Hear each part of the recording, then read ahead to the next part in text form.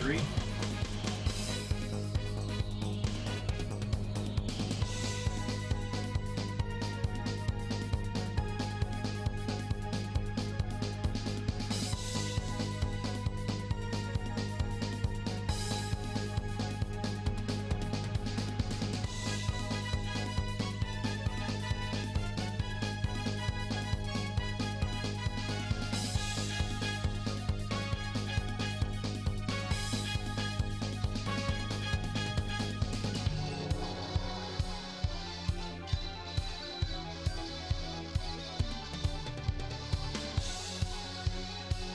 Alrighty, folks. Yes.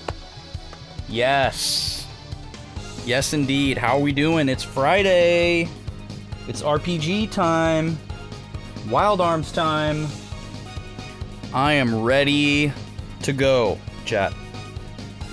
Ready to go. Gooby, how are you? I see we have a sequel that impersonation redeem. Really testing my skills here. You're goobin'. That's what we like to hear. I am also goobin'. If I have the proper understanding of that term's usage. Which I think I do. Pretty sure I do. Yeah, now the cinematic trailer, that's great and all, but we gotta see some gameplay. When you're goobin'? Yeah. When you're here, you're goobin'. Twitch.tv/CountGooby. When you're here, you're goobin'. Okay, well, I gotta imagine that the gameplay trailer would start off something like this.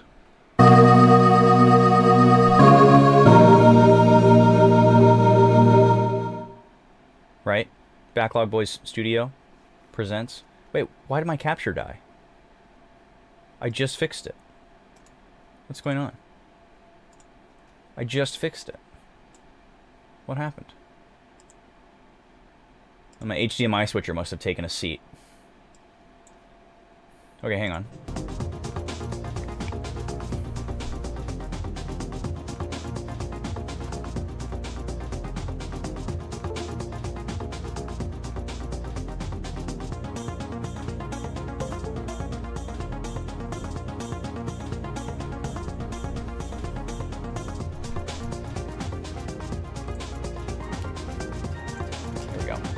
Such a temperamental capture card. Taladar, how are you? We got to hear our song in Rob's stream last night. It was good timing on my part. I'm sure you were there for a lot longer than I was. Alright, let's see. The gameplay trailer for Unchillied, Austin's Dinner. So there'd be... Let's see, there'd be a control... Here, let's go big cam. There'd be a controller. This is a PS2 game. Unchillied Austin's Dinner is a PS2 game. I don't know if we went over that before. It's a PS2 game. So here, you'd have the controller, and then you'd have the chili, and then, as you move the joystick up, you take control of the chili, right? In a full 360 degrees. Right? And then the face buttons will control your expression on your face.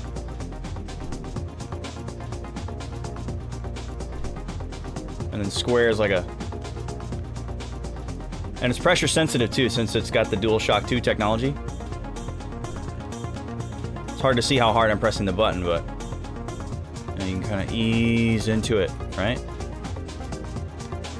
X is like your main button because you're eating. But you gotta move the joystick, and then this other joystick over here, this changes the 3D rotation of the chili, right? So you gotta get it lined up, you gotta get it in place, and then you come over here to your X button, right? That's kind of your main action, right? And then circle button's like, I'm full, right?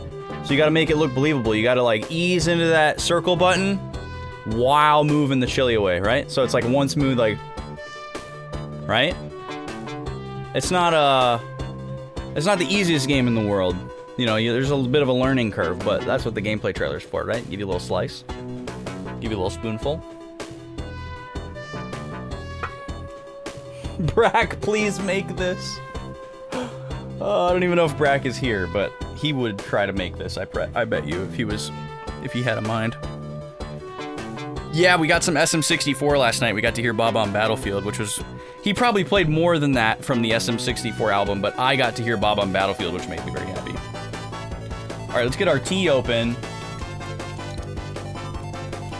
Ranger X on the Sega Genesis. Never heard of this game. Cool. Alright. It's game time! Oh, I don't have game audio in the room. You guys have game audio.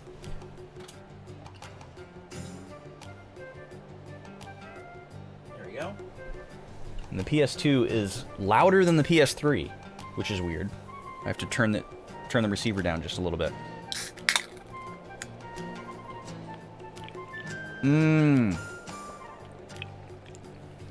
It's caffeine day, chat. It's caffeine day. I've decided to severely reduce my caffeine intake from what it has been the last couple of months. And basically what that's going to involve is the end goal is I will not completely stop myself from consuming caffeine, but I will not keep it in the house. And right now I have a lot of caffeine sources in the house. So basically what I do is I give myself 1 day a week where I'm allowed to consume caffeine. Currently no limits on how much, because I'm not probably gonna consume too much. And then that's it. 1 day a week. Until it's all gone. Until it's all out of the house.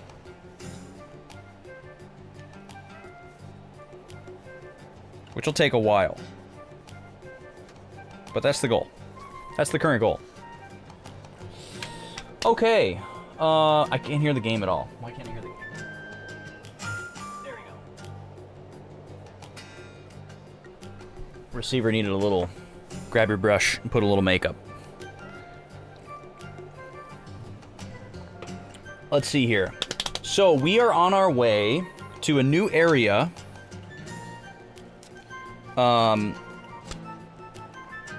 The southern sky to the east. Yeah, so we're going southeast from here to reach a new area. Ruin northeast of Little Twister. That's where we went last time, right? That was the last area that we went to. Oh, also, at the very end of last stream, I came into this town to save my game because I didn't want to waste a Gimmel coin saving on the overworld because I knew there was a save point here. And there was a cutscene that triggered when we came back to town here, so unfortunately you guys missed that. It wasn't super crucial, but it was just a little bit of character building that, you know, I wish could have been part of the stream. So let's see here.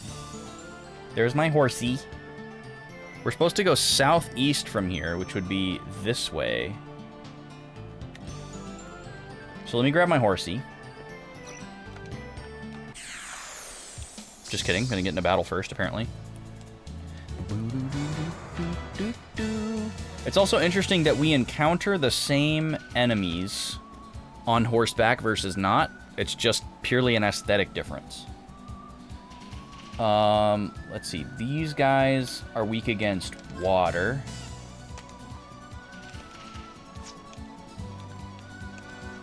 And then these guys are weak against fire.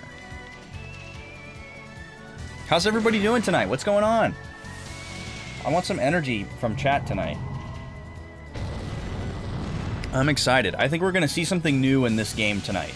I've just got that feeling, like, based on everything that's happened so far, we're going to get something new tonight. It's either going to be like a new gameplay mechanic, some new strategic option, some kind of story twist, new characters going to be introduced. I know there's not more than 4 party characters, but you know, some other major character might be introduced. Something's gonna happen tonight. Something's gonna pop.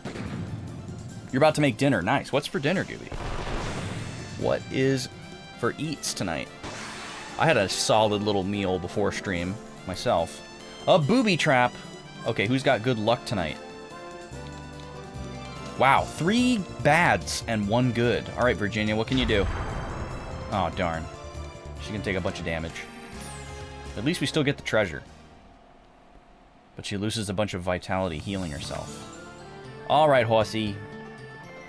Let's see what we can find over here to the southwest. Or southeast.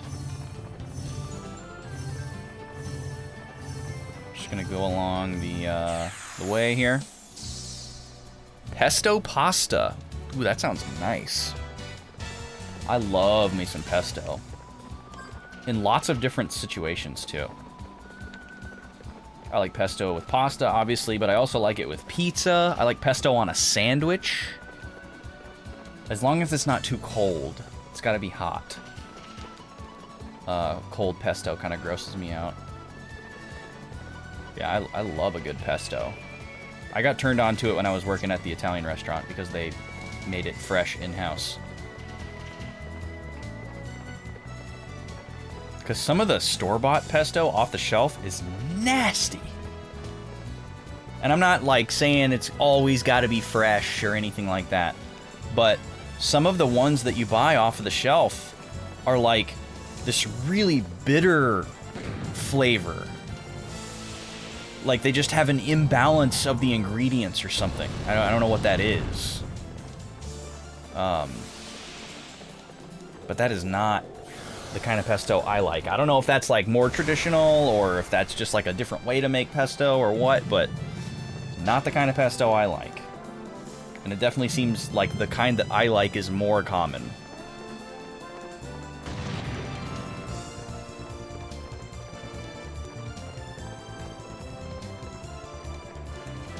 I've never made my own at home, but I should try it sometime. Pesto is Speedfest's mascot. Oh, that's right! I forgot that that's what the name was. I can picture the mascot, I just forgot. Or maybe I didn't even know that its name was Pesto? That sounds vaguely familiar, though. Wow, that was really quick to get another encounter. P. Besto. And she's a pesto jar. Okay, cool. Okay, this guy, we shoot. Oh, we've got these guys this time. Well, they don't like earth. Right? Or are they weak against wind? I can't remember. We'll do both, I guess, and we'll find out. The lid is a sun hat? Cute.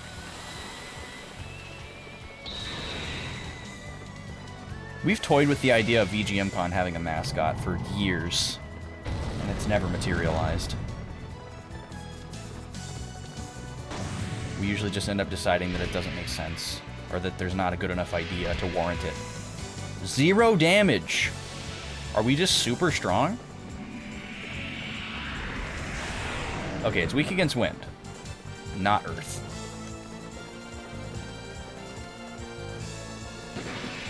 Ding ding ding ding ding ding ding. Gooby, I'm gonna request that you paste some pictures of pesto or P-Besto in the Discord,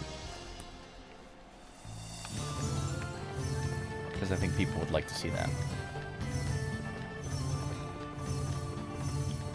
Scanning for some stuff. It really seems like it should be on this little lip down here, doesn't it? Yeah, that would be great. And make sure you tag @pics when you do it, because there are people who have signed up for notifications when pictures are posted. Since we don't have a special channel for pictures, we have a role for pictures instead, which I think is super clever and innovative in my effort to have the most minimalist Discord possible. But we can't be the first people to do it.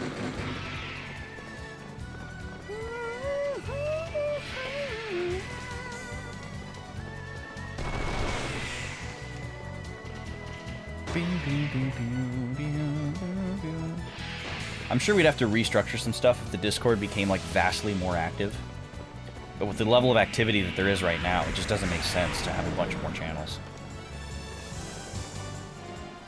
I would certainly love for it to be more active, though.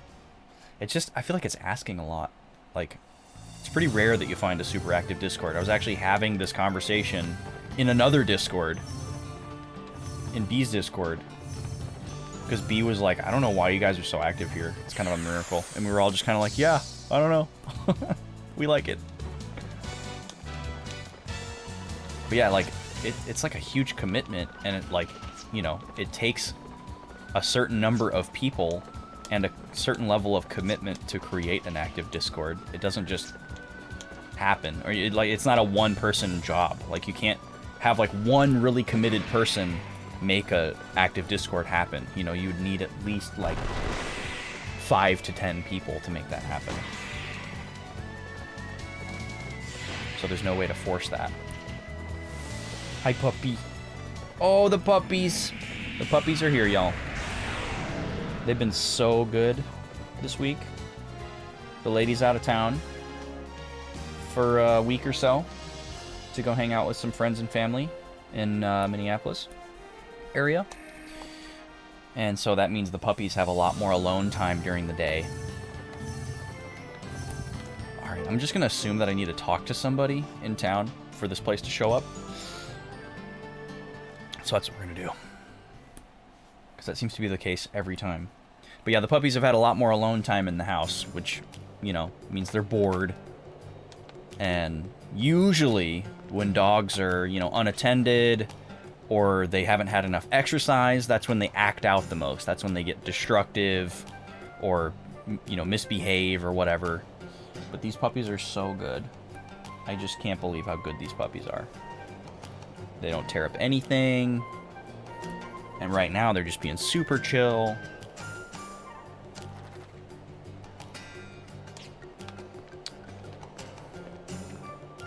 Alright, what can we learn here? By the way, we can't forget about that that basement area that we couldn't get into. Excuse me.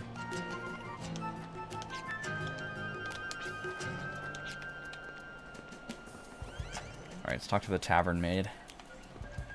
Oh, you're new.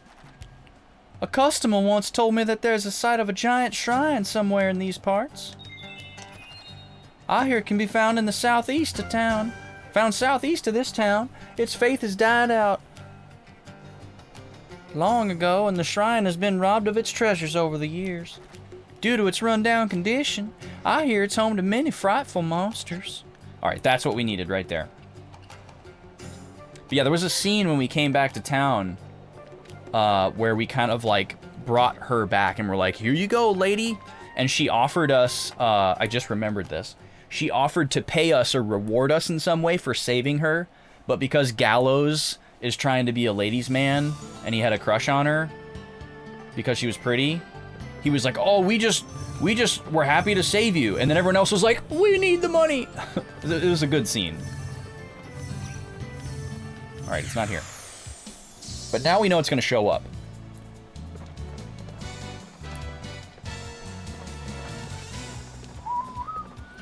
I came across somebody streaming Wild Arms 5 today, and I watched them for like 90 seconds.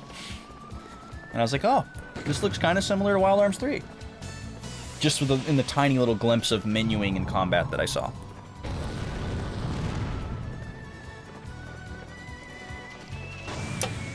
If Draconics shows up, I gotta ask him about Wild Arms 4 and 5. I remember him saying that 5 was good, I think. And that 4 was okay. I think that's what I remember him saying. He's played all of them. I only own the first 3. And I currently have no interest in collecting 4 and 5. But if I end up like... If this ends up being like a really highly rated game for me, and, you know, somebody says that 4 or 5 is similarly good or similar, then, you know, I might be compelled to collect them. Alright, the Lunatic Garden.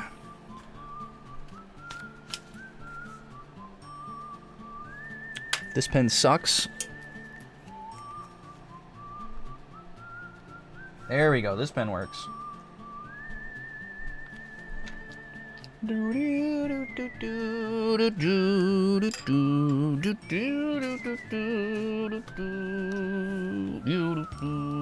right, let's see what we got here. Ooh, looks like a castle. Got some runes on the wall there. I don't know about you, but my stomach feels like it's being clawed at from the inside. Yes, yet another unpleasant sensation brought about by the medium, it seems. Yeah, I know what you mean. I get this sinking feeling filled with exhaustion. A different kind of energy than the one that Janice emits. I have a bad feeling about this. Let's just hurry and get this over with. Okay, so everything is building towards there being at least one medium here. And we're gonna probably, if there is a medium here, we're gonna find out if the game typically gives us one at a time or four at a time. Because the first time we got mediums, we got four at a time. But maybe now it's only gonna give them to us one at a time, and then we have to decide, you know, who gets it, what kind of combinations do we like. Either way, I'm very excited.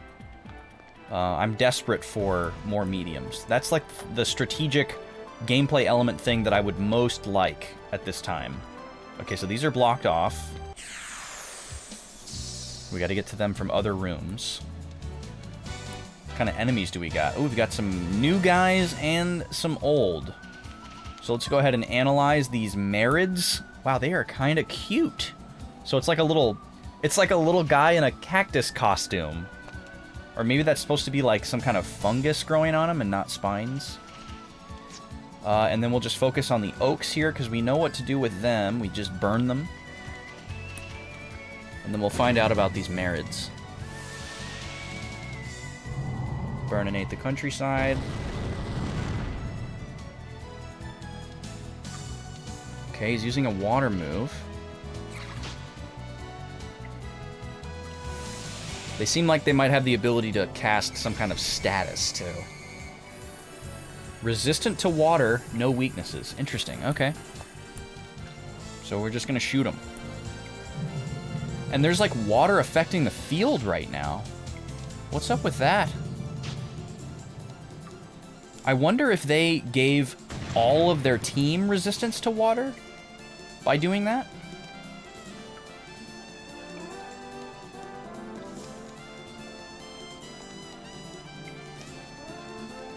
They didn't give water resistance to us.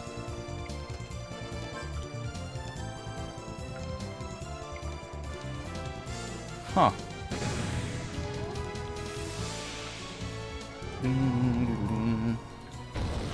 Okay, that's important to learn. We used a fire spell on an oak. And when that oak died... Nice, warded off the poison. When that oak died... our targeting got sent to a random enemy rather than another enemy in the same group. That's not how it would work for, say, Dragon Quest, where enemies are grouped together. Which actually, I think that might be the only other game I know of that has grouped enemies. Okay, Clive has been inflicted with paralysis. So there we go. I was correct. Tree Boy's got the cake! Dude, this guy, he is stepping out. P, you should see... Okay, so we have horses in the game, and you can get into horseback battles, and these guys are running like that with the sway back. It is hilarious. Oh, it's very real. I'm gonna have to show you. We just got into this place, so I could easily make that happen. How are we gonna... Do we even have an item that gets rid of paralysis? Surely we do. The pixie dust. Okay, so we're gonna hope that not only these guys can drop that item, because that's been a thing so far,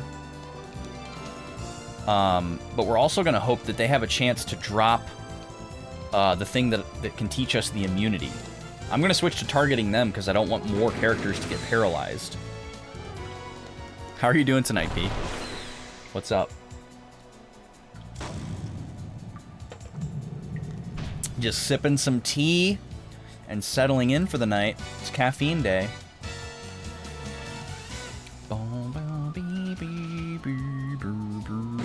chilling after work? Hell yeah. I'm doing good. I'm always feeling good on Fridays. Best day of the week. Alright, we got a booby trap. Who's ready for booby? Oh, wow. So because he's paralyzed, Clive can't even participate. Look at this. Look at this luck rating, by the way. Worst. Not just bad luck, but worst. How can two of them be the worst? Are they tied for worst? Treasure chest exploded. Well, at least we didn't take a bunch of damage like last time. Alright, I gotta show you this tree cake. You ready for tree cake? You're not ready, actually. I can confirm that you are not ready for tree cake. But you're gonna see it. Let me heal my paralysis. Oh, it's healed automatically. Paralysis goes away after battle. That's good. Okay, we're gonna find some tree cake here for you. You're gonna be blown away.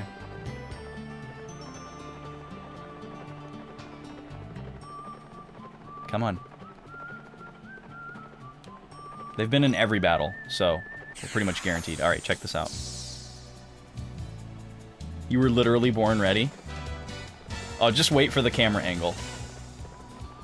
Look at them go!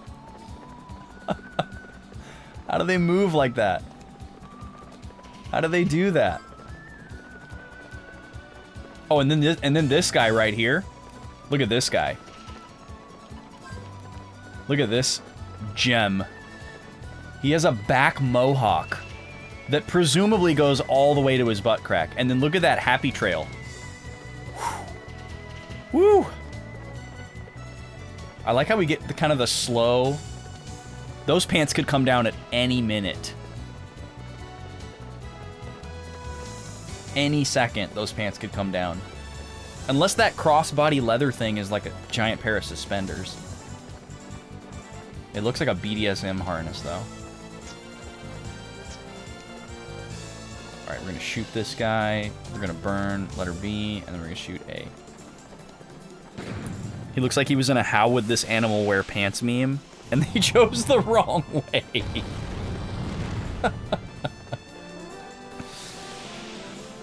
I just love that they run to keep up with me, and after I start attacking them, they just continue to run alongside me. Instead of just being like, oh, these guys are mean, I'm out of here. Like, presumably this guy's just a tree. You know, trying to live his best life out here on the desert plains. I don't know about you, but if I started running alongside you because I was curious and you shot me or burned me, I'd be like, oh, screw this, man. I'm out of here. Let's leave, Carl. Carl! They died for nothing. But yeah, they're just practicing their runway strut out there. Alright, I'm glad you got to see that.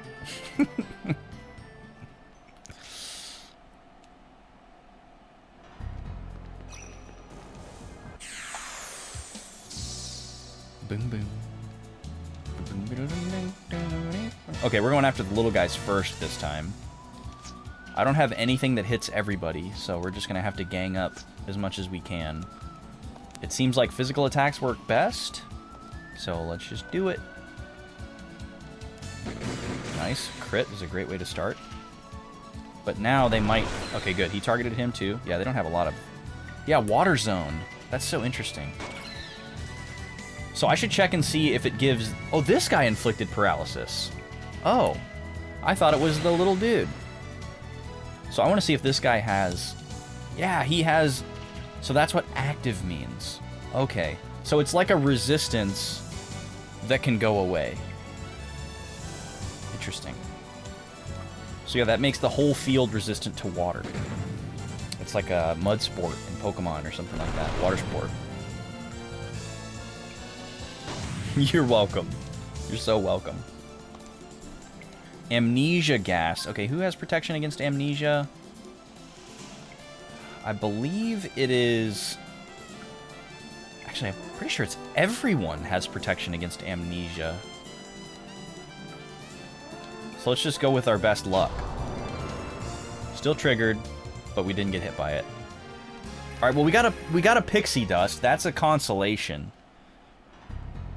But I gotta assume that these guys can drop the thing that will protect us from paralysis too. Because so far, every enemy that has inflicted status has had a rare drop chance of dropping the immunity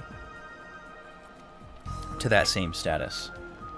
And we like status immunity in this channel. I hate status effects in any RPG.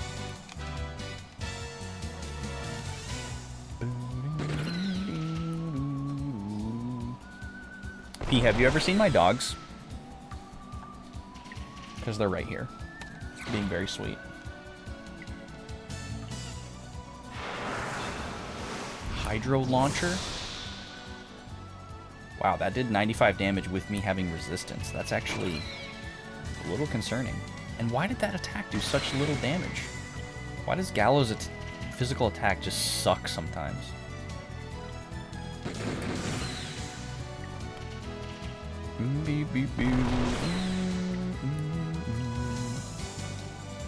Another amnesia gas. Man, we have terrible luck today.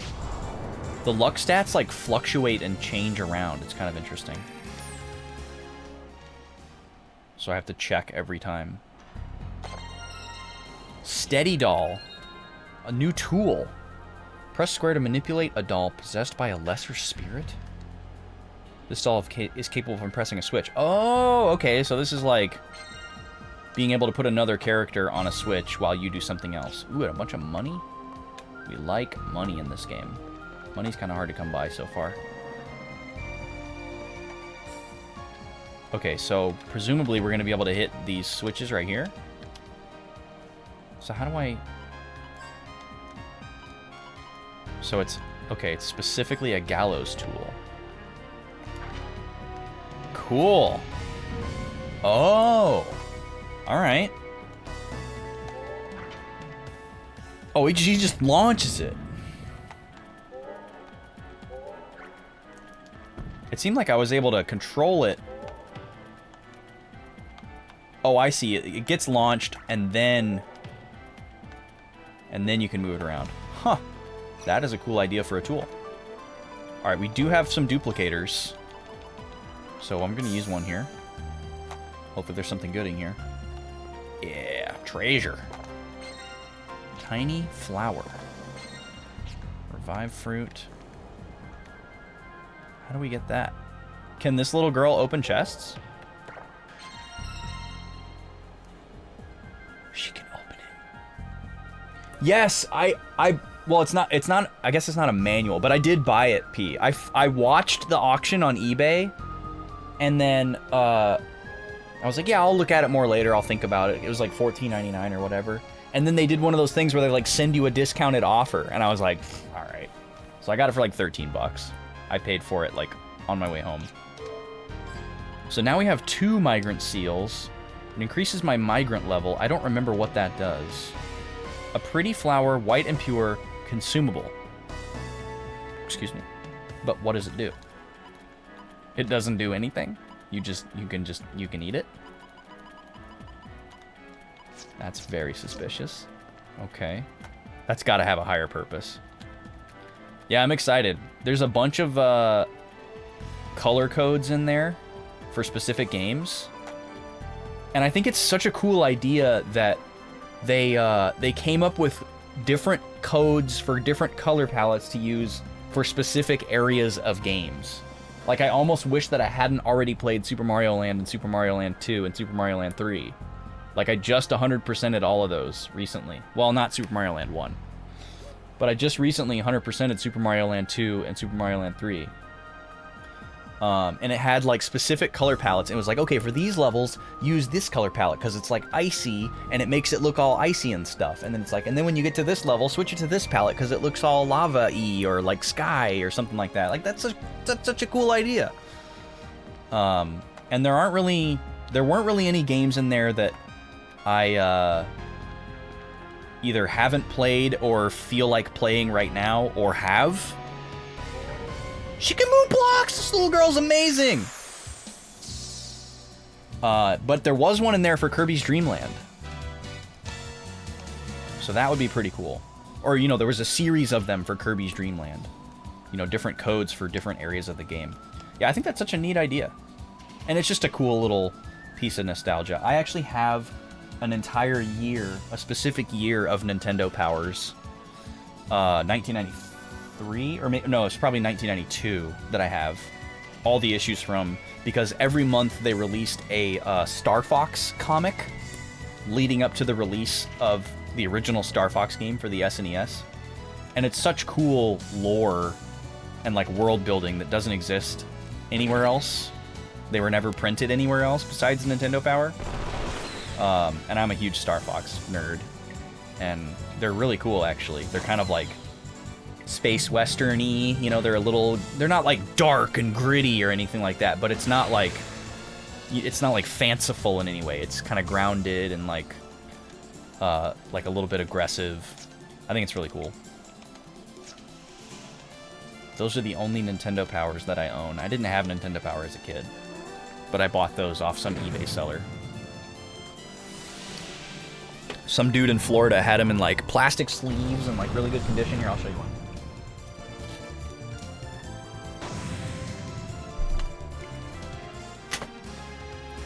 Since they're right here. Oh, they're heavy. Ugh, they're freaking heavy. Oh, you bought the UN Squadron one? I think it's cool that you like UN Squadron. But yeah, I got these Nintendo Powers. Some of the covers are hilarious. But these are all from 1992. Let's see here. But yeah, this was pretty early on in Nintendo Power's history. The January volume is volume 44, so they hadn't been around for that long before this happened. It's crazy too, like, I have this guy's childhood address. You know? There you go, doxed. Chris Sylvester, Gainesville, Florida. But yeah, the April issue has the Star Fox cover, which is really cool. But each one of these has a Star Fox comic inside it. Let's bust one out here. And he's got like a little piece of cardboard in each one too to kind of keep them flat. I was like, heck yeah, man. And I didn't pay that much for him. Oh, this is so cool. Look at this. This is a Papercraft R-Wing that you can pop out and make. And it hasn't been done yet. That's so cool. But these things are just packed with content. There's a Mega Man 5 strategy guide in here. Maps of all the stages. Bunch of random crappy games that are lost to time that nobody remembers. Let me see if I can figure out where this comic is. Chris got him.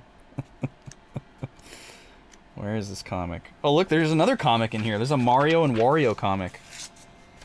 What is this for? Look at this. Little Mario Wario comic. Wonder if it's for Super Mario Land 3. Here's Wario. You wonder why the kid never did the cool stuff in the magazine?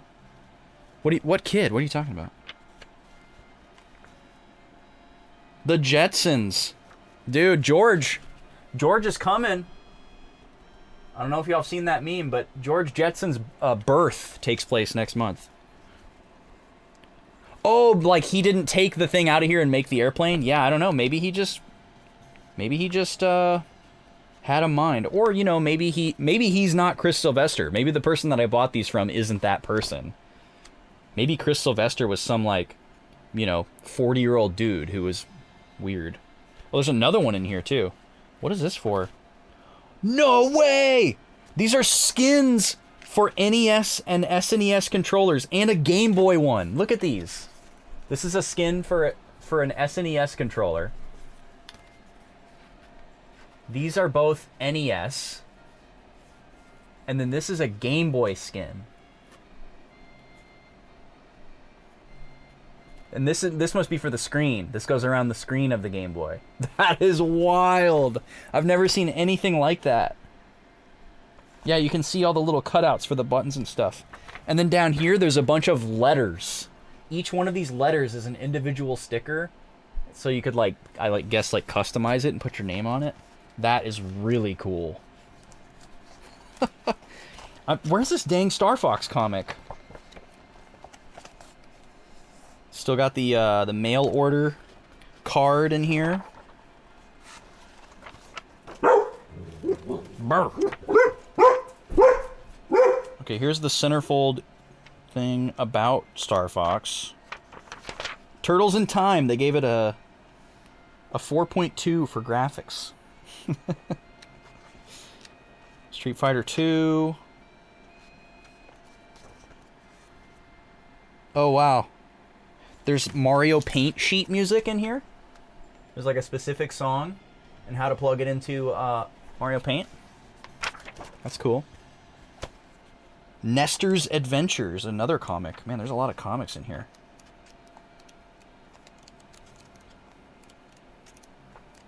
Maybe the comics didn't start until the Star Fox issue, and there's not one in here. I could have sworn there was a full 12 issues, though. Let me just open up a different one, since we found so many nuggets in there. Oh, here we go. It says Star Fox comic right on the cover. Maybe just the January one doesn't have it. I don't know.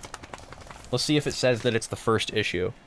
Bring Nintendo Powers back? I think they did for a very short period of time, and nobody bought it, so they took it away again. Here it is. Yeah, check out the artwork for this, man. This artwork is really cool. Like, look at that. Like, that ain't the Star Fox. That ain't your daddy's Star Fox.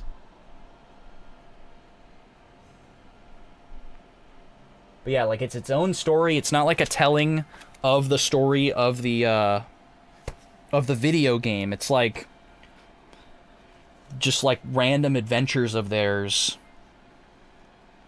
Look, they're on these like speeder bikes, running away from like an exploding ship. Yeah, Slippy. Fox, Falco, Slippy, and Peppy. Yeah, this is the first comic. Okay, so there's only 11 comics. The January issue does not have one.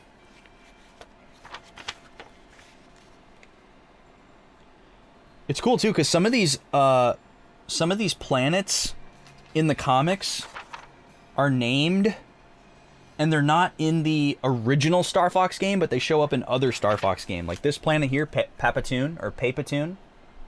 It's clearly inspired by like Tatooine from Star Wars, because it's like deserty. Shows up in a later Star Fox game.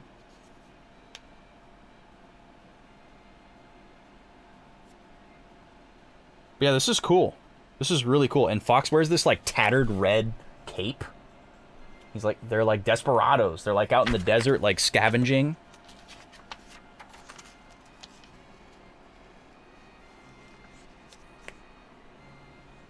And then like in this first issue, General Pepper contacts them because he's like desperate, and he's like, I know you guys are a bunch of scroungy mercenaries, but we need somebody to fight this this threat. And he's telling them like about the existence of the R-Wing, and he's like, I'll give you these nice ships if you come and fight for me. Like, look at this awesome picture of this like spaceport. Got it. There's a rumor that there's another Star Fox game in development right now for the Switch. And I will absolutely lose my lunch if that gets announced. $3.50. $3.50 is all they were asking for these back in the day. But yeah, these are awesome. I love my Star Fox comics. It's one of my favorite little collectibles. Okay, back to the game. Did we get a Gimmel coin for that? Dude, I had no idea those were in there. That's really cool. Wonder if they're worth anything. Unstuck. Because that seems like something that, like, you know, people might go after a specific issue to get. It's probably something they did more than once, and there's different ones in different issues. But I bet you they never did the same one twice, because those ones, one of them said 1993 on it. So obviously that's very, like, pigeonholed. You can only release that so many times. And it was January 1993. So it's like, you know, it had this, like, Happy New Year kind of thing. Maybe they did it every month. I don't know. $15.50 on eBay for the one I have. That's definitely more than I paid for the magazine. So that's an appreciation of value. I don't remember how much I paid for these. I wonder if I could find that in my eBay history. I don't think I paid more than like $40 for the whole year's worth of issues, because this was in like 2012 or 2013 or so. It was a long time ago, and it was before, you know, the retro market went absolutely bonkers 2 years ago. You're gonna cremate. Oh, that's the current bid, or the starting price for the auction? Yeah, I could go for more for sure then. Did you manage to snag an Incredible Crisis? I'm like about to pull the trigger on one of those. What are you barking at, Gobi?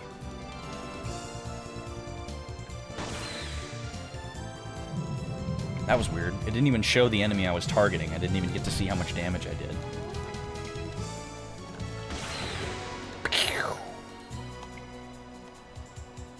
Alright, shoot the oaks. Oh, except Jet will do cremate, because it's better. You keep not buying it because you want to see if you can find it in the wild. Man, I haven't bought a video game in the wild in years. Many, many years. Even pre-pandemic, I was just favoring buying things on eBay. Because the stores are so inflated. At least they were in the Twin Cities area where I was living. Like, you'd go there and you'd find cool stuff, but it was never for a price that you wanted to pay. A booby trap. Man, our luck is crap today. Oh, we got it, though. No paralysis status thing, though. Hi, Nima. Okay. This dungeon has been completely linear so far. Oh, is this a room we were in previously? Yes. Okay. Having EverDrives for everything makes it not fun to go into game stores. Yeah. Do you have like a PSX digital or something like that for PlayStation family? Or do you just have EverDrives that are like cartridge based? Because they don't, obviously they don't make them for disk systems. You have to like mod your system to take an SD card. Do you have any of those?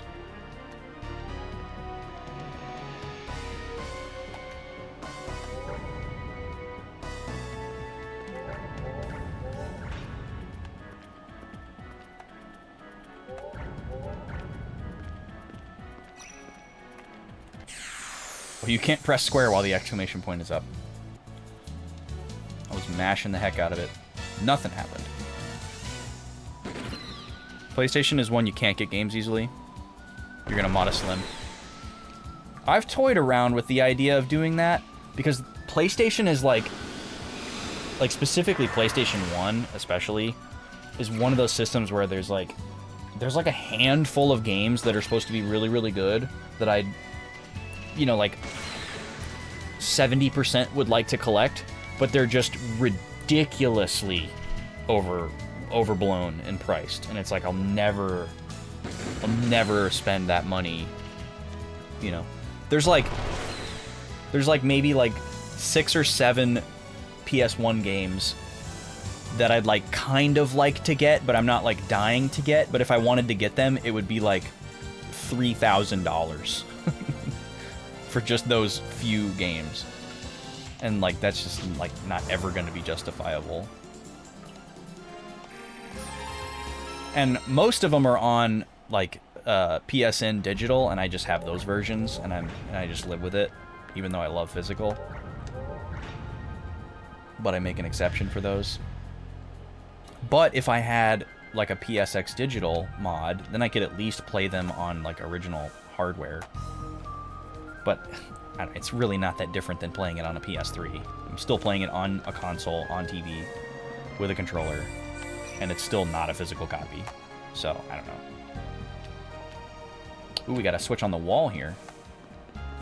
I don't know. It's something I've thought about, but... Because I do have a PS1 that I never use. So I was like, oh, if, you know, the opportunity came along and I got, like, access to a kit or, like, a cheap mod or something like that, maybe I'd mod the PS1. Because I play all my PS1 games on PS2. And then I could maybe just have that PS1 just for digital stuff. An old rusted switch. Stepping on it won't do any good. Oh, I bet I have to drop on it from above. Is there anything over here? Or is this just nothing? Oh, there's a door. That's the door that's going to open. Okay, we got a chest. Ooh, a growth egg. Ew, growth. Bum, bum.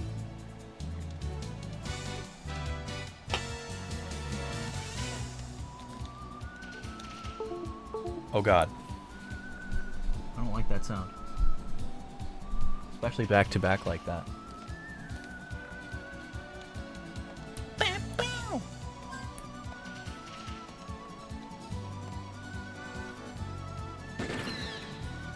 Yeah, I have one friend who has a PSX digital. Or actually, Tay has one. You know Tay. Tay has one, I'm pretty sure. Dorian has one. I don't know if you know who Dorian is. I didn't find your stream until after Dorian kind of like stopped streaming all the time. And it's very rare that he streams now, so I don't know if you ever cross paths with him. Plus, he's a late night person and you're early morning. But I think he had one too. No. Little guy. Little guy. Big guy. Little guy. You can imagine Tay having one? Yeah. Yeah, Tay is all about that, like, highest possible quality. But he also really likes playing, like, mods and fan translations and patches and stuff like that. And you can do all of that stuff so easily. He's got this really cool patched version of Final Fantasy VII. They recently came out with like a retranslation of Final Fantasy VII, where it's basically just the original game, but they retranslated the script to be a little bit closer to the Japanese, and then they added a bunch of like quality of life features to like the UI, just like little tiny details, like adding pictures for different icons and like changing some icons to be more indicative of what they are, little things like that, changing the names of spells to fit the rest of the series. And he can play that, you know, on hardware with a disc, which is pretty cool. I'd be interested in playing that for sure. I've been jonesing to play some classic Final Fantasy. Blue Bracer, could that be it? Could the Blue Bracer be the one we've wanted? Let's see. Yes! I knew it! Okay, so they teach... Wait, what is this? Reduces the inertia cancel cost to 0? What the heck is inertia cancel?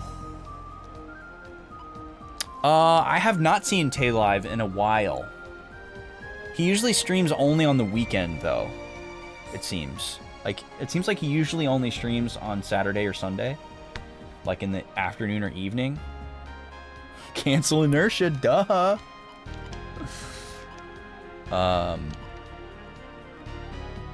Power cancel reduces the inertia cancel cost. Is that a passive skill? Okay, so we want to teach this to somebody. What has everybody got right now? Oh, we got some points to use first off.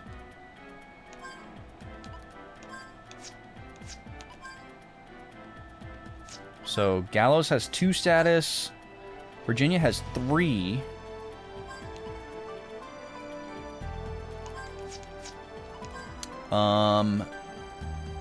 Jet has 3. And Clive has 2. Nobody has Paralysis Ward. Let me read the description of Paralysis in the manual here. See if there's like a strategic best character to put it on.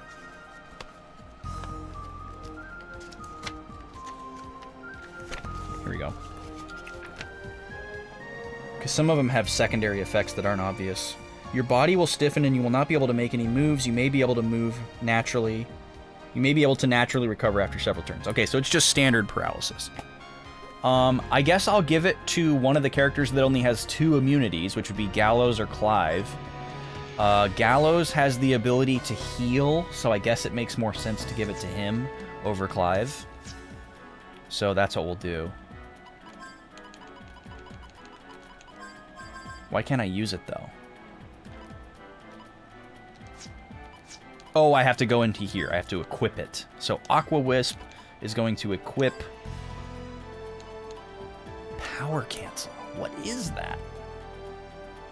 We haven't even been taught by the game what Inertia Cancel is yet. So maybe that was just like a super rare drop that we got earlier than we were expected to. Alright, so we're adding that. Yeah, Tay used to stream a little bit more often, but I think he kind of scaled back. He also, like... He's like very introverted, and I think sometimes he just has to like give himself a break. Because I think just like being even like if he doesn't have his cam on, I think just being on stream and like talking kind of like wears him out and gives him a little bit of an anxiety. I think he just has to give himself a break sometimes. Because he's never really adhered to like a really strict schedule. But he did used to stream more often when he first started, and I think he just got a little burnt out, and so he takes it a little easier. But there could be other reasons. I'm not claiming to have the skinny on all that. Yo, Alex, what's up, dude? Hamasu? Excuse me? Hamasu? I don't know what that is. Oh, yeehaw mus. Is that like a Japanese joke? You're like turning yeehaw into a verb? What's going on there? How are you, Alex? I'm all caught up on Final Fantasy IX episodes, by the way. You're doing great. You're doing great. You're getting close. You just said yeehaw with mus on the end. With no further intent. I accept you.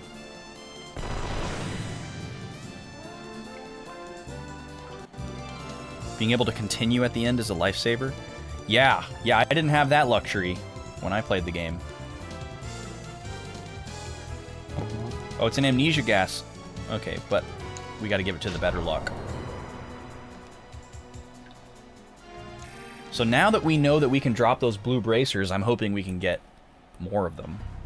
We managed to get 4 of the, or maybe it was only 3, I guess, because what's-his-name just got hit with the amnesia.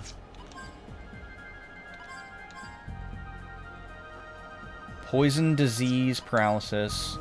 Disease, poison, amnesia. Disease, poison, amnesia. Disease, confusion. So yeah, we've got 3 of the poison. We have 4 of the disease ward. That's the one that we got 4 of. But yeah, they're definitely farmable if you've got the diligence. Well, there's a lot of chests in this place. Lucky cards and a Gimmel coin. Yeah. Oh, I see. We want to be on it.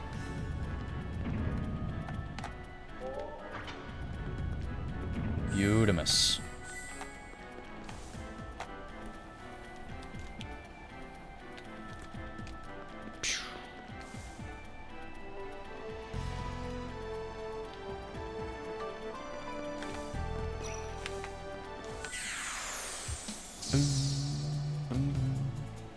How's your week been, Alex?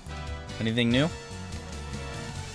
Oh, Clive still has amnesia. Shoot, we need to get rid of that, because that prevents him from gaining experience. Use a pinwheel. No, it's not a pinwheel. It's a toy hammer. There we go. I tried to use it outside of battle, but I was trying to use the wrong item. So that's why we didn't see that. Hey, bonk on the head. I like to imagine that the toy hammer does the like that like childlike squeaky hammer noise. Like when Clefairy hits you on the head in Pokemon Stadium minigames. Clefairy, Clefairy, Clefairy, Clefairy, Clefairy.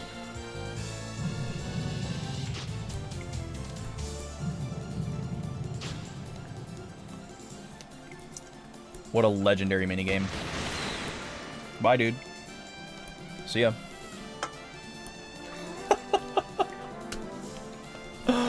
Oh, that was so funny that the first thing P came in and saw and said was tree got cake. Trees got cake. That got me really good. Way to make an entrance, P. Did he get hit with amnesia again? That's really unlucky. Wow.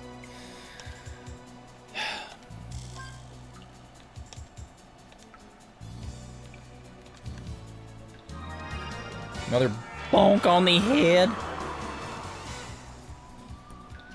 You missed it earlier, Alex. I was showing off my Star Fox comics.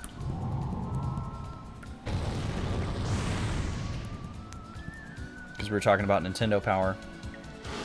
Sweet Sigh. Oh, so this guy can inflict amnesia too. Well, wait a second. He has Amnesia Ward, does he not? We're gonna have to check that out.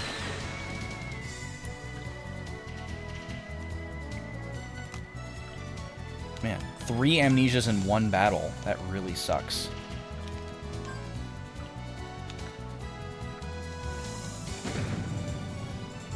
I guess he forgot to equip it. Tofu, how you doing, man? We're supposed to have this passive skill that gives us a status ward, and we haven't really known for a certainty that maxing out that skill gives you full immunity. But so far it has seemed that way. So I need to see if he has that one, because if he does, and it's maxed out, now we know it's not a perfect immunity. Oh, thank you, man. I'm happy to see me on, too. Because that means it's Friday, baby. Still nobody with good luck. Yay. How you been, man? You been playing anything? You remember your friends reading Nintendo Powers? You had Lego magazine instead. I had neither. I had Highlights, and I had Kids City. Those were the magazines that I had. I never had Nintendo Power, nor did I even have a friend who had Nintendo Power. I didn't even really know Nintendo Power existed until way later. And I was like, oh, that's a thing that I could have been begging my parents for? Alright, just in case I need those, I'm gonna not destroy them all. Seems like I might need them for something. Can they be thrown at these things? No. I wasn't stuck reading my granddad's Guns and Ammo. Yeah, that would have been pretty awful. Ooh, we got our duplicator back. Okay, there's some kind of switch in this room. Oh, is it these? Can my little lady hit it? Wait, why can't I control her? How come I can only control her some of the time?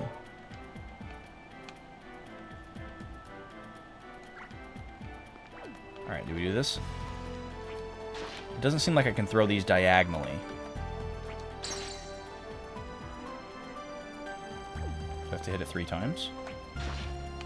Or are there 3 of these? Oh, there's another one. Okay. Where's the 3rd one? Hello? You've been playing Rise. Okay, got you. That's it, really? I mean, that's like a big game, though. Wait. What is that? What is that floating gray circle? We've never seen anything like that in this game. What is that? Was there a Gimmel coin in that box, and now I just don't get that? Is that what that is? Is that like a Zelda rupee coming out of a pot and just being like stuck in a wall and you have to just look at it forever? Oh, is it gonna be like off the ledge down here?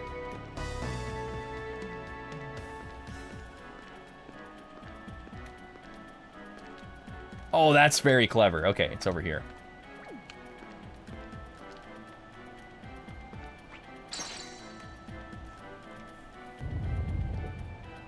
Nice throw. Yeah, that sucks, man. This is a good item. This item is a save point. It's a free save point. Granted, we have a ton of them and we don't really use them, but it still sucks to lose it. Okay, now that I've got the door open, I'm just going to break all the rest of these. See if there's anything inside of them. It doesn't even seem like... It seems like previously when there's been an item inside, we just got the item and we didn't have to, like, go and pick it up. Wow, that's super unlucky. It's the only one that had anything in it. I wonder if it'll respawn.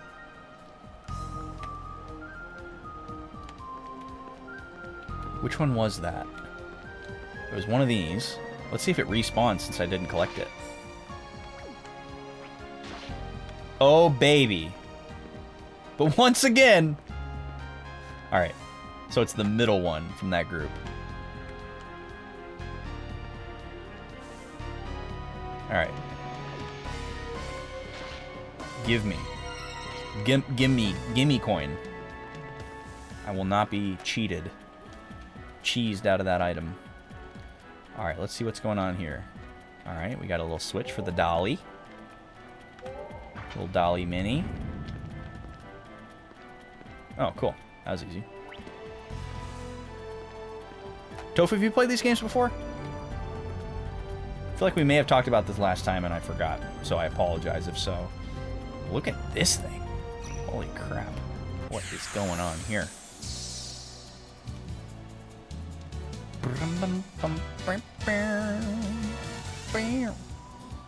Alright, I really want these guys to drop another blue bracer. Or actually, I guess it was the oak that dropped it, wasn't it? I don't know. Can't really tell. But he was the one that was inflicting paralysis. It's just weird that we never saw him do that when we were on horseback. Maybe they just don't have that attack in that area.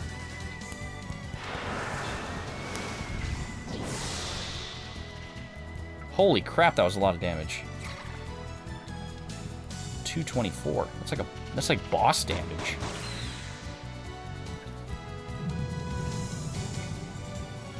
Good. Miss. We like a miss. Oh, I'm out of tea already. Alright, it's time to move on to seltzer.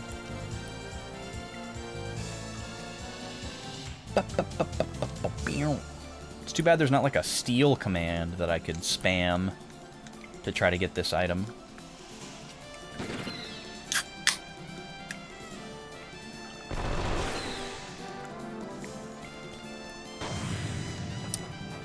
Got him.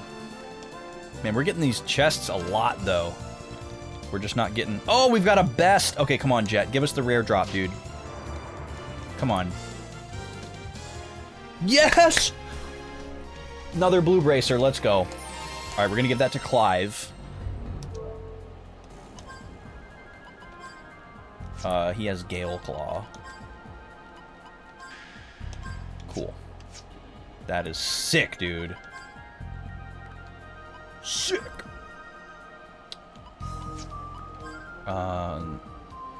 And let's get rid of these elemental wards.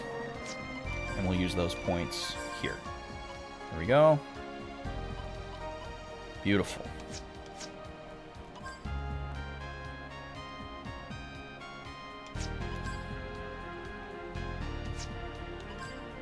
Okay, Gallows doesn't have Amnesia Ward. So, our theory that maximizing these status wards, providing full immunity, still stands. Alright, so now we have 2 characters with immunity to paralysis. That's good. This is just nothing. There's nothing I can learn about this. It's just there. Seems far too significant to be nothing. Okay. Ooh, cutscene. Ooh, who's this lady? Oh, it's this guy. It's Johan. Hey, what do you think you're doing? Life is what I'm seeking. My desire is to pour life into a vessel of human form. Your dubious, stuck-up attitude. You're just like that woman. Oh, I see you've met Melody. You seem to have offended her. I took the brunt of her fiery wrath. You played the first 3 and the tactics game. Nice. Dang, I was hoping you could tell me something about 4 and 5.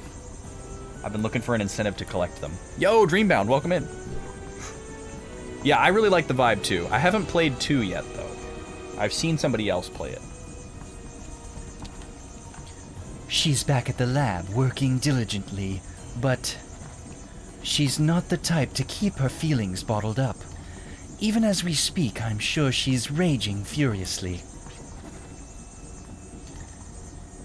I don't know what it is you're scheming, but your actions speak of evil intentions. Stop this at once! Oh? Does this light bother you? Sure the heck ain't normal. Don't play smart with us. Your boorish behavior annoys me. Take a look around. This warm, shimmering light. Oh, how beautiful life is. The existence of this guardian will cease, but will continue to live on in a new and beautiful form. A much more worthy demise than decaying in this forgotten shrine, wouldn't you agree? Woke back up at 5 a.m. with the stream still running. Whoa. That's crazy. But that's awesome. Not if we can stop it. But what must be done must be done. I must get on with my work, understand? My motto is, work with a smile and always go the extra mile. But if you really insist on fighting, then I guess it cannot be avoided. However, there is still much I need to do. So I will leave the dirty work to someone more appropriate for the task. Of course he's got some lackey. Janice. No, Janice, you're gonna make us fight Janice again? This is like the 6th time that we fought Janice. This is insane. I'm so sick of fighting this guy. Come on, dude. What is it, Janice? Do you not accept? If I cannot count on the Dark Knight, then I will take matters into my own hands. Oh, so it's a fake out. It's like a double fake out. Oh no, we're not fighting the actual guy. We're gonna fight Janice. Just kidding, we are gonna fight the guy. Okay, let's scan him. Whoa, why is he blurry? Is he gonna be impervious to physical attacks? Okay, I'm gonna assume that he's dodging physical stuff. Let's put a magic buff out there. Let's go for fragile. And let's go for turbulence. Who's got the worst evade? Gallows. We'll set up some buffs here. And I think next turn I'm gonna do 1 physical attack. Disorder? Oh, confusion. Okay, that sucks. We only have 1 character that's immune to that. Fragile worked, that's good. Okay, he missed. Oh, I was right. The bullet passed through the man's body. His quick motions create an afterimage confusing your party. To stand a chance in battle, prevent the man's quick movements. Okay, so we have to slow him down. Got it. Well, we do have a spell that reduces speed. I'm glad I didn't start unloading on him for a full turn. Okay, let's see if we can get him to remove his own confusion. That would be very handy. Let's use a pinwheel. Decelerate. Here we go. Virginia's gonna go first. So let's go for an attack. Hopefully she lands. And then we'll do another turbulence here for Clive. Hi, Gobi. Hi, puppy girl. How you doing? Try injury? Holy crap, he can inflict so many statuses. He just tried to... Okay, so it worked right away. That's good. We're doing damage.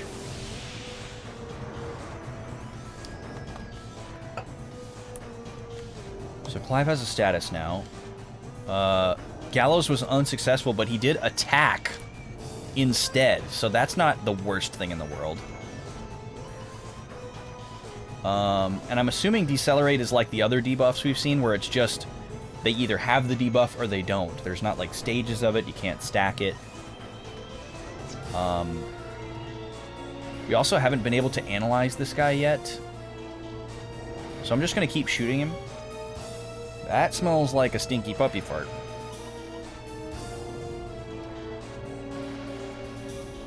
Looking at you, Gobi. Non-elemental damage. We could try this out. And then Clive needs to get rid of both of these statuses, but the more pressing one is Misery. Okay, so Misery is like silence in Final Fantasy. This is the first time we've seen it. We actually have the item that will allow us to learn the ward for Misery. I just didn't use it. Okay, that did not do very much. Physical attacks are going to be better, it looks like. He shot his own friend. Eliminate scanner. I think that's the one that created confusion last time. But I'm not certain. Well, actually, no, it did damage too, so that's not a thing. Okay, Gallows, can you try one more time, please, to get rid of this confusion? Virginia... He still has Decelerate because he's not all blurry. Very nice that there's a visual cue on that. Is he still fragile, though? Why can't I look at his status? I wonder if you have to analyze an enemy to have that ability?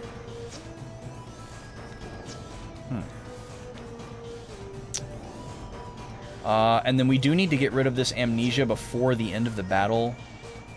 But I'm going to wait till next turn. I need to build up a little bit more FP with Clive, so I'm going to have him shoot. Because we want to get him ready for his best skill.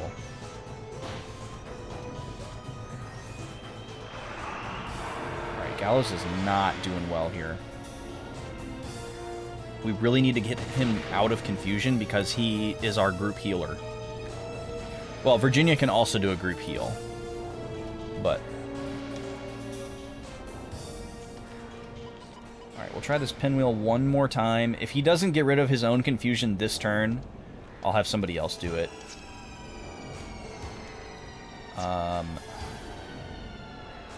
Let's see. I'm going to have Virginia get rid of the amnesia on Clive.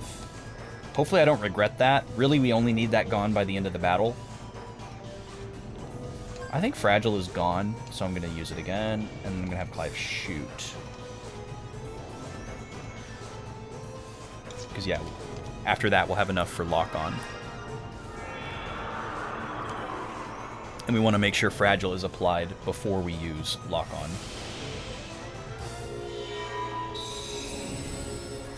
Okay, it missed, so that means he still has the effects of it. Most likely. Oh boy. So that's disease, amnesia, and misery. That's intense. That's you can't heal, you can't gain experience, and you can't use magic. That's an intense combination of statuses. Okay. So Gallows needs to reload. Let's get rid of his... Wait, is his confusion gone? It is gone. His confusion is finally gone. Okay. That's excellent. We do need to get rid of his misery, though. Let's use Virginia for that.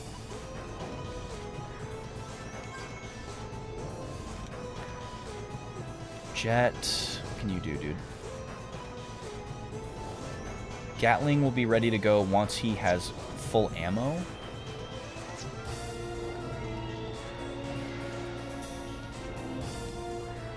And then Clive will be able to do lock-on once he reloads.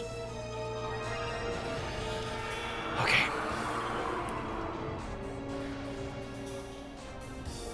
So we need to stock up on these status items the next chance we get. We've seen a lot more status effects in this dungeon than we have for the whole game. Alright, that's nice. He targeted Clive. We got some reduced damage since he was guarding. Okay, Gallows has full health, but everybody else could use a heal, so maybe now is a good time to do the group heal. Because he may bust out some new attack after he hits like half health or something like that, and we're not that far away from that. Well, actually, I'm going to hang on to that for a little bit longer. Let's get rid of this amnesia. Hopefully we don't regret it. You know what? We should use a lucky card in this fight. We should use a lucky card and a Gela card. We should probably use these like every boss fight. Because we found out that the Gela card is only worth using if the enemy drops around 750 health. Oh, we haven't scanned him yet. Let me try scanning him. Because he confused us turn 1.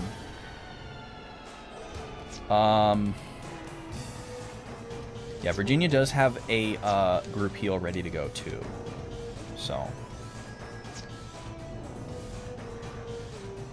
his fragile is bound to have worn off. So let's do that again.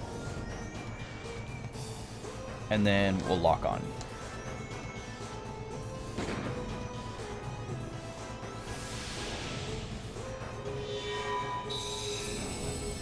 Perfect.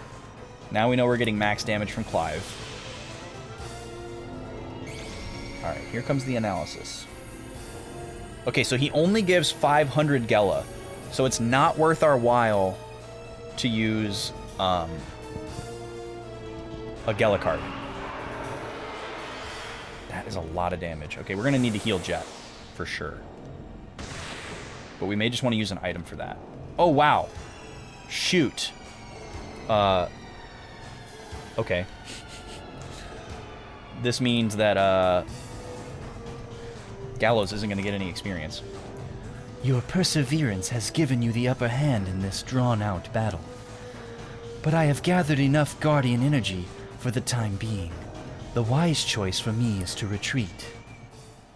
Ooh, a clear chime. I wonder if that gets rid of confusion. I wouldn't be surprised. Why would Janice have bothered teleporting from across, like, not even across the room? He was right there. Janice, I could have used you. What is Janice's voice again? I've already forgotten what voice we picked for him. Because we changed it like 3 times. He was Aladdin, and then he was Han Solo, and then he changed to something like... Oh, he's Malfoy. He's Malfoy. That's right. Malfoy energy. The coordinate axis of my mutation is still unstable. My body hasn't fully adapted to its powers, and there are times when it won't function like I want it to. The nerve of you to say such things. Even your mutation is unreliable. Moreover, there never would have been a need to utilize the Guardians if only you had acquired the Arc Scepter in the first place. Do you realize the pain and suffering my body endures by trying to make contact with an intangible spiritual being? My apologies. But hey, no worries. I'll personally deliver the energy you've collected and escort you out of here. You have my word. You're not getting away with this. They just walk out.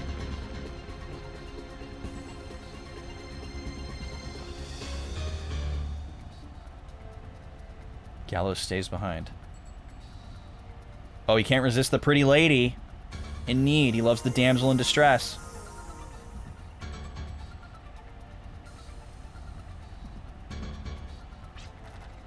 You're coming with me.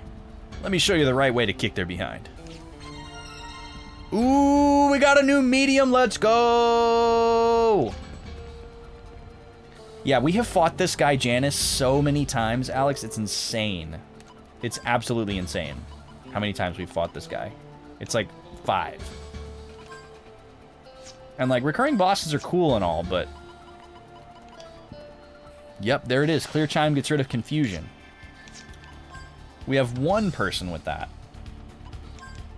which is Clive, I think? Yeah, Clive can't be confused. Everyone else has 3 status wards, so we'd be deciding who gets a 4th. Let's take a look at this new medium. Dark. Celesdew. We don't know what its abilities are until we go into battle, I think.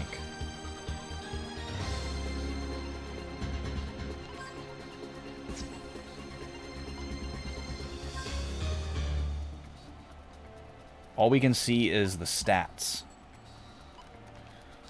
So I gotta, I'm gonna guess that Dark is gonna be like a debuff, an attack, and then maybe like one other status move. That's my guess. Let me see if the manual gives any kind of indication here, because the Guardians are in here.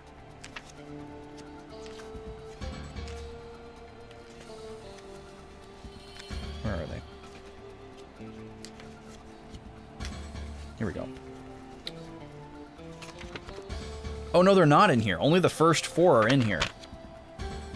Just fire, water, earth, and wind. Okay. So we're just going to have to get into a battle and find out. And that's how we're going to decide who we want to put it on. Okay. That's fine. Let me just stick it on Virginia, I guess. Well, actually, let's look at what stats it raises. Raises HP, magic, and... What is that? What stat is MGR? Magic resist? Probably, yeah, magic resist. Okay. Attack, defense, magic, magic defense. Reflex is speed, aim is accuracy, evade. Okay, so magic resist.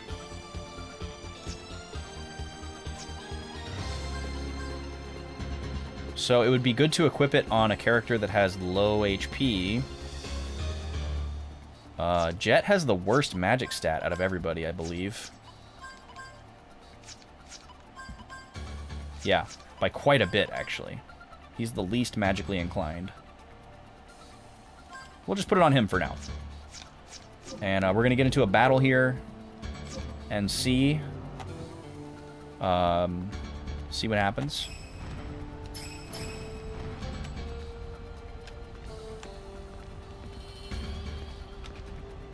Can I read this? No. Dang, we have so much money right now. Wow, this is like way more money than we've ever had. That's excellent.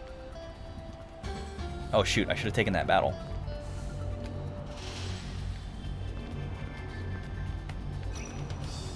Alright, we're gonna take this battle. Alright, what can we learn about this new medium? Because I wouldn't be surprised if there's another boss fight like right after this.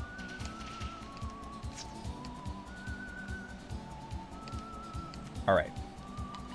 Feeble Mind lowers magic defense. Sleep removes restrictive magical effects from the target. Oh, okay, so this is like Asuna. Modulates vital balance through irregular tidal power. So I'm guessing that's an attack. Yeah, let's try this out. I wonder if it's like Demi or gravity spells in, you know, Squaresoft games, where it's like percentage-based rather than based on stat versus stat. Okay, so I was right. It is like a debuff. We've got 3 status moves and then an attack.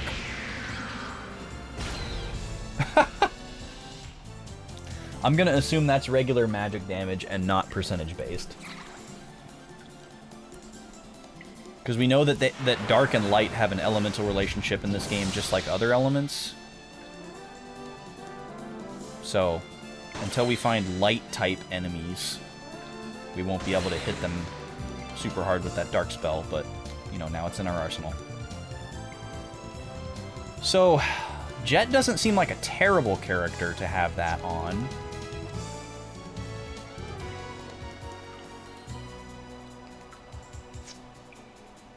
Especially since it's not primarily attack-focused and he has really low magic attack. We can lower their magic defense. We can sleep. And then we can also remove status effects from our own party, which is amazing. We need this so bad right now, so we can stop wasting so many items.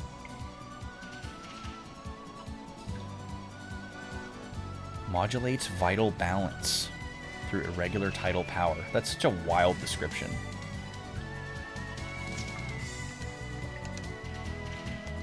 So I'm trying to think who the best character to put it on is. The way that Jet can take advantage of spells is he has the ability to act first. He has an ability that guarantees he goes first, which is really useful for things like healing. It could also be useful for removing status. And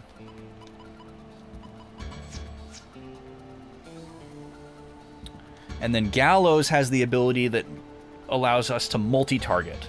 So we could do a status remove for all characters. We could do a sleep for all enemies. We could do lower magic defense for all enemies. Which, that does seem pretty useful. But right now, Gallows is also our healer. And that seems kind of like a lot of eggs to load into one basket.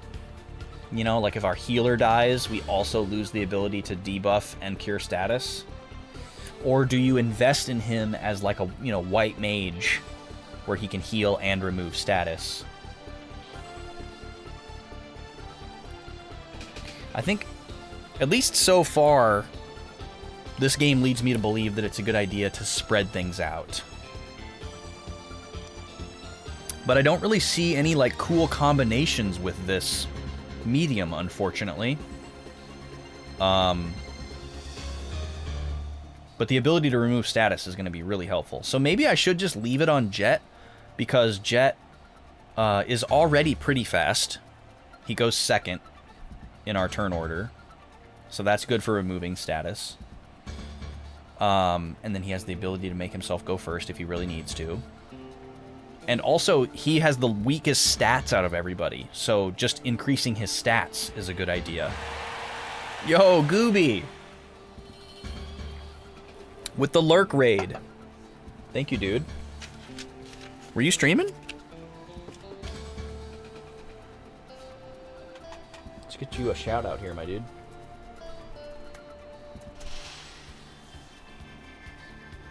Were you doing some GSR tonight? I creeped on you for just a few minutes, either yesterday or the day before, whatever that day was that you were doing GSR. I wasn't there for very long, but I did catch a glimpse. More GSR practice. Nice.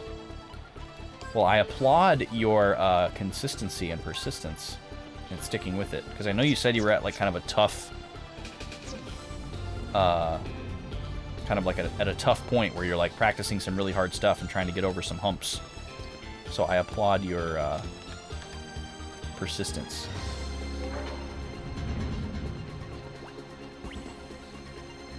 So yeah, we're going to leave the Dark Medium on Jet. I think that makes the most sense. He's going to have the most benefit from the stat increase, and also having the status effect remover on a fairly fast character seems better than on a slow character. So he has fire and dark. So he's now our Incineroar. That's perfect.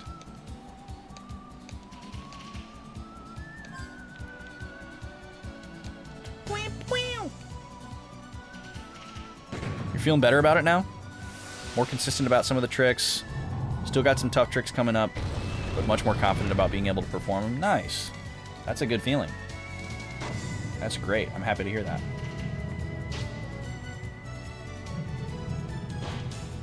So you're not doing like proper runs yet? You're just kind of like routing and learning tricks to like prepare for doing full runs? Is that correct? Or are you doing runs with just like alternate methods?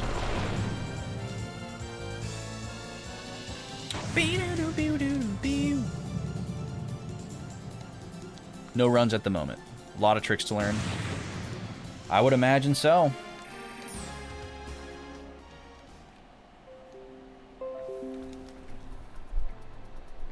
Uh-oh. That was the alerts. Hang on, I'm gonna check that out.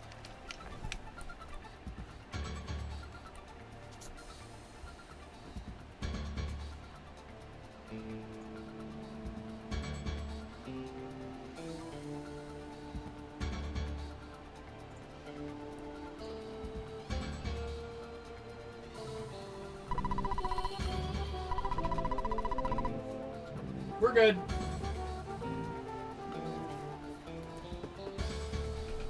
It just disconnected for a second and then automatically reconnected. We're still looking lovely. Yeah, we're all good, Alex. Yeah, the bot just disconnected for a second, which is what prompted the Windows sound. But it's programmed to automatically reconnect. Oh, I went the wrong way. It's programmed to automatically reconnect. Or attempt to. And usually it does. It does so just fine. But the thing that sucks about hearing that Windows sound is it's attached to so many different things. So you don't necessarily know what's happening when you hear that sound. You're just like, oh, something is happening. Could be good, could be bad, could be whatever. So it's kind of an anxiety-ridden sound.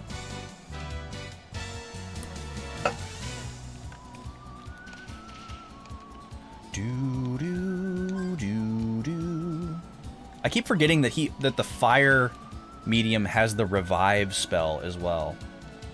So yeah, Jet is a pretty solid support character right now. We have been using this fire spell quite a bit too, so it's nice to be able to... It's nice to increase his magic damage as well. You feel it, Gooby? Yeah. You know what I'm talking about. I'm sure you feel the same way when you hear that sound.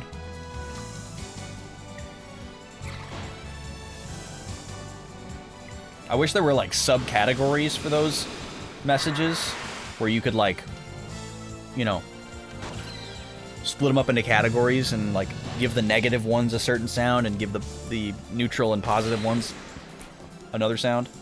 All right, we're gonna try out this status heal for the first time here. So we're gonna use... Oh, we don't have enough...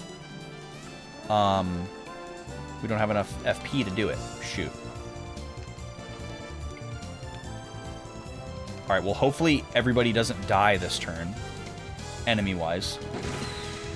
But we may just win the encounter here. Yeah.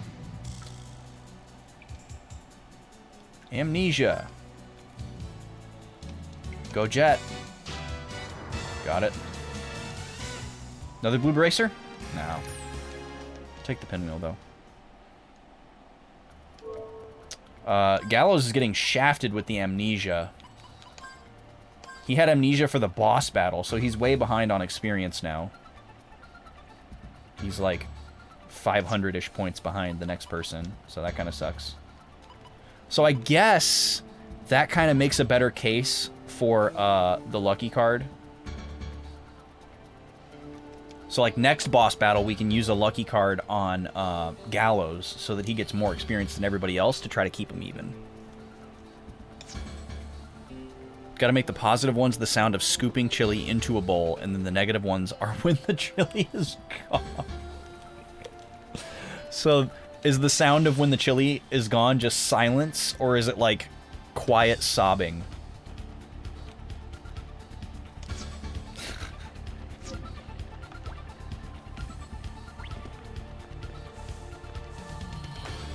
I don't know if I'm supposed to feel like I'm like chasing them. Okay. We are chasing them. There's no way you'll make it out in the shape you're in. Persistent, aren't we? Tell me, what motivates you to act with such passion? Persistence is the key to survival. It's a creature from ages past, but it shall suffice to buy us some time. I knew it. There's going to be another boss battle. Angle-moi, unleash your hidden frenzy. Do not hold back. Great. Summon in a beastie. Holy moly, look at this guy. Wow. King of Anglemoy. Anglemois. Look at him, he looks like a freaking Gundam. Jeez. I'm gonna guess he has strong physical attacks, so let's see who's got the worst defense. It's Virginia. Jet, we can lower his physical defense. We're definitely gonna want that. If we find out he's weak against a certain type of magic, we'll use Feeble Mind. But for now, we're just gonna do Fragile, because we always rely on physical attacks for damage. And then, we'll have Clive go ahead and shoot.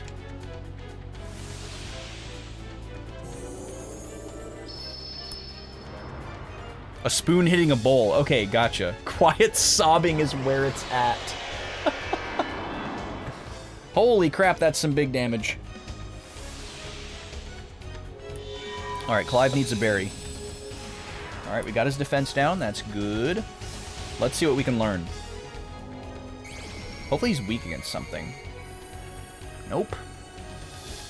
Okay, so it's not worth using a Gela card. 750 is our benchmark for Gela card. Okay, that's good damage. Okay. Let's see here. So we're just going to start shooting to build up FP. But Virginia is going to use a heal berry on Clive, because his health is low. And then Jet and Clive are going to shoot, because they need to build up FP. Oh, he's already got enough for lock on. Okay, let's go. Yeah, lock on is perfect, because we know his defense is down. We just applied it. We don't have to count turns. It's either 3 or 4 that the buffs and debuffs last. Seems like a fixed number of turns. It's either 3 or 4 for all of them. Oh god. What is this gonna do? This looks really scary. That was big damage. Okay, good thing we healed Clive. He would have been dead. So we need a group heal. I think Gallows will be able to do a group heal after this. So that's good timing. Hopefully he can't do that move very often. Oh no, we need 2 more FP to be able to do the group heal. Well, I gotta assume he's not going to be able to use that 2 turns in a row. And even if he did, we would be able to survive it with everybody. So I'm gonna attack again to build up FP.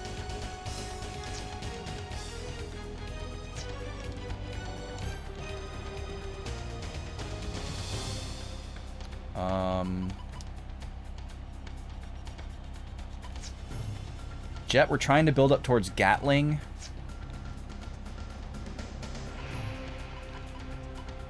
I don't think this guy's going to inflict status, but he may. So we'll be standing by on that. We're just going to attack here, and then Clive's got to reload. Hopefully he does a single target attack and it targets Clive. That's the best case scenario. Right, he's going after Gallows. That's second best case scenario because he's got the most health. We'll be able to do 2 group heals after this turn, so we'll be fine.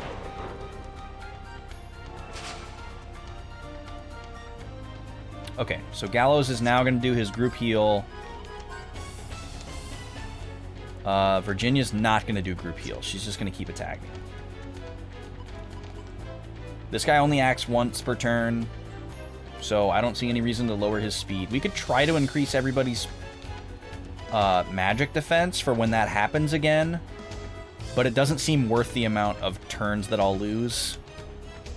Like, that's 4 turns of damage that Virginia could be doing otherwise, and it's probably not worth losing that to try to get some damage reduction out there.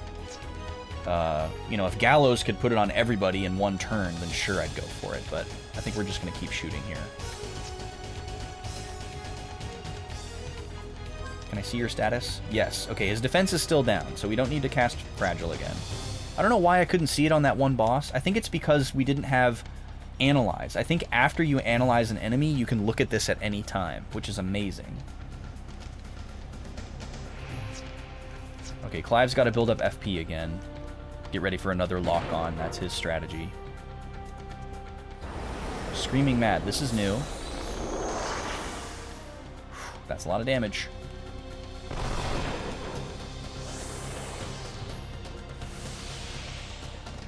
But here's our group heal. And that does about as much restore as his 7th Moon attack did in damage. So that's good. We do need another heal though, because Jet is really low. So I'm gonna go ahead and have Virginia do her group heal as well.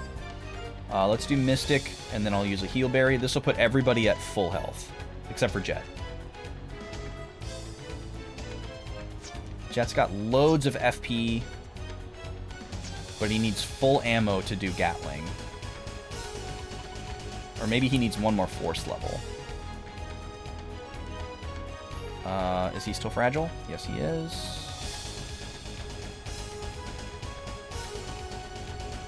I'm not even going to try to put him to sleep because he's a boss. And if I know anything about RPGs, it's that most bosses can't be put to sleep.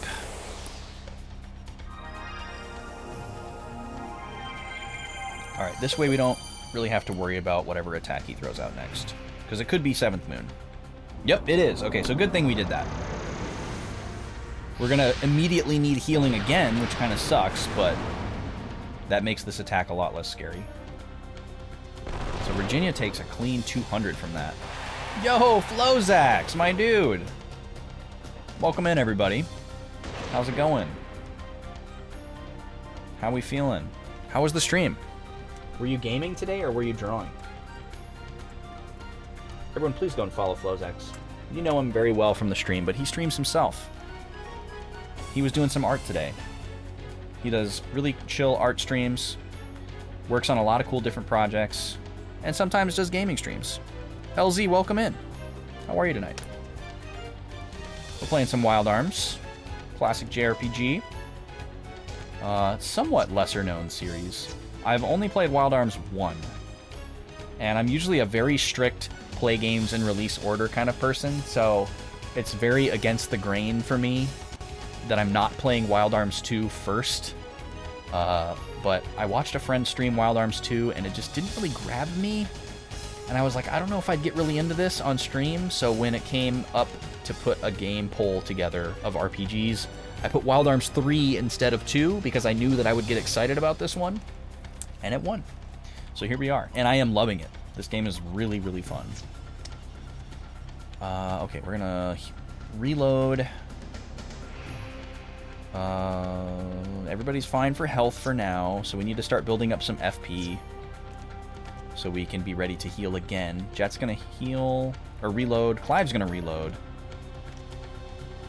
I think we might have to recast Fragile next turn. Yeah, this one's really good, LZ. This series is really fun in general just because it has such a unique aesthetic where you're like combining like the classic spaghetti western facade with like, you know, fantasy and sci-fi that's traditionally in RPGs. Because it's not just Wild West stuff as it might first appear. There's like fantasy and sci-fi elements as well. It's a really cool mix. Music's always really nice. The storyline for this one is pretty intriguing and interesting so far. Very easy to follow, but not, you know, like loaded with predictable tropes either. So, really, really solid. Oh, yes, thank you for the reminder, Gooby. We have a poll running right now, folks, in the Discord. If you're in our Discord, there is a poll running for the new game that we're going to be playing on Tuesdays, because I play games 2 days a week on this channel. I stream RPGs on Friday and then Variety on Tuesday. And we're most likely going to finish Uncharted on Tuesday. I feel pretty confident that we're going to beat Uncharted. And there's a new poll up in the Discord for what's going to replace Uncharted, the new Tuesday game. So we're going to close that poll at the end of Tuesday's stream. Oh, you're torn over Banjo-Tooie and DKC? Yeah, I decided to throw in some more side-scrollers and platformers because I've just been craving them lately. And I've never gotten to stream one, and I feel like it would be fun to stream. Because it's not like a strategic game, it's very like reactionary, and you just kind of face the game and do it. So I think it would work well for me as a stream genre. We need to keep building up FP, because we're going to need a group heal soon. So keep doing that. Is he still fragile? No. So we're going to cast that again. And build up FP.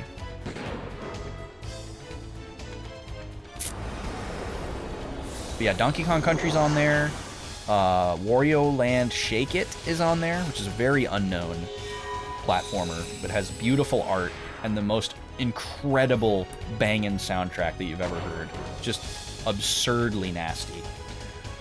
And then we also have the original New Super Mario Bros. For the DS on there. I've been on a long time journey to 100% every single Mario game, both 2D and 3D. And that is the last one I have left. I've 100%ed every other 2D and 3D Mario game completely, except for New Super Mario Bros. DS. So that one's on the list as well. And we'd be playing that on original hardware. I have a Capture 3DS, which I feel very fortunate for. Okay, it's 25 for extension, right? Yep, so we need one more attack from Gallows, and we need one more attack from Virginia. I have a feeling he's going to use 7th Moon on this turn. I wish I had a way to get rid of his magic attack instead of just his magic defense. We still can't do Gatling. I'm not sure why. We have full ammo. Do we need another FP level? Is that what's going on?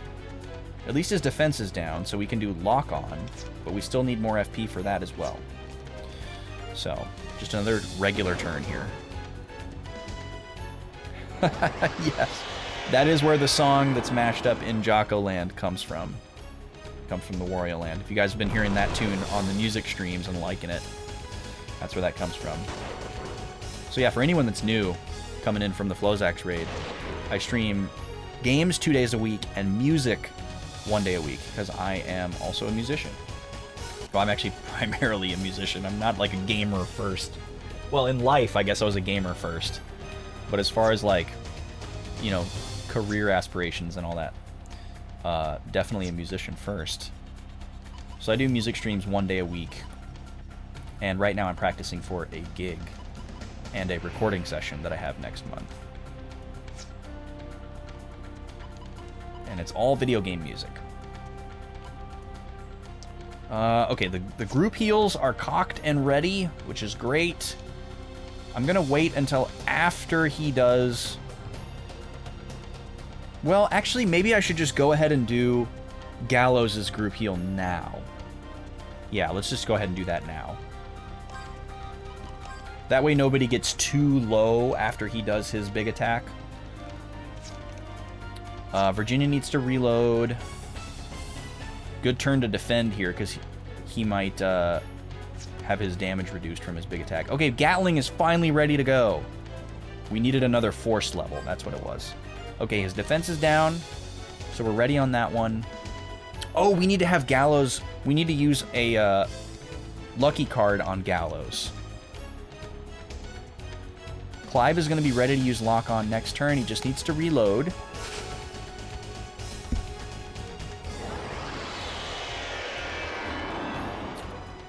Okay, good thing we're healing here. He's not doing 7th Moon yet, but he did push somebody into the red. If Jocko-Lan is picked, you'll finally hear the ending to the song. No, you won't, because it'll just loop. The ending, the real ending that I don't play on music streams is something that the band made up. You won't hear that until the album comes out or you see us live.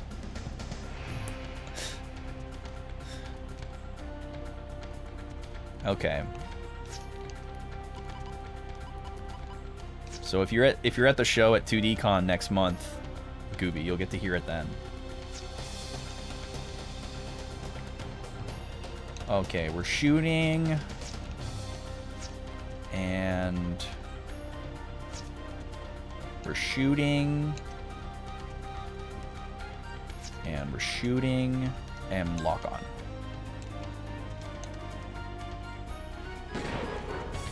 Yeah, that's a good question, Flozex. I'm actually going to be asking that question to the organizer the next time I talk to him. Because when we played 2D Con in 2019, it was live streamed. So I'm hoping it'll be live streamed this time too.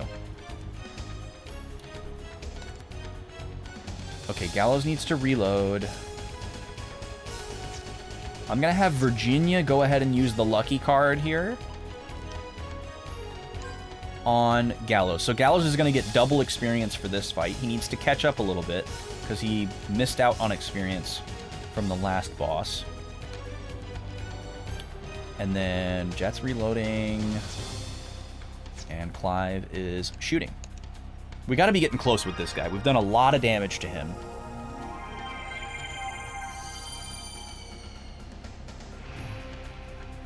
That'll be a glorious day, Flozax, when you finally get to see us in person. Man, that attack animation is kind of gruesome and scary. The character, like, swells up and turns all gross. And there's, like, this bloody aura around them. And then they, like, get squished. And this bloody-looking substance comes out. It's a very, like, organic-looking animation. In, like, a very gruesome way. Very primal, visceral. Okay, Gallows. We're like on the cusp of needing a group heal.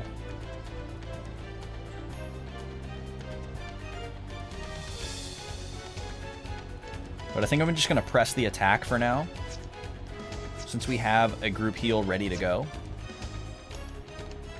I don't think he's going to bust out a new attack. We're going to recast Fragile here. Clive's going to reload.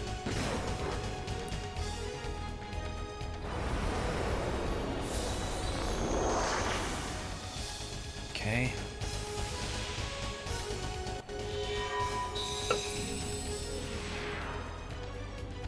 So he hasn't done his 7th moon attack in quite some time. It's got to be right around the corner here. Maybe I will go ahead and do the group heal here, because Gallows is almost ready to be able to do one of his own. Oh, but Virginia can do Gatling.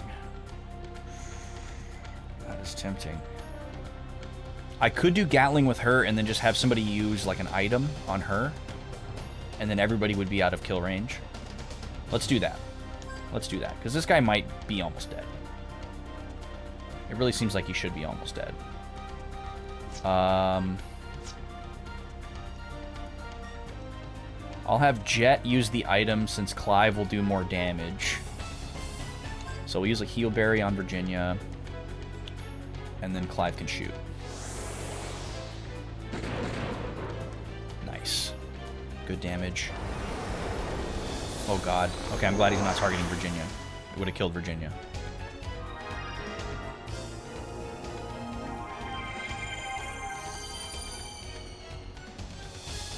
Alright, I feel like I'm playing with fire here, and I should just do the group heal.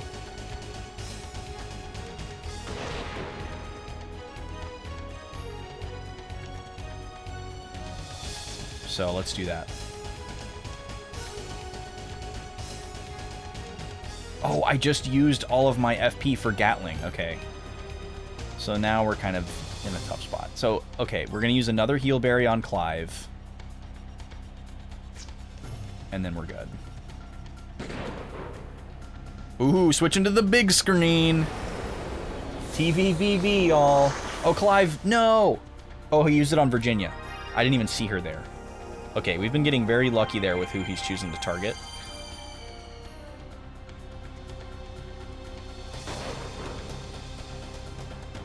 Alright, now Gallows can do a group heal. We are going to put that through. Because we'll get max value out of that here. And I can reload with him next turn. Alright, group heal. Virginia reload. Jet shoot. Clive reload. So this would be the perfect turn for him to use Seventh Moon, because you have 2 characters defending. Dang it. Well, at least he used it on one of the characters that was defending. It did reduce the damage significantly. It was like half.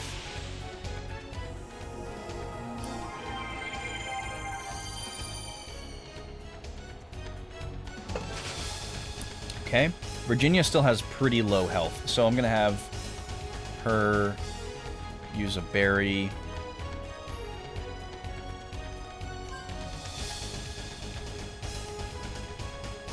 You might be on Flozax's TV.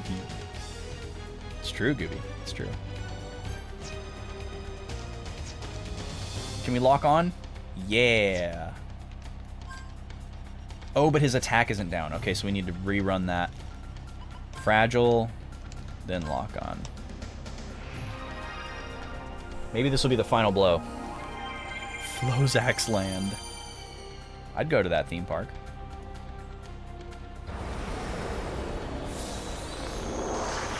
Sweet. Once again, he had targeted a character who was defending. Alright, defense down. And big damage. Boom, 365. Alright, he's not dead yet. And this guy has a lot of health. This has got to be some of the highest HP of anything that we've faced. I wonder if there's a different spell that tells you the boss's HP, or if you're just never allowed to know how much HP a boss has.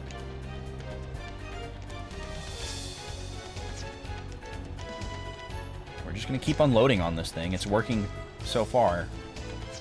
It's really concerning that he hasn't done his big 7th Moon attack in a while, though. It makes me wonder if he's, like, cooking something else. He's been doing this instead, which is nothing to sneeze at. It's a lot of damage, but it's only a single target.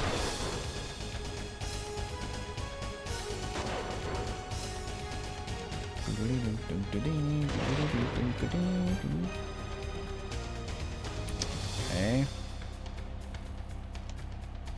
So Virginia will be able to do a group heal after this turn. That's good.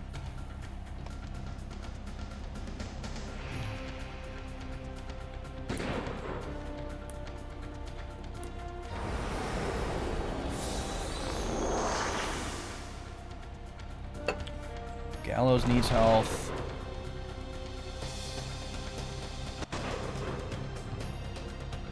Everyone else is in pretty good shape, so we'll have Gallows take a berry. Who's going to be the best person to use that?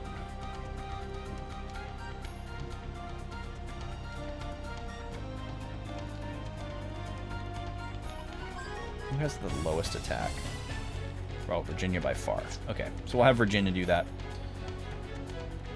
And she's attacked enough to have her group heal ready to go, so that's perfect. Gallows can attack one more time so that his group heal is closer to being ready to go.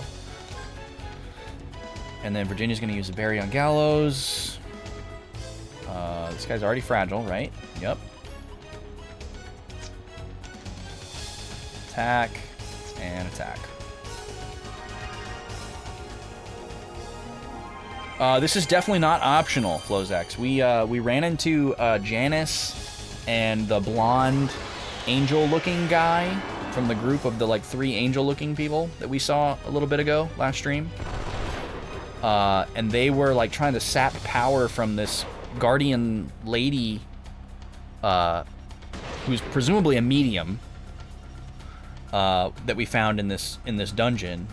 And they were trying to steal her power, but we interrupted them, and then they ran away. Or we fought the blonde-haired guy, and we beat him up, and then him and Janice ran away. And we were chasing them. We were able to get the Guardian Lady's power. We have our 5th medium now. We have 5 now, instead of the 4 that we got in the first stream. So Jet actually has 2 mediums equipped on him now. We got a dark type one. So now we have fire, water, wind, earth, and dark. And when we were chasing them out of the place, we caught up to them, and then the blonde guy was like, oh, well, I can't fight you in this condition. I'm going to summon this monster so that we can get away. And that's what's happening right now. So this is some monster that he summoned to distract us. Very much a story boss.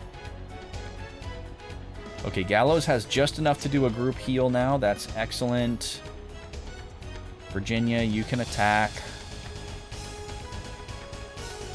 Jet can reload.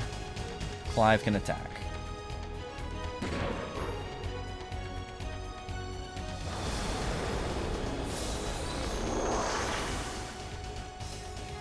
Oh, yeah, you should have used the what just happened redeem. No worries.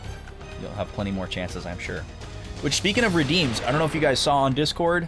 Some of you may not be in the Discord. We have a brand new high-value channel points redeem for 25,000 points. So some of you longtime lurkers can take advantage of this. You can now add a game to the next game poll. So you could be the one to choose the next game that we stream.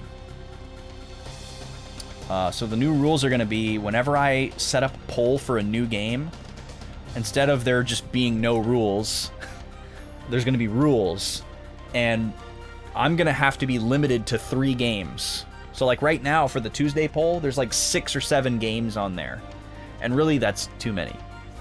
So all future polls, I'm going to limit myself to 3 games.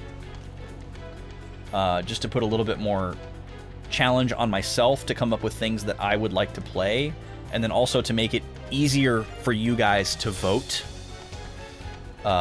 because I think spreading it out too much makes it too easy for things to like tie and stuff, because there's kind of like a core of people that vote, and it's not like a humongous number. So if there's 3 games, I think it makes it a little bit more exciting. Like the last time we did the Friday poll for Wild Arms and the other RPGs, there were 3 options, and that poll was more exciting, in my opinion.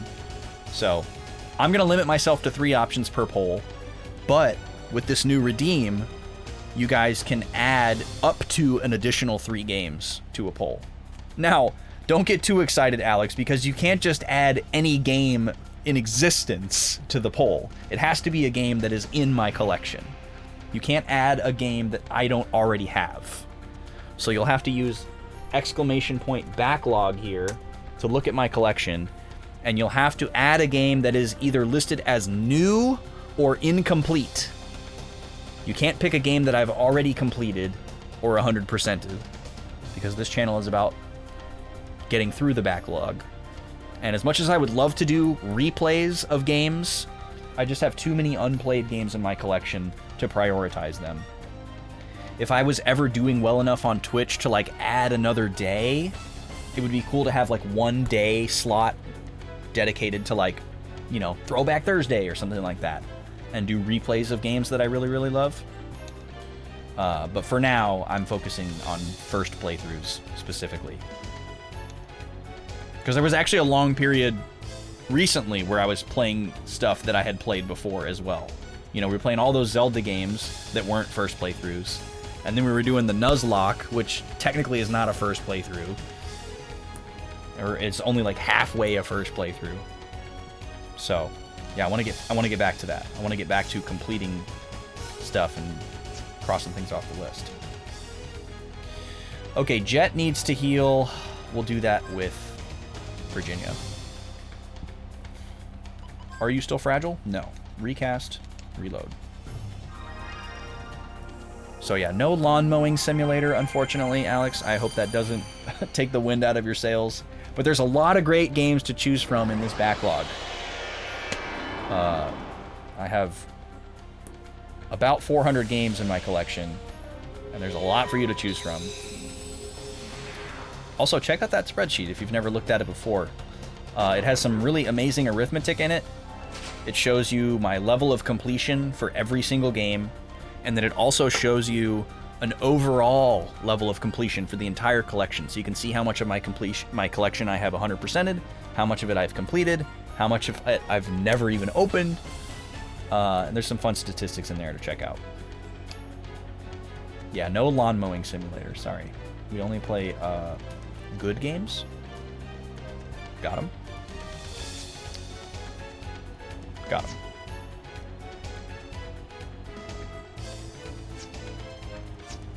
Alright, we are sitting pretty right now. We have both group heals ready to go.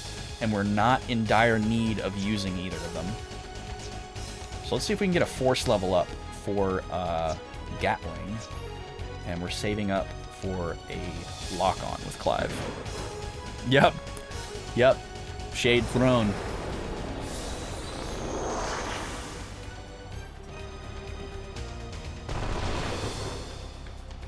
The hot one right now is Power Washing Simulator. There's so many people streaming Power Washing Simulator. We got him! Finally! My goodness. It has an 8 out of 10 on PC Invasion. Excuse me, princess. Alright. So, Gallows is now caught up on experience. That's great. Something has been set in motion with the Guardians at its core. No, it's surging around the world.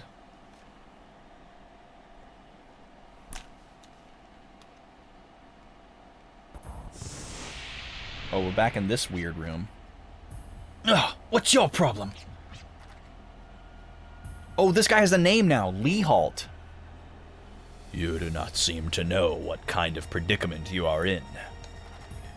If only we had the Arc Scepter, we could have easily made contact with the intangible spiritual guardians. Instead, due to your negligence, Malik has expended more of his energy than intended. Okay, so the blonde guy is Malik.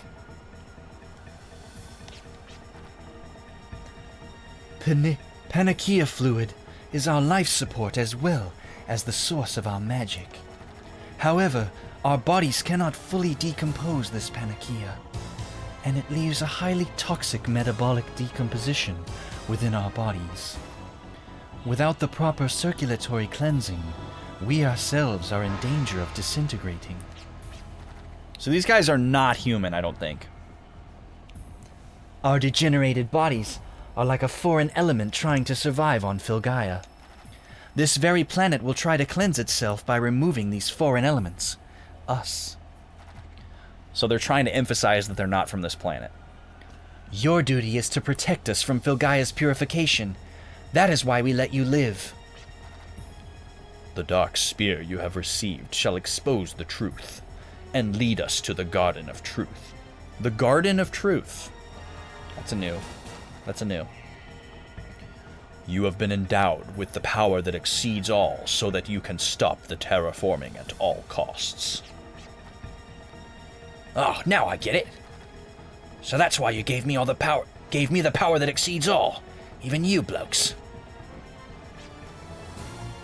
Kanda estrata amantos.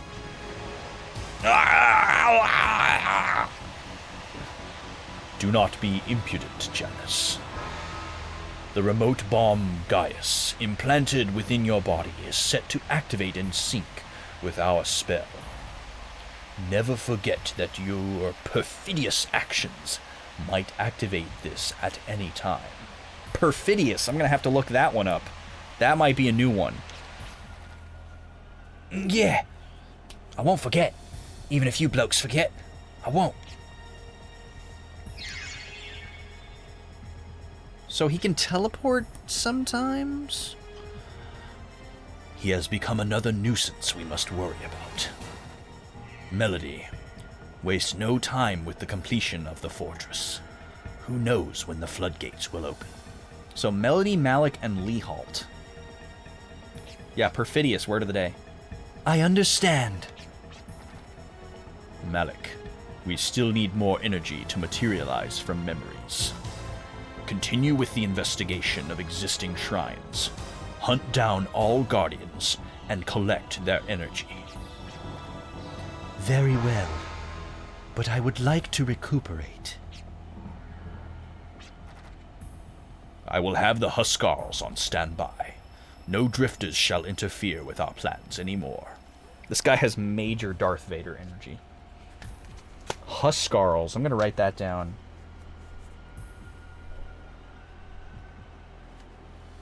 Found dark type, medium.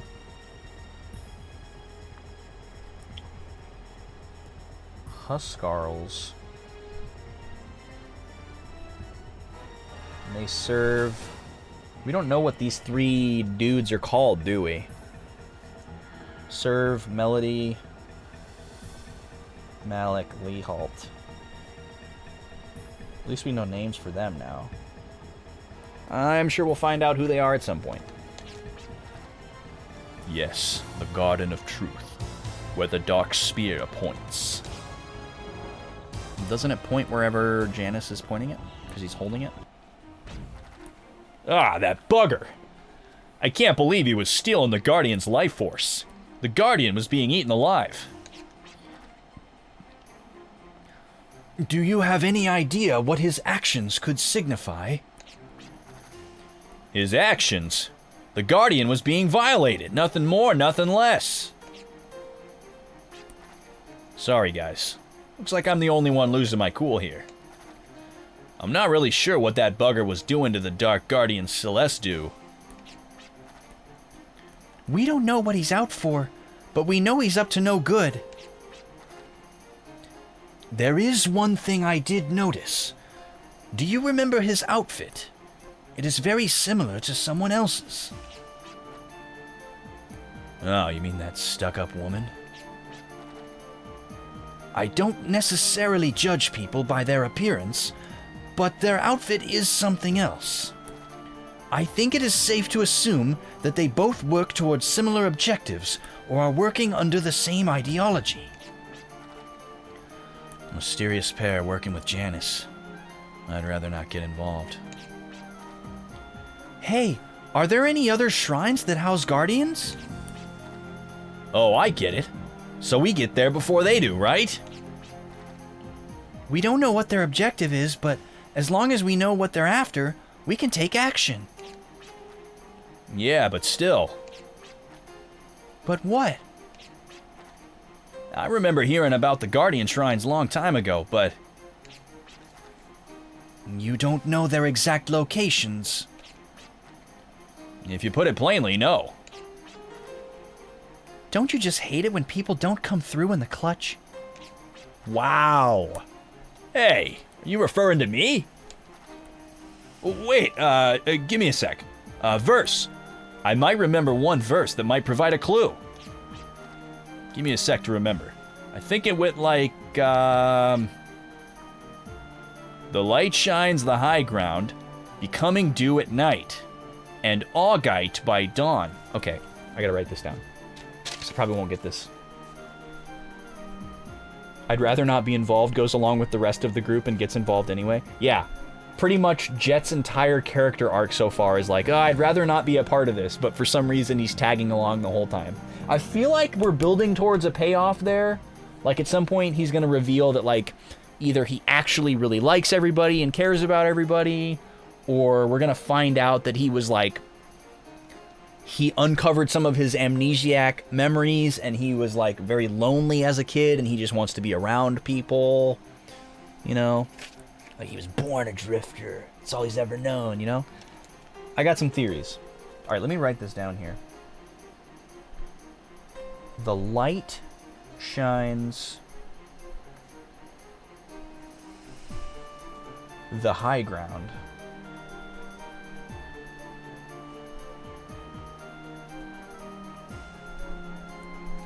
Becoming dew at night.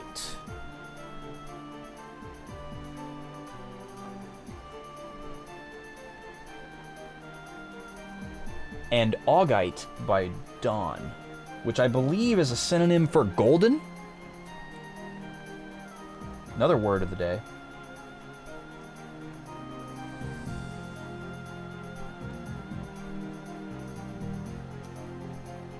Yeah, the chemical abbreviation on the periodic table for gold is AU. That's the root word right there.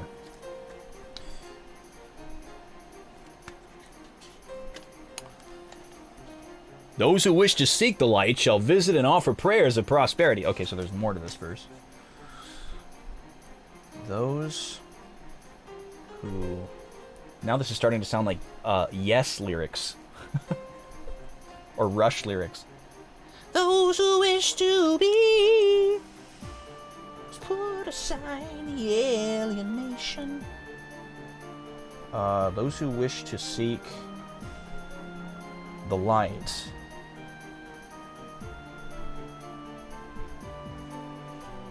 shall visit and offer prayers of prosperity.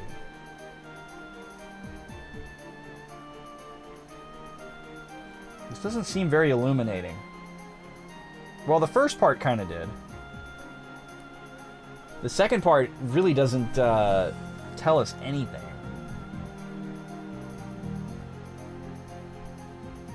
I thought it was going to be more like a riddle that we had to crack.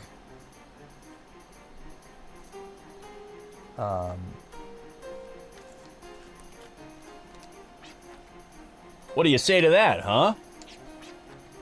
So, what does it mean? I have no idea. I was always half asleep during Granny's sermons.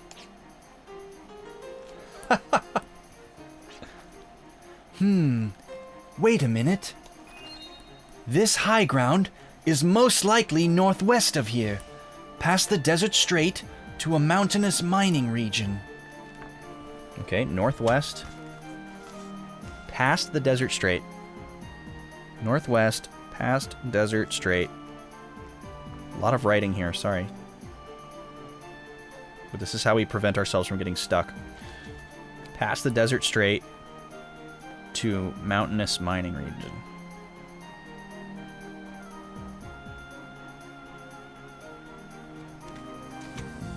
Okay. I've heard that crystallized rocks known as pyroxene have been mined there. That's it. The Guardian Shrine is probably there. Let's try to find out more tomorrow. There is one problem, however. How do we cross the desert strait without a vessel? Wipe.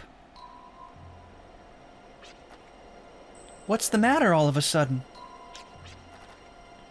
I sensed someone watching me. No, it may have been my imagination. That bird flying into the sunset? When an invisible force, or someone who doesn't reveal his name, creates a scene, there is no significance to his actions. They fully understand there is no power or justice involved, as they are enclosed within a cellar, where no one can denounce them. However, long before this world as we know it, there was a force that brought about atrocity. With power or injustice, or perhaps both equipped, they may have been able to proudly reveal their true identity. What? That was the weirdest little aside. There's an abandoned lighthouse in these parts, and below it runs an ancient waterway. They say monsters inhabit it now, but if you can make your way through, you'll cross the continent to reach the mountainous region. I don't remember any details since I was working, but that's pretty much what I remember. Okay, where is that? In these parts. Okay, so it sounds like that's what we're going to have to utilize in order to get across the desert strait. Do we have full health right now? Yeah, so there's no reason to stay. You say anything new?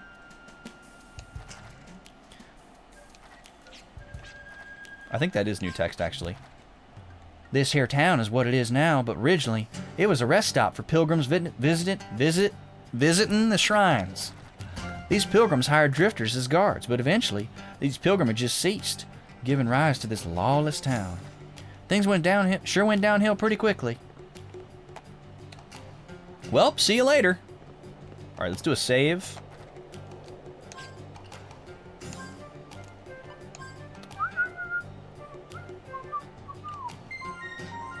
My memory card's getting full.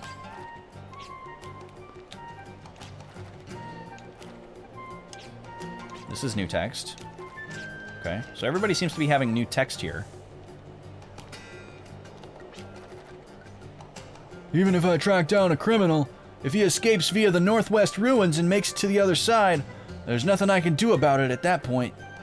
Alright, ruins to the northwest.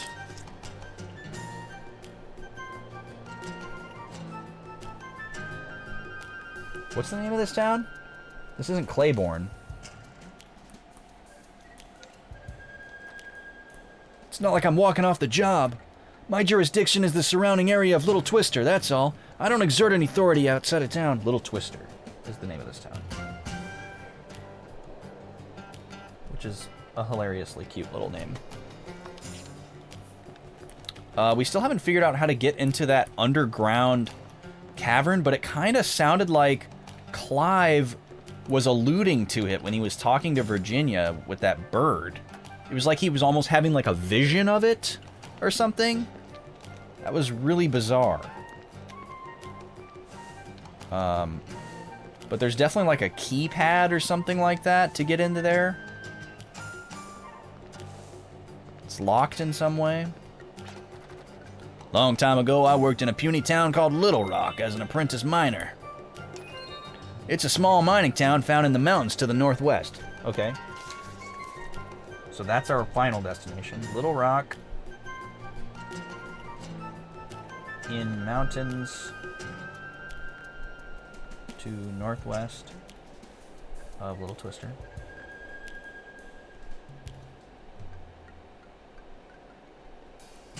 So that's going to be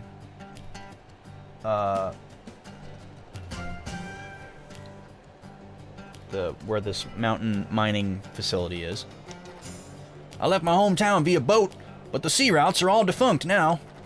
Even if I wanted to go home, I'd have to go through a tunnel full of monsters below the northern cape. There we go.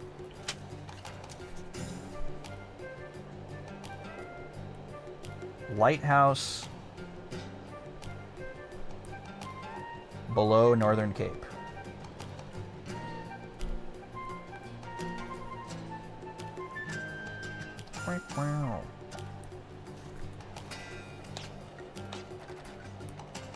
Okay, let's see what he says about apprentice miner.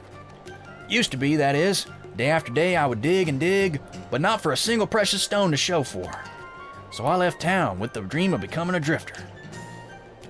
So this guy is old enough to remember when there was oceans. So that must mean that it was pretty recent. Within a lifetime. I was previously under the impression that that was like ancient history. Where's that shop? Wasn't there a shop? I guess it's on the other side of town, huh? How do we get there again? Through here? Yeah. Journeying all the way to Arkansas. Arkansas is beautiful, just don't talk to anyone. It's a really pretty state. I've seen some really, really beautiful nature there. Here's the Armsmith. We've got a lot of money right now. I feel like I should invest in some upgrades here. We've upgraded everybody's damage one time. But we haven't done anything else. Because we don't really know what any of these other ones really do. Well, we can increase our ammo capacity. We understand what that does. We don't really know what decreasing weight does. We don't know if that makes our characters faster. We know what increasing crit rate does. Hit plus, we don't really know what that does. I don't know if that, like, makes my damage roll range smaller so that I have more high rolls, or if it actually, like, increases my accuracy overall and gives me less chance to miss. I guess we could save scum and experiment with some of this stuff.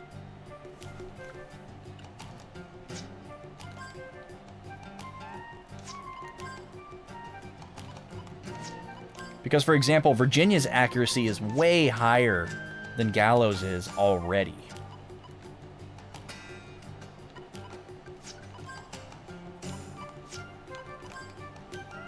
But it looks like everybody's hit plus would more or less double with a single upgrade. Yes, the 1-ups are based out of Arkansas. That is a good point, Flozax. Yeah, they are actually, I think they're in the Little Rock area, which we just heard referenced in this game. You're a good group of dudes. They were at VGM Con 2. And they did a great job. They did a concert performance, but they also did like a clinic where people got to come in and kind of like pick their brains, and they talked about their process, and they played some like stuff and showed off some different techniques that they use to arrange and transcribe and stuff. It was really cool. Super down to earth dudes.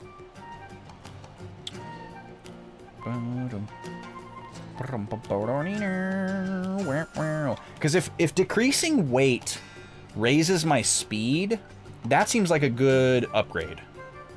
If I could just go and like increase everybody's speed. All of these are 1. So I guess what I want to see here is if 1 on that chart equates to 1 point of some stat here, or something else. So let's see. Everyone's reflex stat here, which is our speed. 62, 114, 77, 45. 62, 114, 77, 45. So let's upgrade one of these here.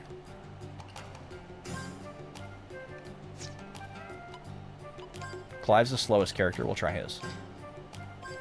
It's very inexpensive, so... Now, let's see if Clive's reflex stat changed. Nope, it's still 45.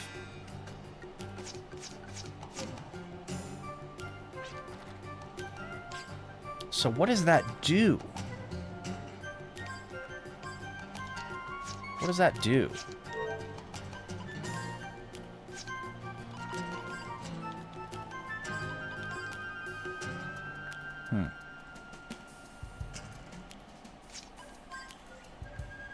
Also, I wonder if aim is out of 100.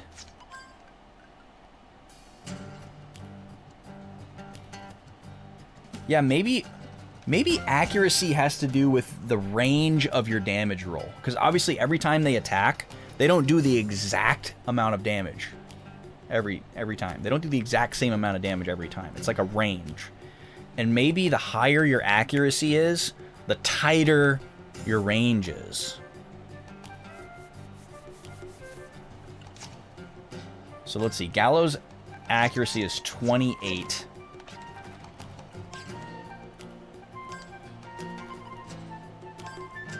Let's upgrade this 2 times. Well, we'll just go with 1 to start off with. How does that change? Okay, so his accuracy actually went up by 5 points. So that's a 1-to-1 relationship on that, because his accuracy, his hit went from +5 to +10, and his accuracy in his status screen went up by 5 points. So that's a 1-to-1 relationship. So we know what that does exactly now. Well, I guess we don't know exactly what the accuracy stat does, but we at least know what we're dealing with here. So the only one of these that we don't understand is weight. We don't have any inclination as to what decreasing the weight of our weapon does. Let me take another look at my stats here. Did GameFAQs exist when this came out? Probably. Well, I shouldn't say probably. I should say maybe. I think GameFAQs is about as old as this game. I want to say GameFAQs launched somewhere between 2002 and 2004. And this game came out in 2002. So, it's possible. Either way, there's definitely a GameFAQs page for this. But yeah, as far as how people figured this out when it was new, I don't know. Of course, if you played other Wild Arms games, maybe you would know this stuff. But I certainly don't remember any of this stuff from Wild Arms 1. Hi, Nima. What's up, puppy girl? How was your nap?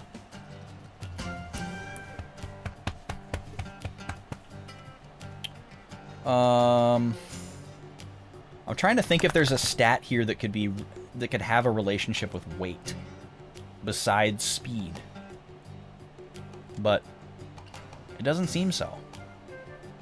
Maybe it's just like a really small percentage. I'm going to dump a bunch of money into Clive's weight here just to see what happens. Because I'm going to reset after this. Let's see if we can see anything there. Nope, his speed is still 45.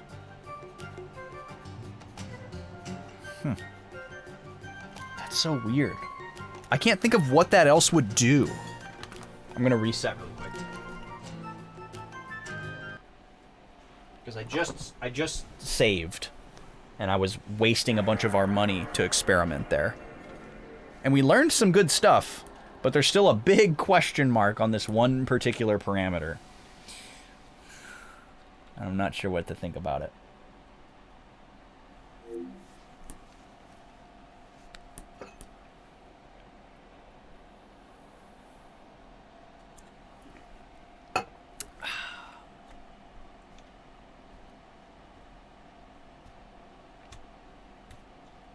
Do do do do do do do do do do do do do do do do do do do. Yo, Grapewire with the sneaky hydrate. How you doing? Good to see you. I feel like I haven't seen you in a little bit.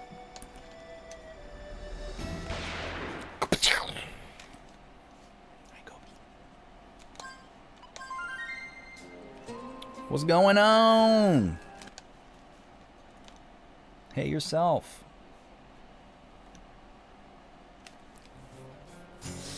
Okay. So let's go back to the... Actually, I gotta talk to this guy again. Because these guys are like legit story triggers.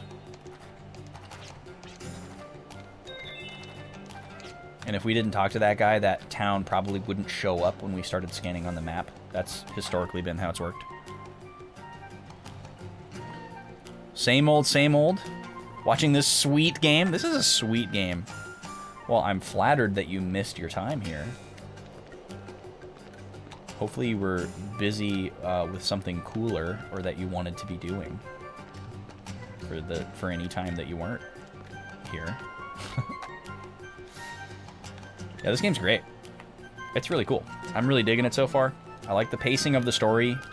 It's not too dialogue heavy. We haven't been forced to grind yet. We're just trying to figure out this upgrade system here, because we have some good, hefty cash that we can dump into these upgrades. But we're just not really sure how to approach it. Like, I'm inclined to just increase everybody's damage output. You know? We haven't had problems with accuracy or ammunition. You know, crit rate's cool. I guess it's pretty inexpensive, so... Yes, this game is cel-shaded, and it actually...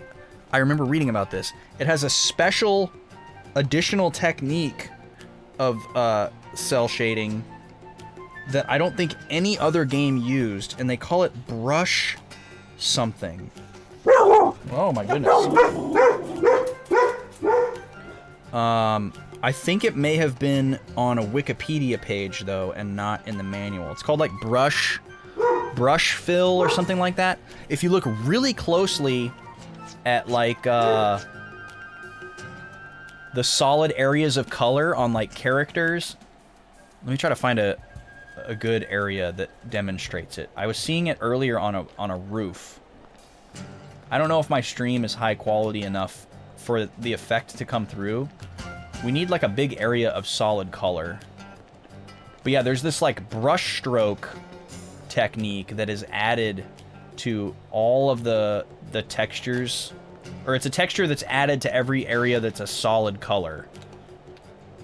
So we'd only be able to see it on areas that are a solid color, like the back of his cloak here.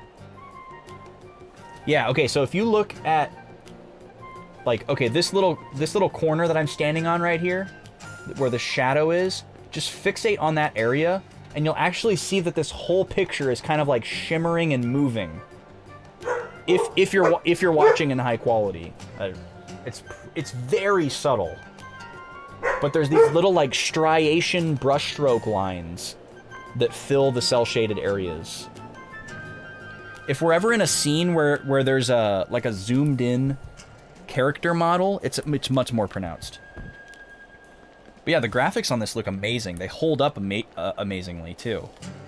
Like this game, like you can tell it's an older game, but it doesn't look dated, or it doesn't look rough. It looks very pleasing. Yeah, I'm like compelled to invest in some upgrades here, but I just don't know what to do. Each weapon can only be upgraded 15 times. And it can be reset and, you know, configured a different way, but we lose all the money that we invest. So, I don't know. This next damage upgrade is so expensive. It went from 1,500 to 6,000, which is a lot. And I'd rather not do it unless I have enough to give it to everyone.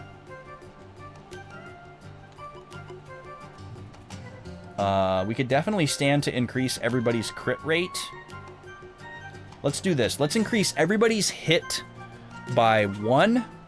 And let's increase everybody's crit by 2. And then we'll see where we're at for now. We'll see where we're at after that. So 1 of those. And 2 of those. 1 of those. 2 of those. 1 of those. 2 of those.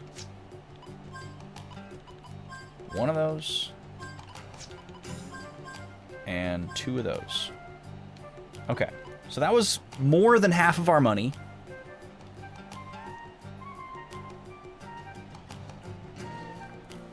Oh, nice. You got a copy of Catan. Very cool. You know, let's go Kroger. Kroger coming through. Wow. Kroger is so nostalgic for me because I spent a lot of time in Kroger as a child, but never as like an adolescent or as an adult. So if I go to a Kroger now, it's just like going back in time. Kroger and Tom Thumb, both. Catan is really fun. It falls into this very large category of games that are like really fun, but almost every time I play them, there's either somebody who's brand new and has never played it before and has to learn the game as they play, or somebody, usually me, hasn't played in a really long time and needs a refresher course. And so it's never like, all right, we're all pros, we're gonna sit down and we're just gonna play this game. It's always kind of like somebody's got to kind of like re-go through the rules and somebody's like learning or relearning, and that's fine, but it just changes the process. But yeah, Catan is really fun. Man, I miss tabletop so much. I have not played any tabletop since the pandemic. Because we had like friends that we played tabletop with back in the Twin Cities, and then we moved right at the start of the pandemic. So not only did we like lose our tabletop friends, but we also lost like, you know, gathering privileges for a long time. And, you know, things like Tabletop Simulator exist so that we can like virtually play tabletop games, but it's just not the same. So I'm hankering for the day that we can assemble a new group of friends around here that are into tabletop, and we can have like a semi-regular, you know, get together and play tabletop type of deal, because we're gonna have so much space for it at the new house, and we have so many cool tabletop games.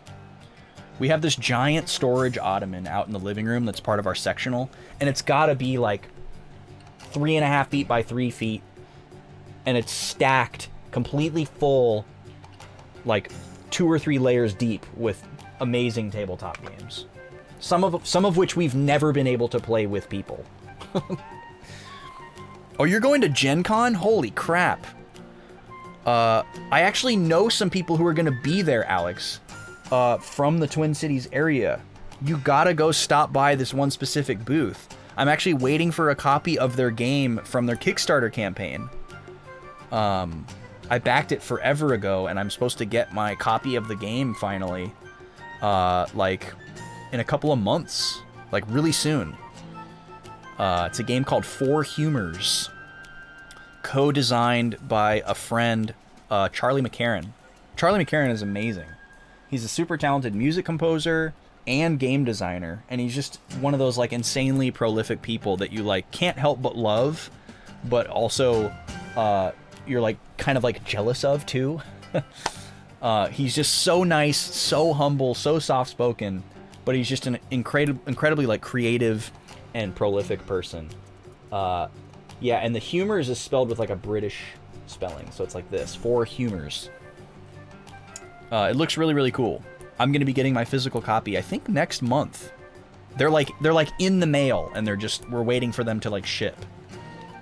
I'm really excited about it. But yeah, he co-designed that game, and he's worked on a couple of other tabletop games, too. I designed a card game many years ago, and I have this, like, pipe dream to, like, fully realize it and release it in some way someday.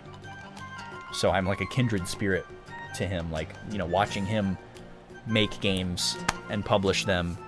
I want to do the same thing with my card game. Okay, back to upgrades here. We increased everybody's hit by 1. We increased everybody's crit rate by 2. I think I'm going to leave it there for now, honestly.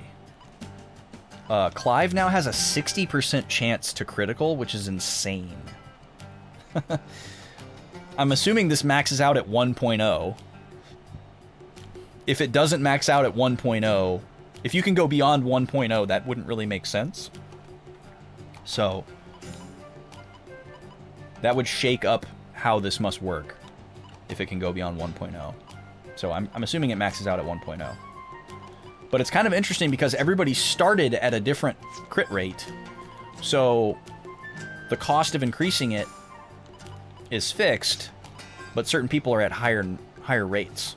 So it's less expensive to get Clive to a max crit rate than it would be for Gallows.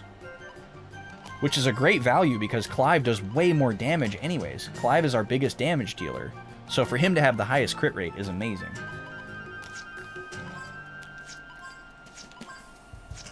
Alright, yeah, we're going to stop there for upgrades. Do we have anything we want to sell? I don't think we do.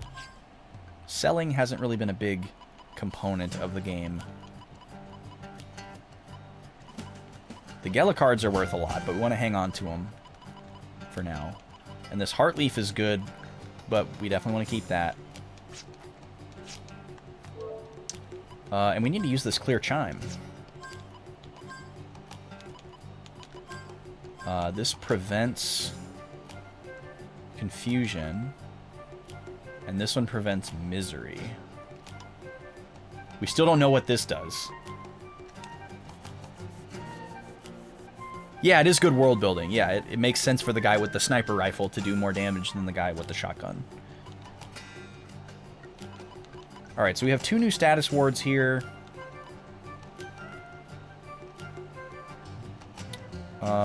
Let me just look at everybody's skills right now. Gallows has Poison, Disease, Paralysis. Virginia has Disease, Amnesia, Poison. Jet has a ton of options. So he's also resistant to Sleep. That's his new one. Ooh, FP save? Reduces the cost of Arcana. Wow. That is a really good passive skill. Okay, so that kind of builds the case for maybe putting this medium on someone else. Because just for that reason alone, if we put that on our healer, we can heal more often. Because it would cost less. And this medium also has buff and debuff spells.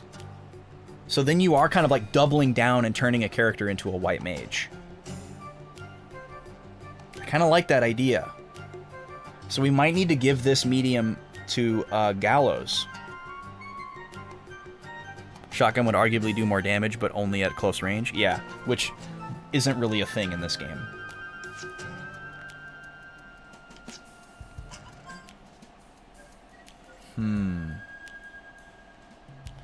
Yeah, the only other case I could make for this FP save ability is putting it on Clive so that he would be able to do his high damage attack twice as often, which would also be really cool. And he doesn't have very high magic attack. Only 64. Which I guess is about the same as Virginia. Jets is even worse. I was going to say, since it's mostly focused on buffs and debuffs, it doesn't matter as much that his magic stat isn't that great. But if we did decide to use the dark spell, it would do more damage than it would on Jet. So, yeah, I don't know. I think we might want to give this new medium to Clive. Because then we kind of get the best of both worlds. We don't have to put all our eggs in one basket, and we have buffs and debuffs on one character, and white magic healing on another character.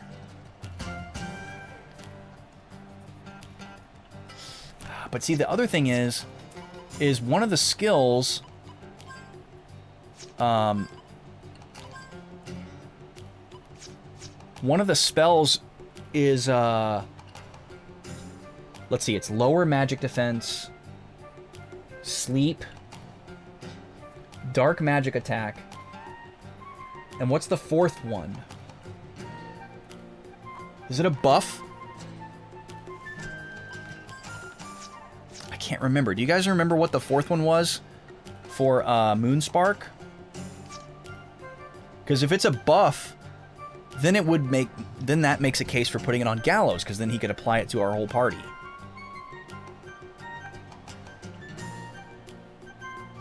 And at half the FP cost. Oh, man, this is a tough call. Let me get into a battle really quick here, so we can figure this out.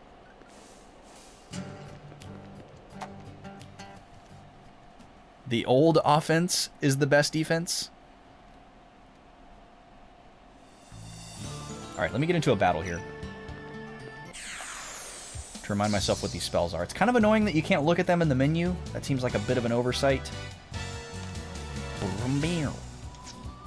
Okay. Shoot. Shoot. Lower magic defense. Oh, yes. This one removes status effects. So it would be really nice to have the option to use that on the whole party, in case multiple characters have status at one time. I think we're going to give Moonspark to Gallows. I think we're going to go all in and make him a full-blown white mage. He has the best magic attack stat by far. So it seems like the game is kind of trying to push you towards him being the main magic user. So he'd get the most damage off of the dark attack. He'd have the ability to remove status from all characters. He'd also have the ability to sleep all enemies or lower magic defense for all enemies, which we don't have a lot of utility for at this time, but could come in handy. And he would have half, well, I'm assuming it's half. He would be able to lower his FP cost, which would mean healing more often, and using spells more often. So that would be huge. That would just be huge.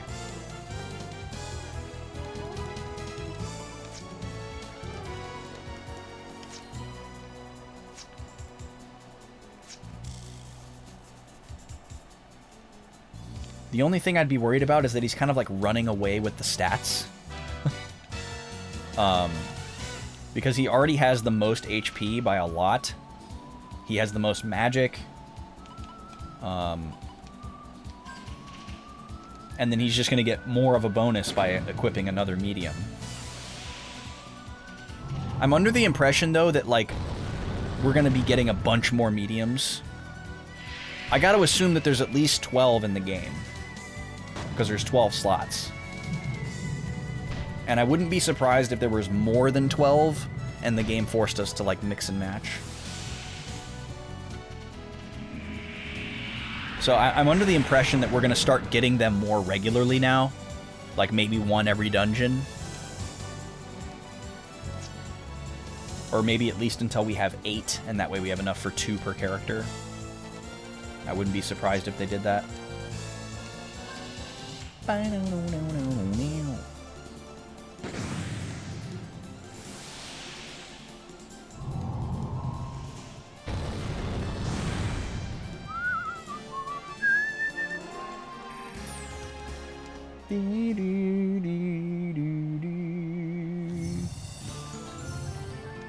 Is my migrant level increasing the range of my scan? I don't think so. I can't remember what that does, though. The backgrounds remind you of Sword of the Berserk. I have no idea what that is. Is that something related to Berserk, the manga? Okay, so we're going to release Moonspark. And we're going to put it on Gallows. Look how stacked he's going to be. 1,000 HP. And all the other characters are in the 600s. 600 range. That's kind of brutal. But we're going to go with it. So he's like a tank white mage. Interesting combo. You think it's related, but you've only seen the game. Interesting. What platform is it for?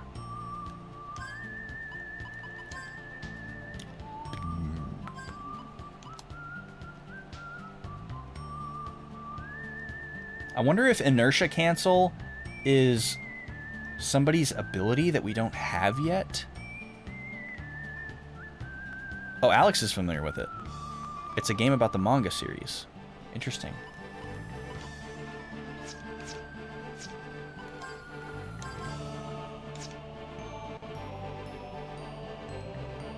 Okay, so we're gonna invest in this right here.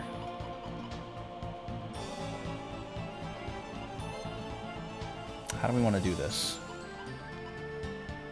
Because we like avoiding status. This has been very useful, but it's also expensive. This one costs 2 each. So let's just go ahead and add 2 levels of this, and we'll see how much it decreases the FP cost of stuff. I kind of want to farm encounters for a little while, because I want to get more of these status effect resist items. I'd love to get like full status immunity on every character. That's always a goal when I'm playing an RPG.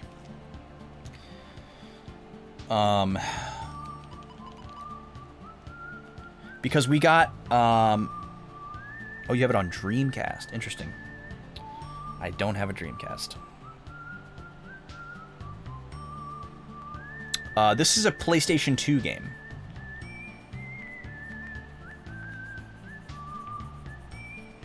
Let's see here. We got the... I should write this down.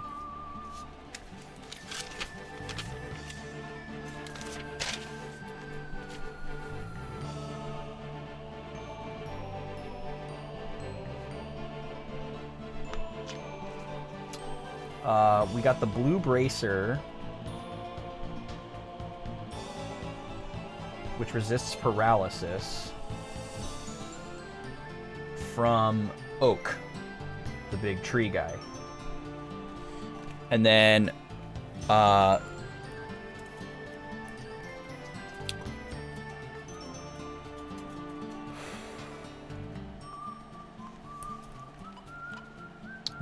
let's see here. The Clear Chime nullifies confusion.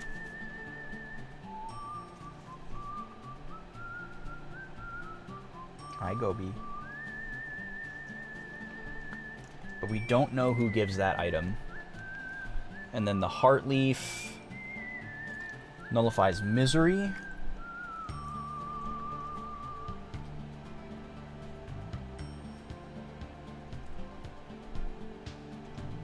don't know who has that.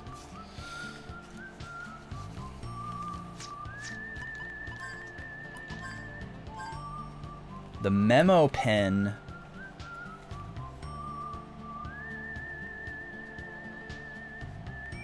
We got from those little spiky pineapple looking dudes with the pom-poms. Yeah, I never owned any Sega consoles. I was always a Nintendo kid. And that was just a choice made by my mom that stuck. You know, and then I became loyal to it when I started buying my own consoles. I technically own a Sega Genesis now that was given to me by my brother-in-law. And I do have one game for it. I do have a Sonic 2 cartridge. But it's not hooked up. I never play it. I don't really have an interest in collecting for it. I'm definitely a Nintendo person first, and then Sony, but I'm like way less of a Sony fan than I used to be. Mostly just PS1 and PS2, and then, you know, I have a smattering of PS3 and PS4 games as well. But I have every Nintendo platform ever made, and I have every Sony platform ever made except for the Vita. Your sister lost a Genesis. Wow.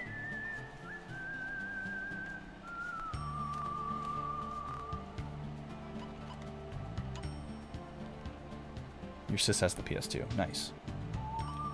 Okay, Memo Pen is Amnesia. And I don't remember what those pineapple dudes are called, so I'm just going to write pineapple dudes. They kind of look like minions.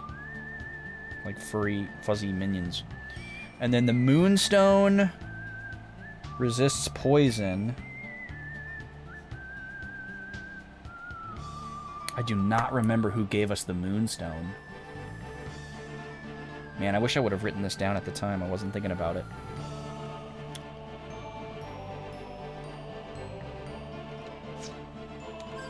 And then Hazel Sprig is the disease one. Who gave us those?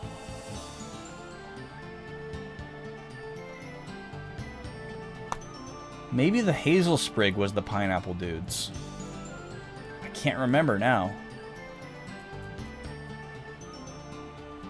Oh, and another reason why I'm not motivated to collect for Genesis is because I have a huge Genesis collection on my PC that was like free with my graphics card or something like that from my old PC. My first PC that I built, I got this Sega Genesis Mega Collection for my Steam library for free. And I've had it ever since, just chilling in my Steam library. It's like 70 games or something like that. And it has like all the good stuff. It's got like all the Phantasy Stars, all the Sonics. It's got like Alex Kidd, Comics Zone, like pretty much any like highly rated Sega game that either gets recommended or I see on a list or whatever. It's like I already have it, you know? And granted, I prefer physical games over digital, but I'm not going to go buy 70 Sega Genesis cartridges when I'm not really even interested in playing the games to begin with. So, if you want me to play a Genesis game, go check out my backlog. There are a bunch on there. If you want to add them to a poll, you're more than welcome to. I can stream games from my PC. And I even have a controller I can use. So, it is a possibility. Even though I like streaming from console, PC stuff is definitely up for grabs too.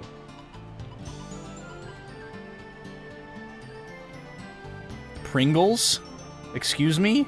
Is there a Pringles game for Genesis? Speaking of Pringles, we have Pringles on deck for the bit goal tonight.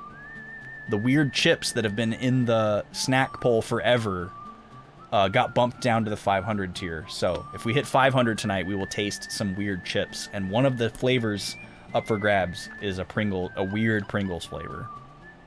It's a homebrew game. Okay, that makes more sense. Okay, is that all of the status items? Oh, we have another clear chime. Who did we get that from?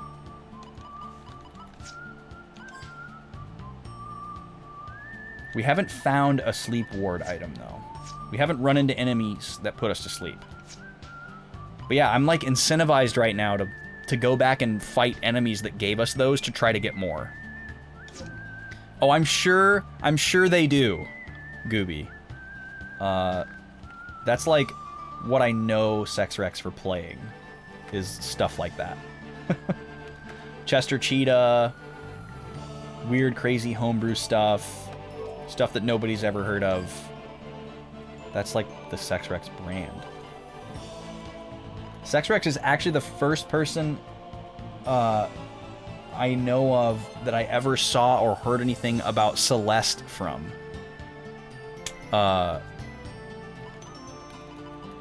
Sex Rex speedran Celeste at Gamers Rhapsody 3 in 2016, and the game was in a state where all the character was like a white square and all the environments were like monochrome, but it was the same mechanics. But it was before the game had any of its aesthetic or music or anything like that, but it was still called Celeste.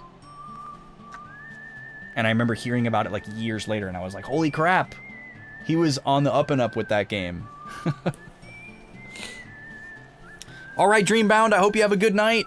Thank you so much for stopping by. I know it's super late there, so I always appreciate you coming by. Yeah, like beyond early. Like the earliest possible version.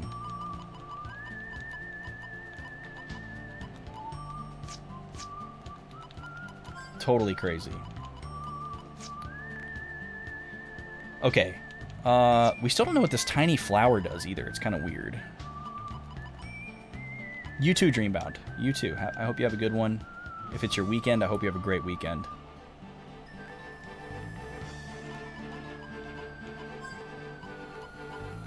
This is so weird. This very mysterious item.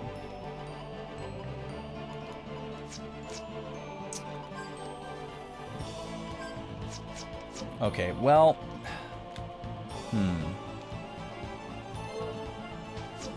We'll probably end up fighting some more of these tree guys on our way to our next area. Maybe we can pick up a status item from them.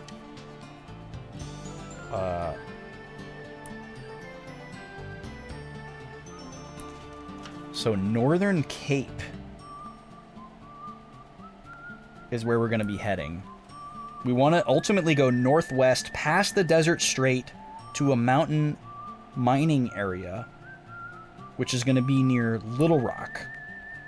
But to get across the strait, we're going to have to go underground through a lighthouse, it sounds like. It was shown at SGDQ 2017. That was where you first saw it. Interesting. Then it became a big thing. Yeah, Sex Rex was playing it in 2016. Talk about being on the up and up.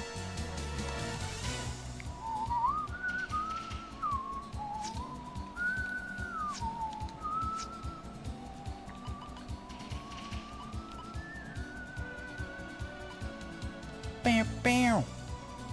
So wait, what was the cost of Analyze before?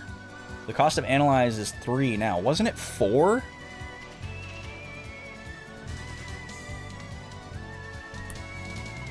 I can't remember what any of the cost of these was.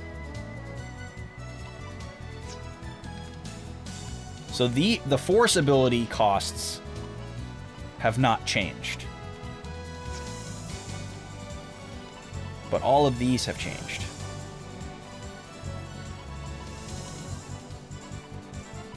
So these abilities don't actually use up your FP. You just have to have that much in order to be able to use them indefinitely. So this basically means we can use more abilities at the beginning of the battle, or just sooner in general.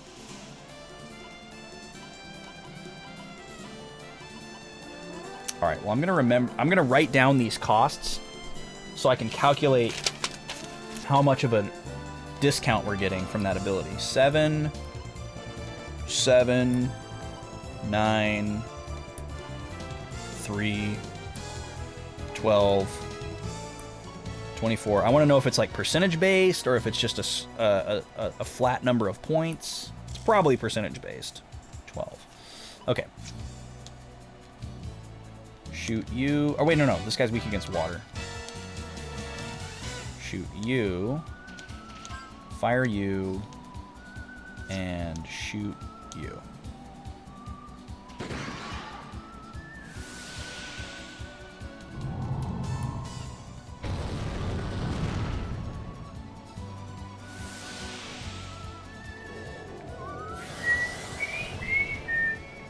If it made the other ones... Oh, yeah, if it made the other ones lower, it'd be a bit OP. It really would be. Like, if we had, like, half the cost to be able to use everything, or to use a spell on everybody instead of just one person, that would be insane. Alright, let's see if we can get this guy to drop a blue bracer. How amazing would that be? Oh! Oh! Okay, we've got somebody with good luck. No best. Nope. I'm assuming that affects the drop rate. How do we influence luck in this game? That's what I want to know. I'm going to take a quick bathroom break here. And I'm going to run just a 1-minute ad just to keep the pre-rolls down for the unsubbed. But you're not missing anything. I'll be right back.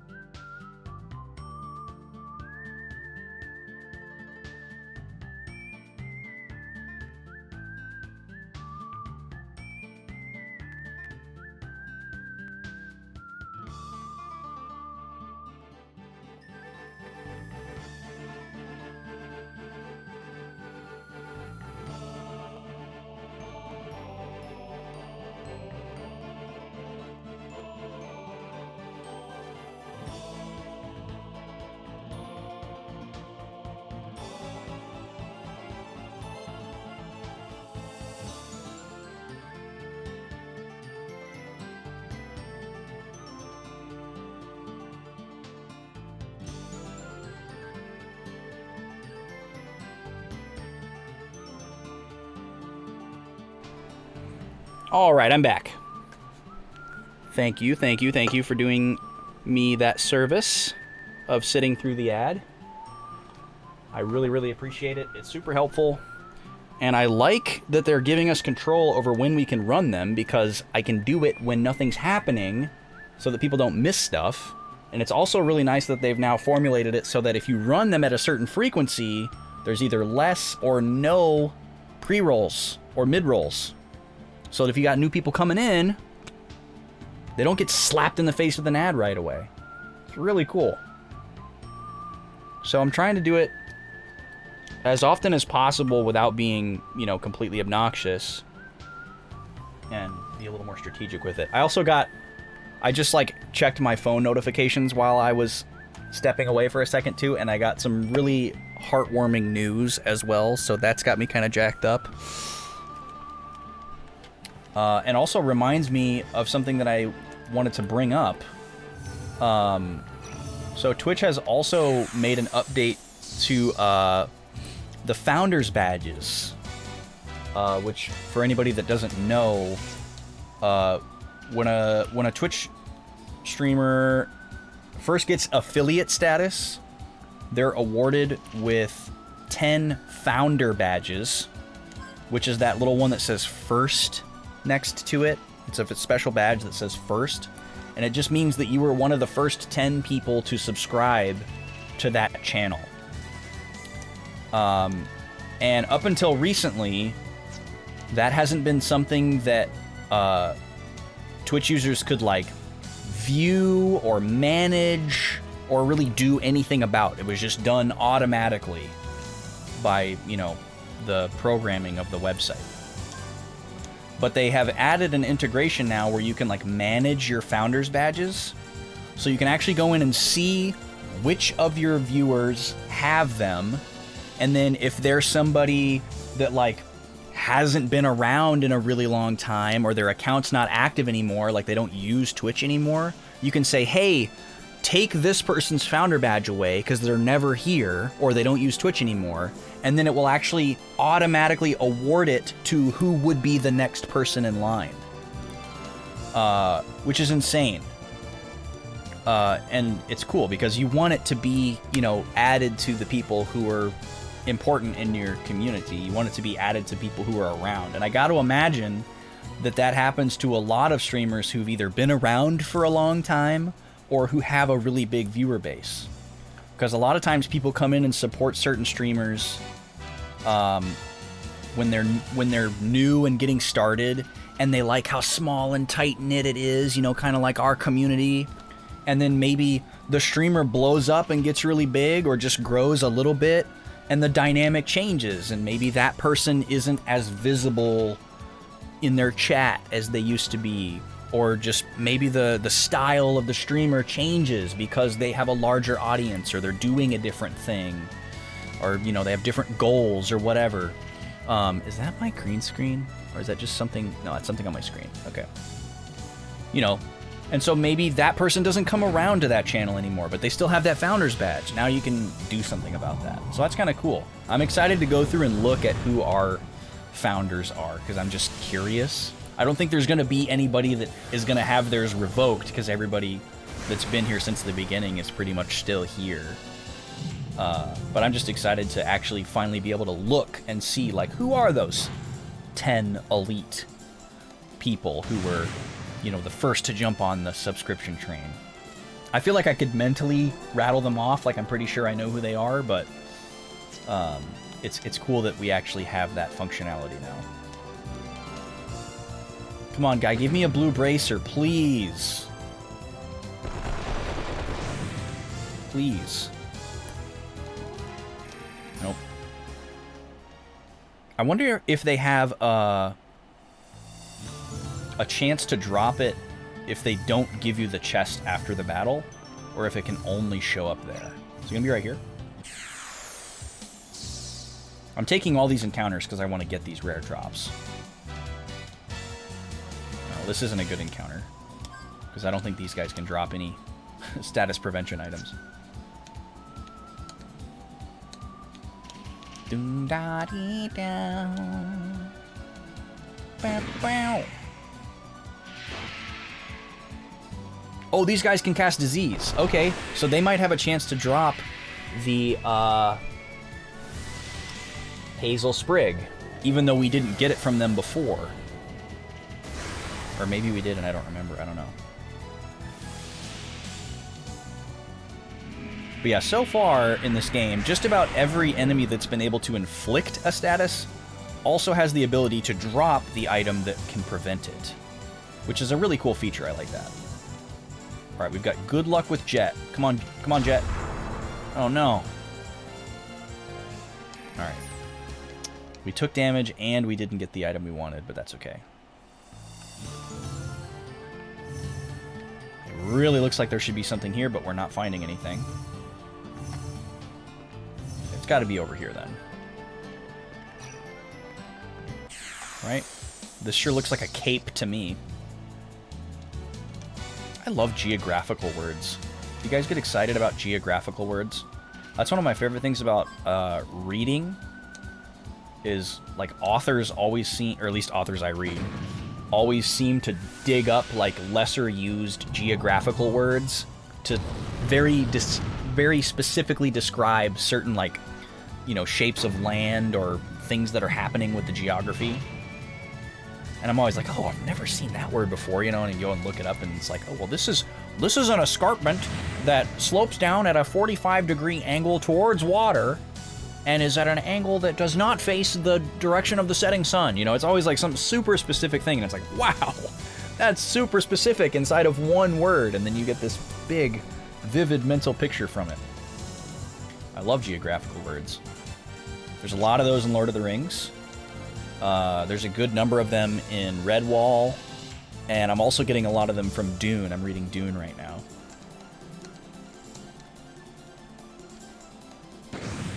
Come on, Blue Bracer. Come on, Jet. Yes. Yes! There we go. Another Blue Bracer. Love to see it. Okay, who are we going to give that to? Who doesn't have it? Gallows doesn't have it. Virginia doesn't have it. Oh, nobody has it except for Clive. Okay.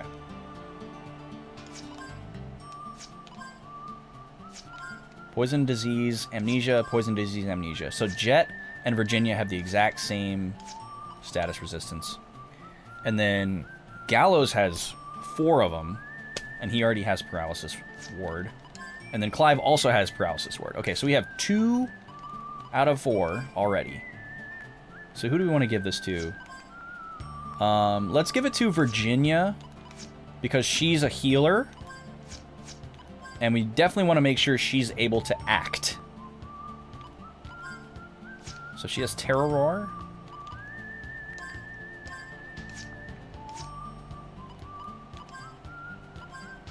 And then let's get rid of this.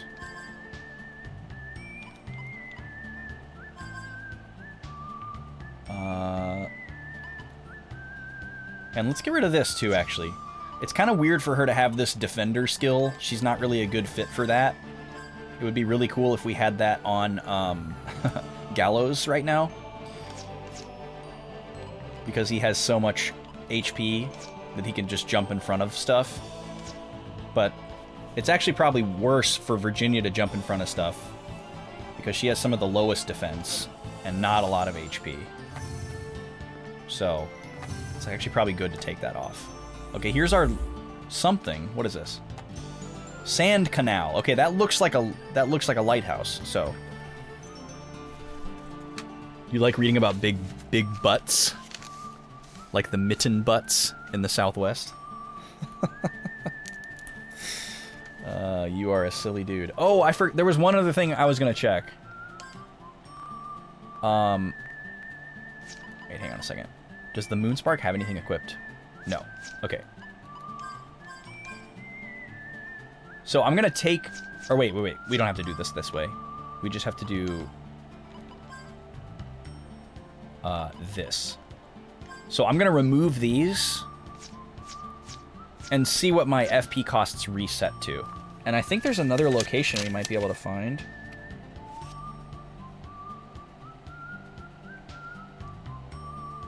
Ruins northwest of Little Twister. That could just mean this. Because we are northwest of Little Twister right now. So I think it's all pointing us towards the same location. I'm going to go back to my horse.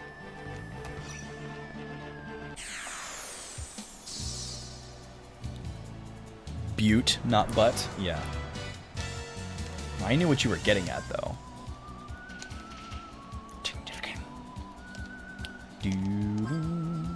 Oh, wait, I forgot to look.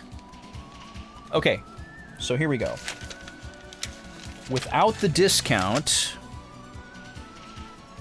10... 10... 12... 4... 16... 32... 24... 16. Okay, so this is like a math problem now. It's definitely a percentage. That much is plain to see. So we had 2 points in that stat. And it went from 32 to 24. So it's like I mean, if we're looking at 10 to 7, that's easily equated to a 30% decrease in cost. So is each tick lowering it by 15%?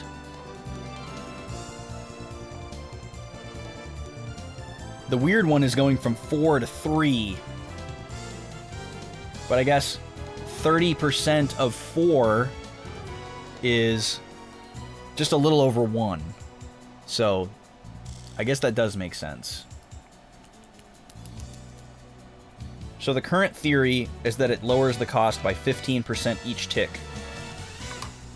Unless it's like a, you know, parabolic type of exponential scale. So I guess we could put it on level 1 to test that theory.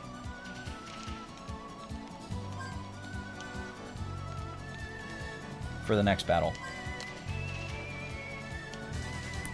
See what happens there. That would settle it.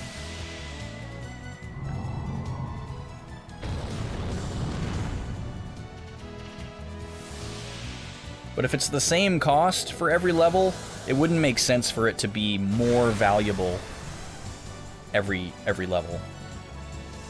So I'm gonna guess it's a fixed percentage for each tick.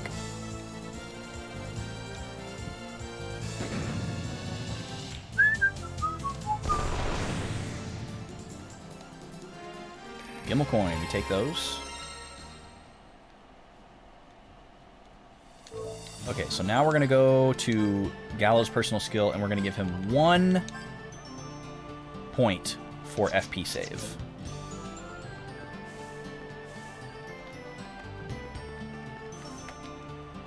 And see where it puts the costs.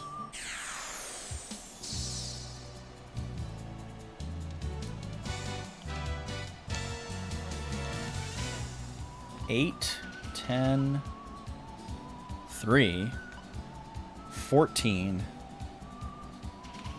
28, 21, 14. What a beaut! Wow! What a beaut! That's pretty neat. Okay, 8, 10, 3, 14, 28, 21, 14.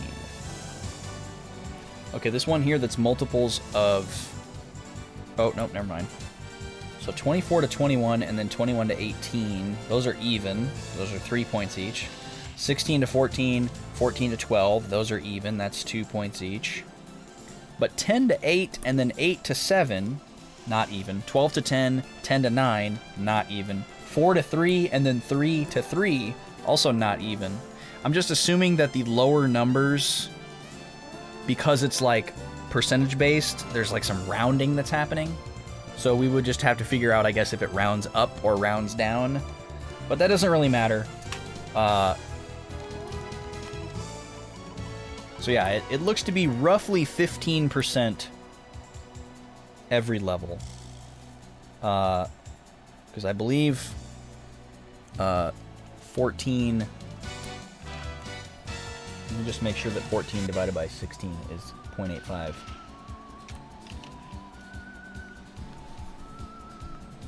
Yeah, calculator, come on. Come on. Where are you?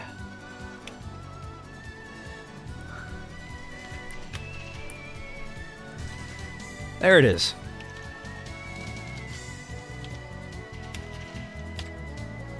Oh, it's 88%. Okay, so maybe it's like 12.5% every tick. Because we went from 16 to 14 and then 14 to 12. But yeah, 12 out of 14 is 85%.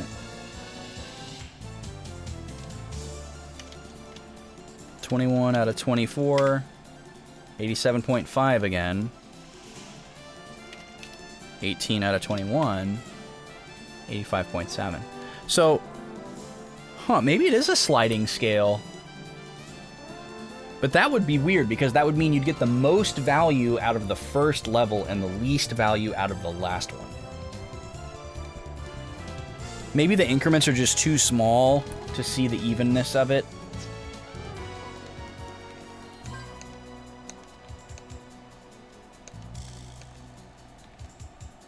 And maybe it is even, and there's just some rounding that's happening.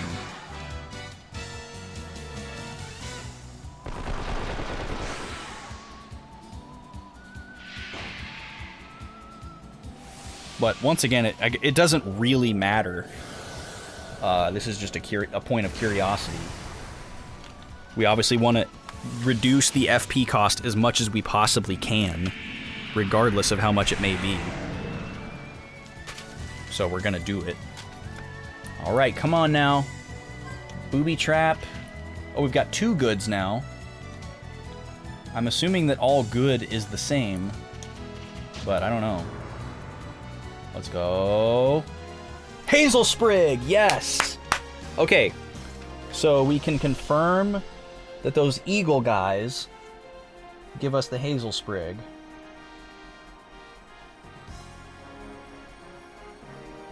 I'm just going to write Eagle Guy, because I don't remember what those guys are called.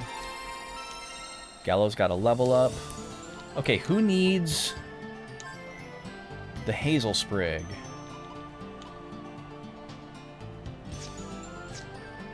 Actually, that might be the one that we don't need. I think everybody resists disease. Yeah, so we actually don't need that one. So I got excited over nothing.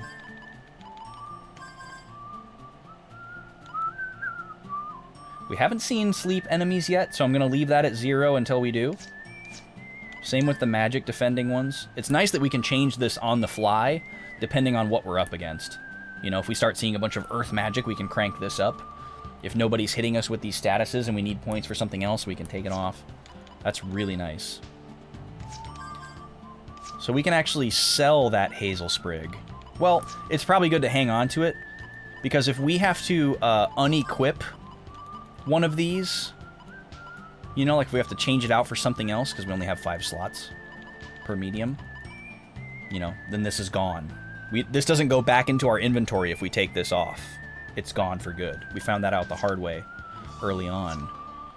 And we also don't know, like if I go and release this medium, we don't know if these little equipment items go with it. It's possible that if I release this medium, that all 3 of these items get deleted. We don't know that yet. I could save scum and find out. But it doesn't... until we get put in a situation where we want to do that, you know, I'll test it then. I'm going to do another save here in case we get randomly bodied by something. And we've just kind of done a lot of stuff. Oh, Actually, we left here kind of unexpectedly. I'm gonna go back to the back of the town here and see if anything different happens when I go in that basement thing. Oh, it's almost break time. In about 15 minutes, I'm going to take a break. Just as a heads up.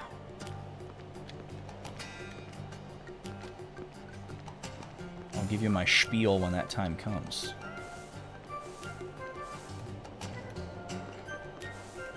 Alright, so down here, we found this somewhat hidden door. Small device with a thin slit is attached to the wall. So it very much seems like we need a card key here. There's like a number pad looking thing, and then a little slot that looks like an ID badge would go into it. So it's oddly technologically advanced for our known game world here. Austin going to Evan's big green burrito on his break? Oh my god. Okay, so that would look something like this.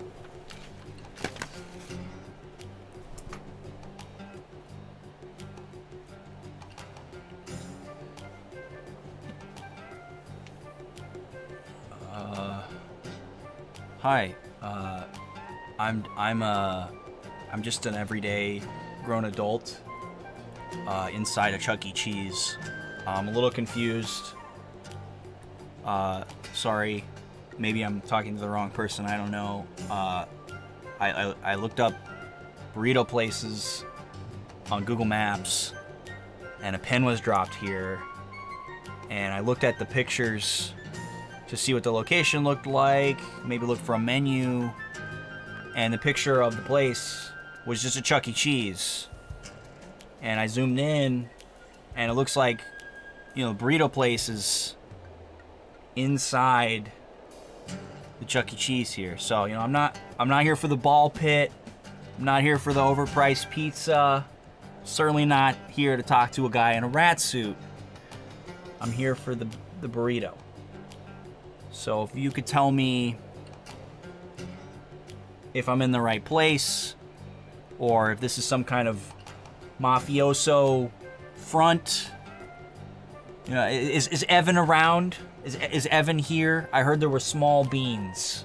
I'm very interested in beans that are a different size than any other bean. I've never seen anything like that before. Do you have the small beans? I'd really like to see the small bean. Even if you don't have the burrito, I would just really like to see. I've been hearing about these small beans. There's a review. There's a review. He didn't like the small beans, but it's piqued my curiosity. I think I might like the small beans. So if you're afraid to show me the small beans because you think I won't like them, that's not it. I think I'm ready to see them. So if you could just bring those out. We don't even have to do the whole burrito thing. We don't even have to exchange money. If I could just see these small beans, that would really. You want me to leave? Okay. No, I understand. Yeah. People are looking.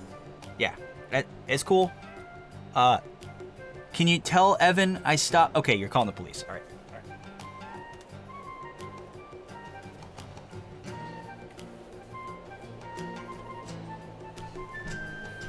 That's probably about how it would go if I went by myself. But since Danny said he'd go with me, we can team up. And then we can both be awkward. And then he has children, so he could bring his kid as like a cover to make it look more like we're supposed to be there.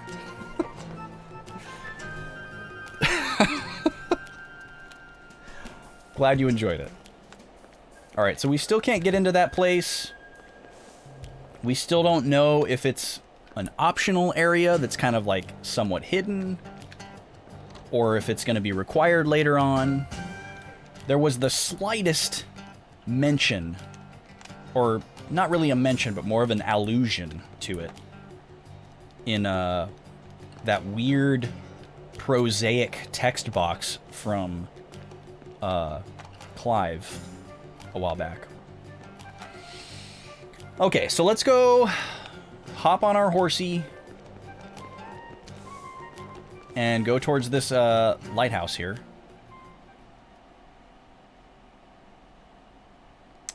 Because it looks to be our singular destination. Dang, I'm fast. And the fact that you can, like, change direction while you're dashing.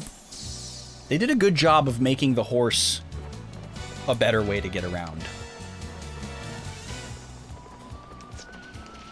Okay, water.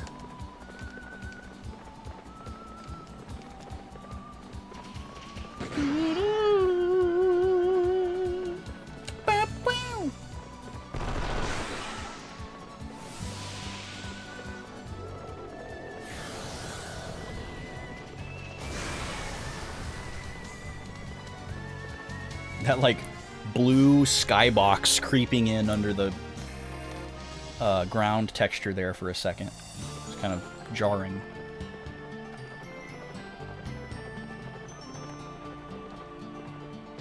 Stops on a dime. Alright, the Sand Canal.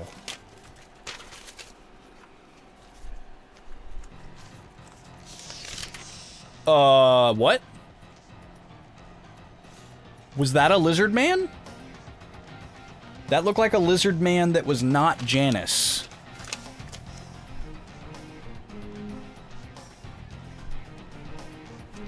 This seems like a good stopping point for break time. So why don't we just go ahead and run the break time a little bit early?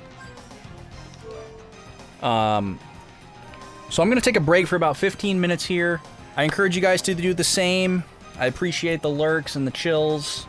We're about halfway through stream, so there's plenty more to come. But take a moment to rest your eyes from the screen. Use the restroom.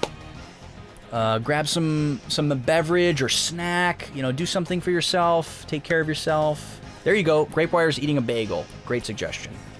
Just rest. Or if you've been sitting down, get up, stretch your legs, get the blood flowing. Maybe change your position to take the stress off of one area. Just make a little adjustment. And I will return... Let's see. I will return at 9:07-ish. I'm going to go to the BRB screen. I'm going to run as many ads as Twitch will let me to cut down on the pre-rolls. And then I'll run another string of ads before I come back from the BRB, just to stave off as many pre-rolls and mid-rolls as possible. Thank you guys for sitting through those. It is literally the easiest way to support me. It doesn't cost you anything. You don't have to throw out bits. You don't have to throw out subs. Just sit through those ads and you're helping me out. I really appreciate it. But, obviously, if you want to throw out subs or bits, I'm not going to stop you. We got rewards for you if you decide to do that. But yeah, I'll be back at 9:07. Enjoy the break, guys. I'm going to put some music on for you. Those of you who are subscribed will get to enjoy the tunes. Thanks for being here, guys. We'll be back in a little bit.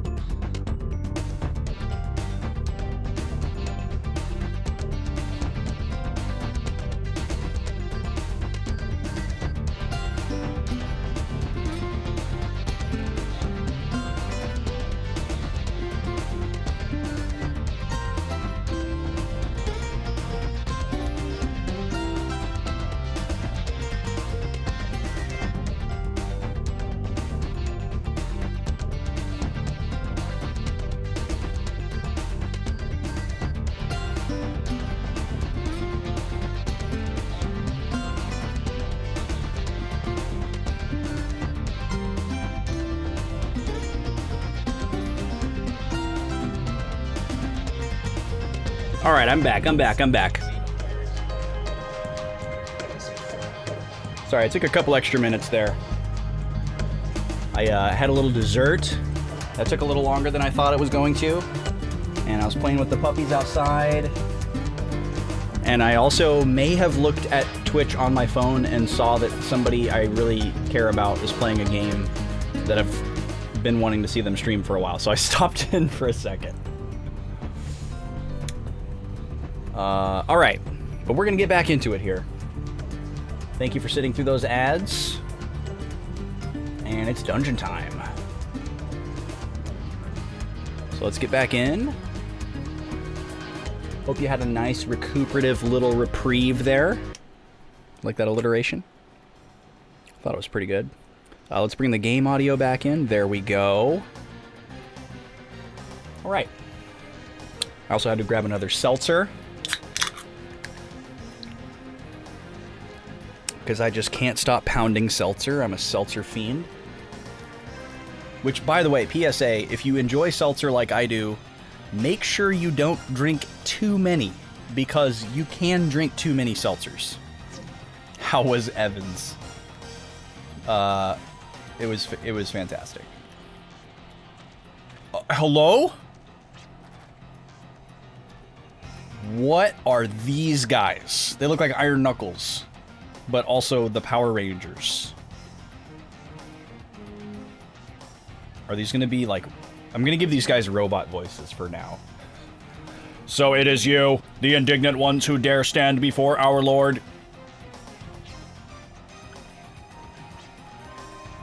Ew, what a weirdo. Insolence. Death awaits those who dare mock a knight. Yo, Dante, welcome in. By order of His Majesty, none shall pass. We Huskarls protect him with our lives. Oh, these are the Huskarls. Okay. I wonder if they're going to have elemental affinities based on their color.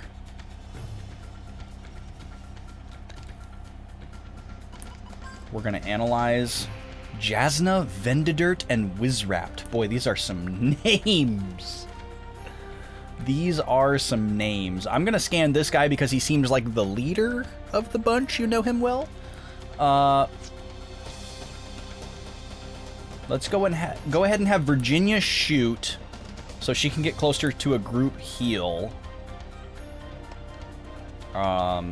Since Gallows isn't attacking. We'll go Fragile on Vendidert. And let's increase evasion on the character with the lowest, which is Gallows. Maka Knight, is that related to a Meta Knight?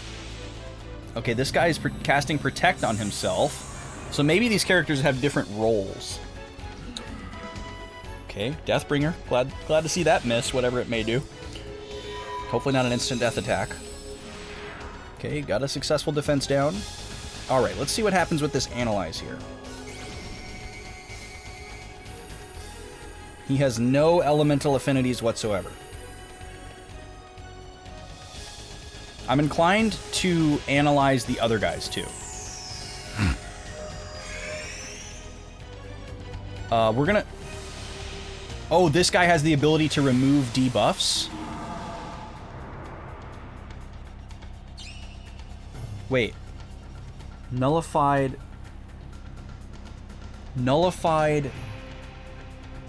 Gallows Arcana effect?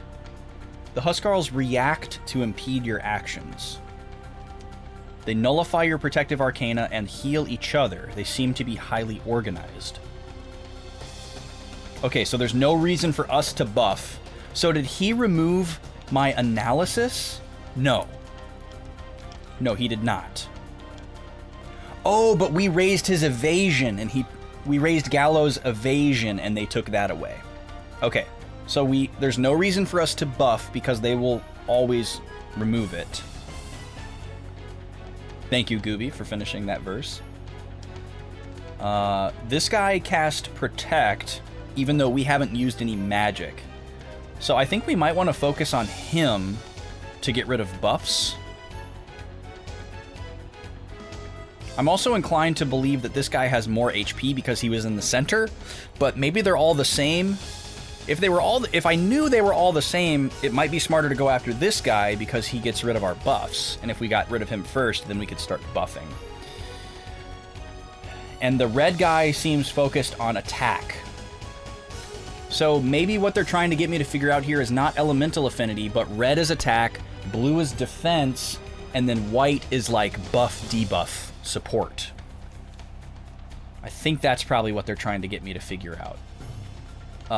The helpful text told us that they were going to heal each other, but none of them have actually used a heal spell. But I'm going to assume that it's going to come from the blue guy. So we're going to focus on the blue guy.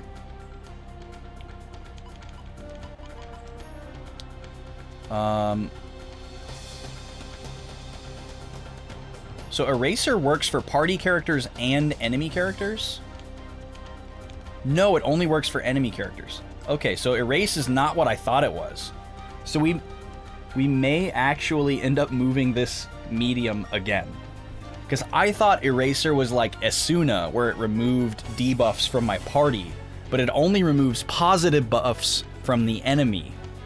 And I don't really see a situation where we would want to use that on all enemies.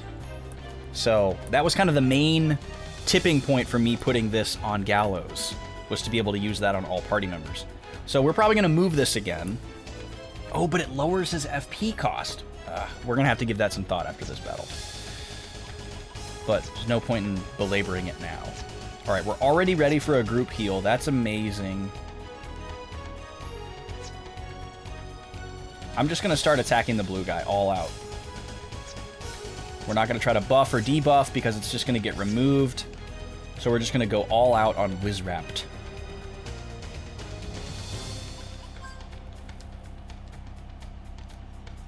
We were successful in putting the defense down on this guy, so I'm going to go ahead and put it on him.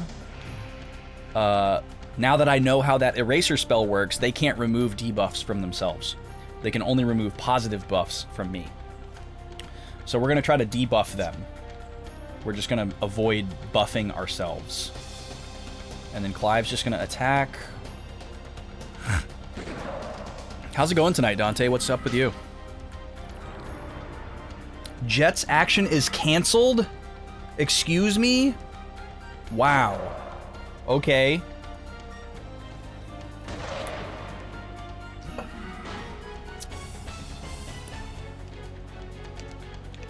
Well, we'll try that again and see if he tries that same deal.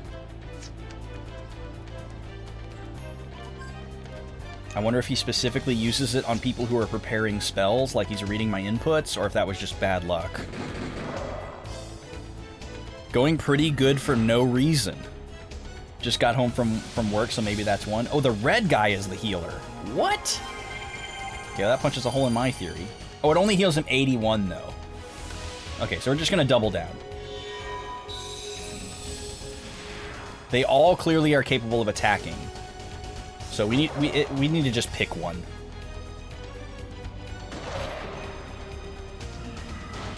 They're not going to be able to, like, get ahead of me on healing, and that's really all that matters.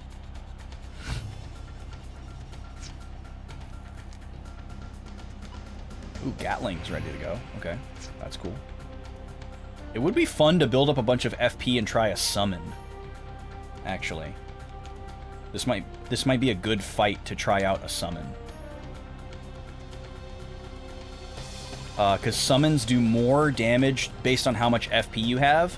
So we could try to get Gallows up to max FP. He has the highest magic attack, so...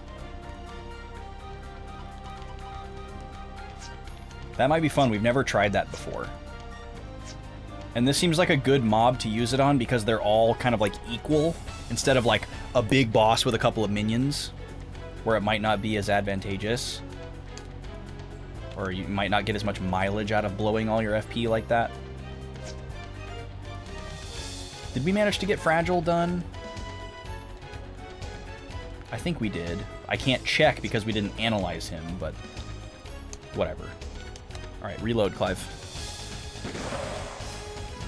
Yeah, a lot of the boss fights in this game have actually been really creative. Oh, that guy made me change targets. How did he do that? Oh, he's already down. The blue guy's already down. That's why he's kneeling. That's why he's T-bowing. Okay. Well, never mind. That blows a hole in my summons idea. We might not need to. These guys might be kind of weak. We're going to go for the red guy next because he can heal.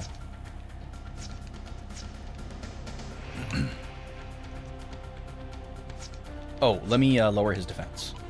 Fragile. Lock on.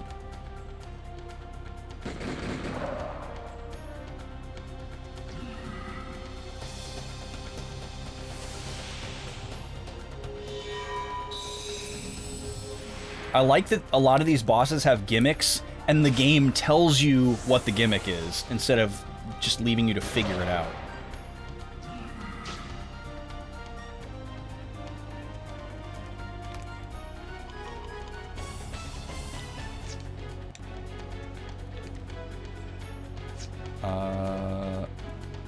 Yeah, we're just gonna shoot.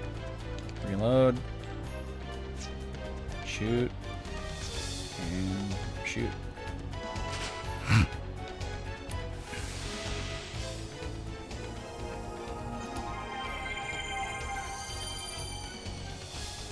He got a little bit more out of it that time. But that's okay.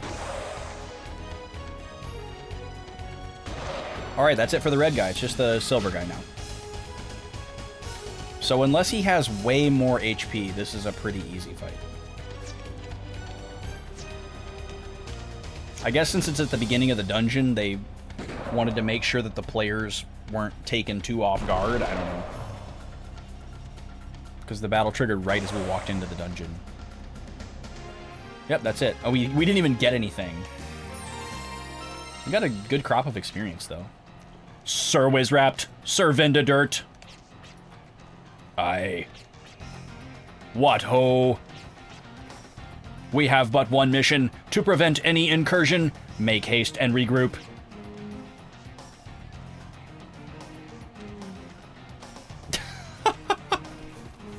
Are these guys supposed to be comical? Or is it just comical because I'm imagining them with robot voices? Them staring mouth agape as they run away makes me think that they're supposed to be comical.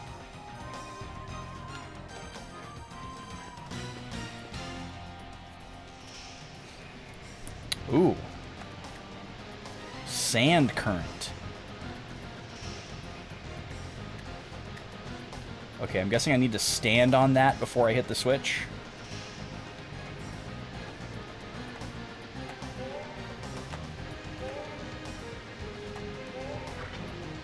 Yep.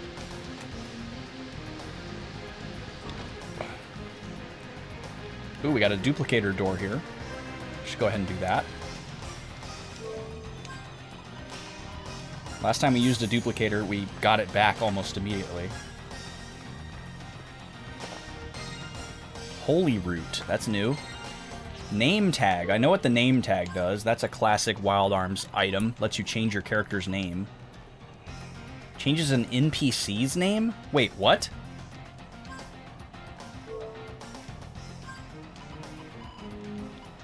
Change an NPC's name, like, hey you. Yeah, what's your name? Yeah, not anymore. Now you're Davey. Like, now your name's Poop Hat. Holy Root cures all status ailments except Fallen. That's a good item. So it's basically a remedy. But it won't bring you back to life. That's really good. Really good. My favorite.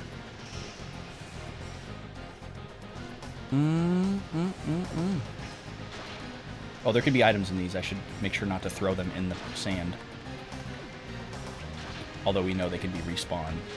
I'm probably going to need these for something, and this is a dumb idea.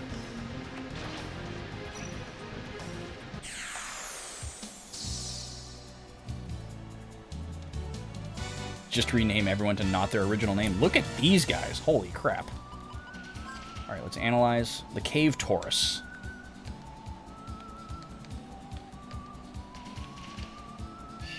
Those are intimidating horns.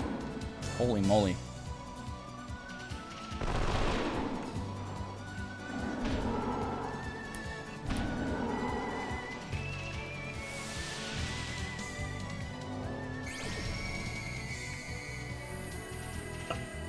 Okay, they're weak against wind.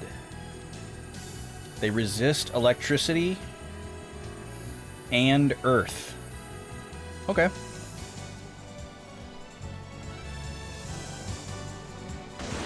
They look like bowling pins. Yeah, they do have the little ring around the tips.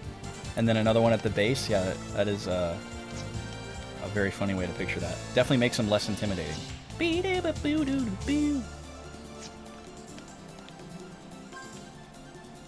Probably won't even get a chance to cast this wind spell because Clyde goes last, but we'll see.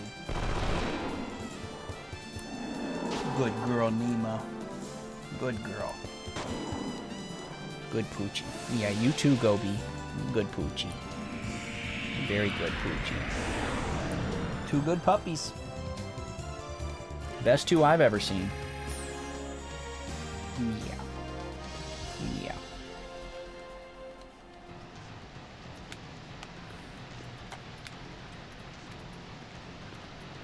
Oh, okay.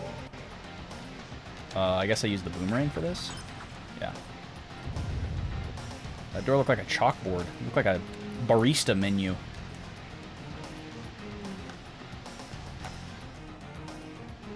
When the pins strike back. Yeah, that's the Big Lebowski sequel they're working on.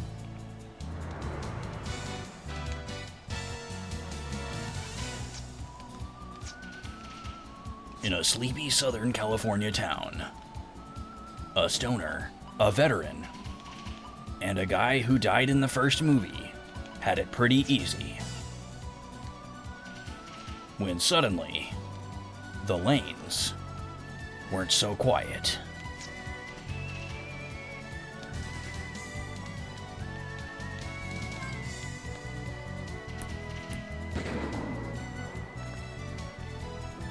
I'm gonna be watching Lebowski again soon.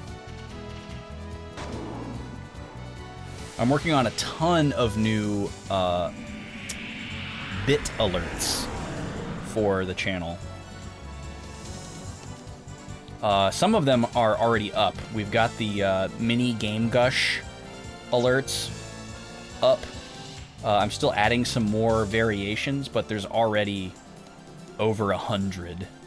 And we're nearing 200 variations. By the time I'm done, we'll be over 200. But those are only for amounts 85 to 99, which are kind of random amounts because they're associated with years. But I'm also working on a bunch of variations for 50, a bunch of variations for 100, and then also some stuff for 200 and 300. So, and maybe some others too. Some other like common amounts. We also have an alert for 123. We have an alert for 255. Stuff like that. But I just want to add more. And one of the sets of variations is going to be Lebowski, and I'm very excited about it. I'm going to compile a bunch of Lebowski moments. And it's going to be a challenge because they're all going to be Lebowski moments that don't feature any swear words. Which significantly trims down the amount of available material.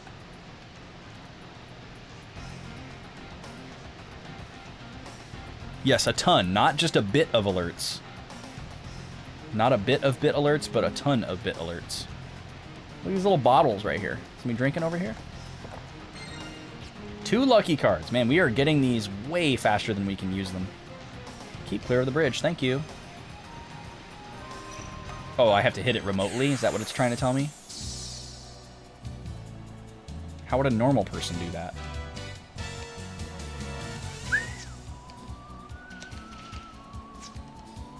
Okay, so wind is the ticket. Boom, boom, boom, boom.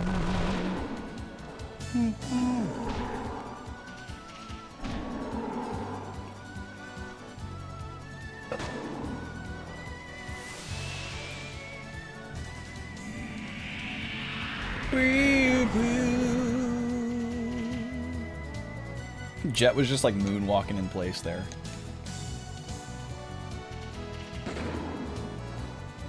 These guys seem to have pretty high physical defense compared to other enemies.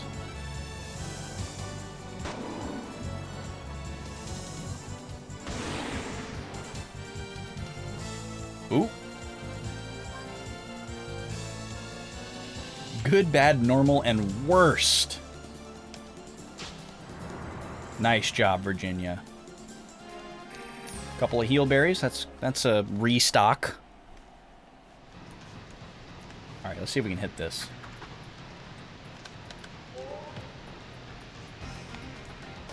No. Keep clear of the bridge. Thank you.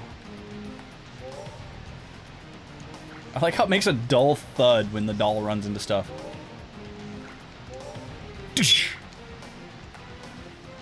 So obviously this needs to come down.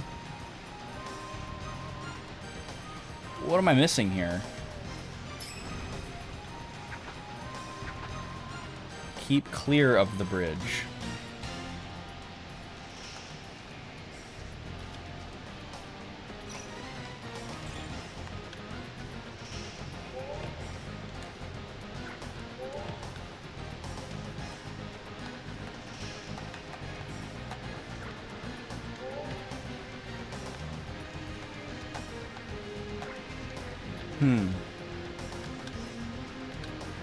I mean, I don't see how it could be anything other than Boomerang or the doll.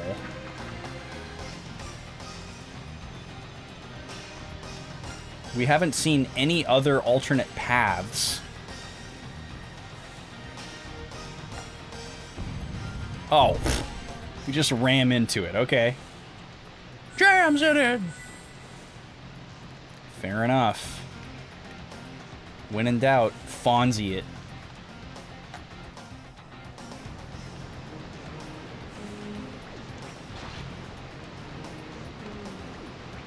Alright, well these weren't associated with a puzzle in the last screen, so I'm just going to smash them in hopes that I find an item. And we didn't.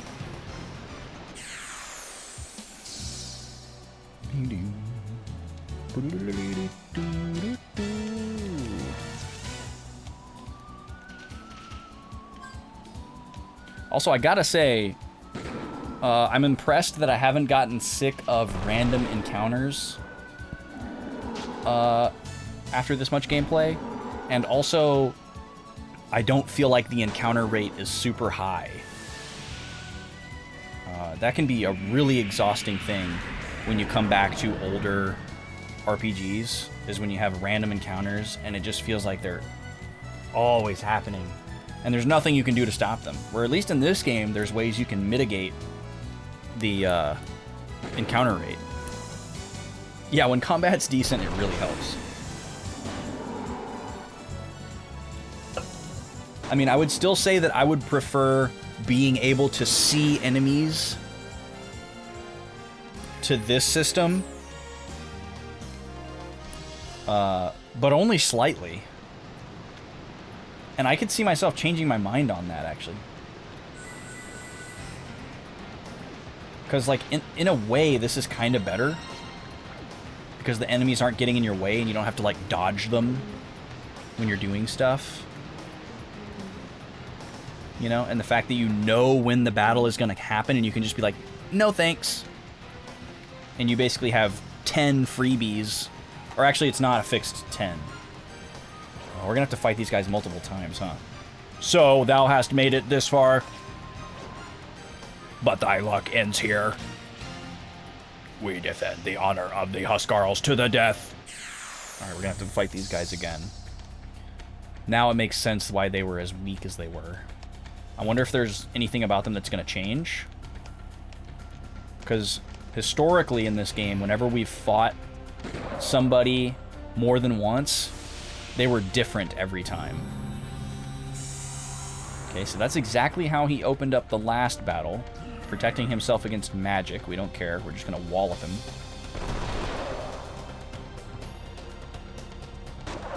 Only thing you can do is become OP and one-hit everything? Yeah.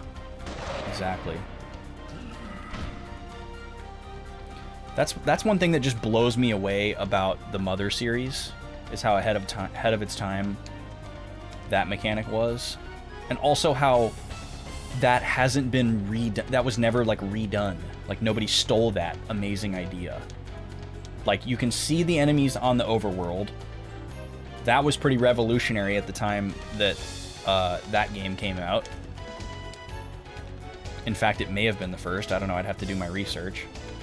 But not only that, if you were a certain percentage over-leveled from the enemies in that area, you would just instantly win encounters. You'd come into contact with the enemy, and you would just instantly win instead of going to the battle screen, and you'd still get the experience and the money from defeating that enemy, but you wouldn't actually have to do the battle. And that's such a cool idea. It's genius. I don't know why more games didn't implement that. And then, you know, like being able to physically see if you're getting a preemptive strike or getting ambushed based on if you ran into the enemy's back or if they ran into your back. Another super genius idea.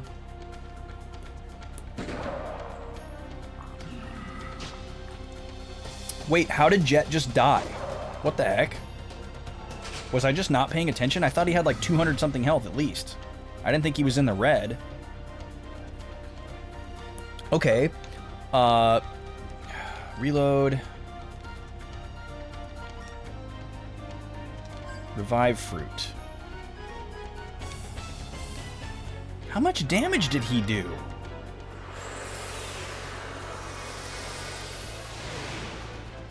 Okay, please don't kill him before I can put more heal on him. I guess I should have followed up with a a heal berry. Okay. Okay, we're good. And I'll have Virginia use the berry, because she goes first.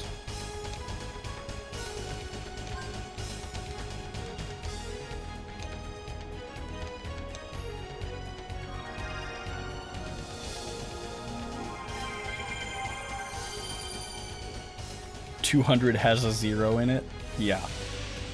Okay, he's gonna heal himself. It's fine. So for the most part, it looks like this battle is exactly the same as the first one. We haven't seen anything that indicates that it's different. Brass Zapper. I don't remember seeing that skill last time. Maybe that's new. Oh, no, we're not going to punch him. I've never tried the I have no ammo left melee attack.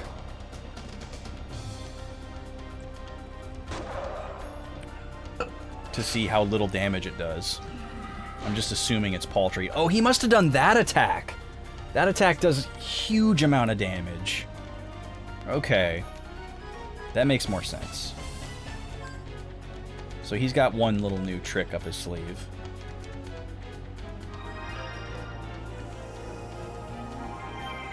The punch could be stronger than the bullets. Wouldn't that be funny? Wouldn't the joke be on me if that was the case? You invest all this money and upgrade into your arms that are like the titular component of the game, but it's better to just use your unequipped fists on these armored knights. Yeah, that would really be a slap in the face. I don't know why I'm using my regular attacks. I have all these like hyper powerful attacks ready to go.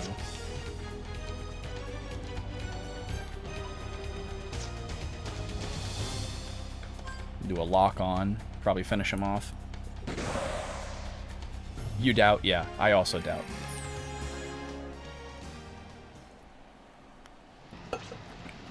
Impressive. Curse us. Our Lord shall not see his plans fulfilled. Oh, fickle fortune. Huskarls, forgive me. There's a green one! Hail, brothers! Let our true wrath be known! Wait, there's more? And what's with the green getup? How the hell should I know? Just another creep, that's all. Oh, Jastook. Our bonds are thicker than blood. Our powers are greatest when the four become one. Make way for the Huskarls. Are they gonna go full Power Rangers and like become a Megazord here? Wow, back-to-back fight. Doesn't even give me a chance to heal. Okay, well, we're gonna see some new tricks here for sure. Let's analyze the green guy. See if we can learn anything. And I'm just gonna start shooting the blue guy again. Assuming that he's playing the same role.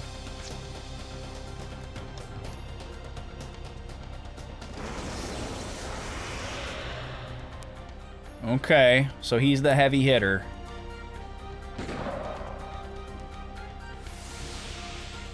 Yep, he's opening up with Protect. That's not surprising at all.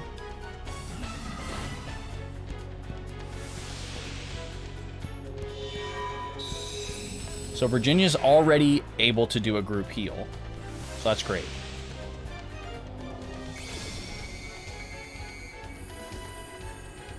Okay, from everything we can tell, he should be the same. No elemental affinities whatsoever.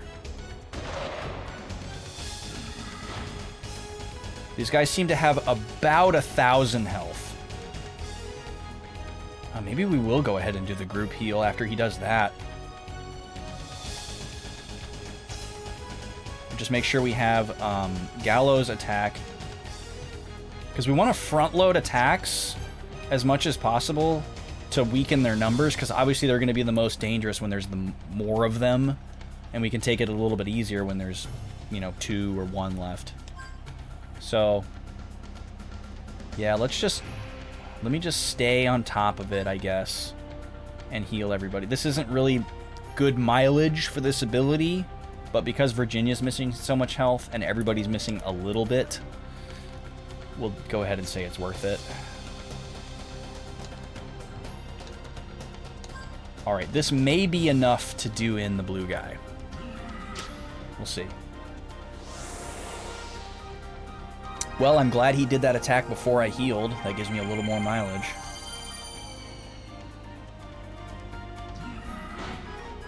Weasel size. Gallows action is canceled. That really sucks. That's a weird name for an ability. Yeah, the green guy looks cool, doesn't he? And just like the Power Rangers, he's like the extra, more powerful one. This game is made by Japanese people, so I wouldn't be surprised if they were, you know, referencing Super Sentai or something like that.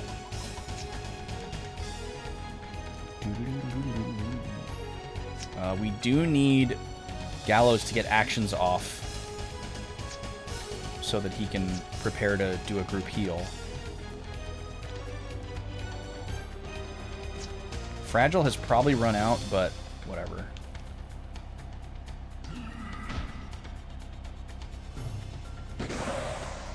Oh, he died this time. Let's go. Alright, so presumably this is the last time we're going to fight these guys. So I'm going to go after the red guy next, because he can heal. Well, actually, maybe it would be smarter to go after the green guy, because he's the one that has the big damaging attack. Yeah, let's do that.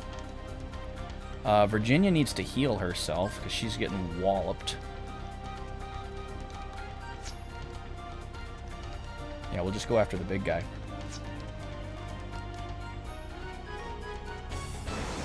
Oh no, Virginia's dead. Shoot, I should have used Accelerator. That would have been so smart. Now Clive is dead too? Oh. That's not good. Okay. Here's what we're gonna do. We're gonna do a group heal.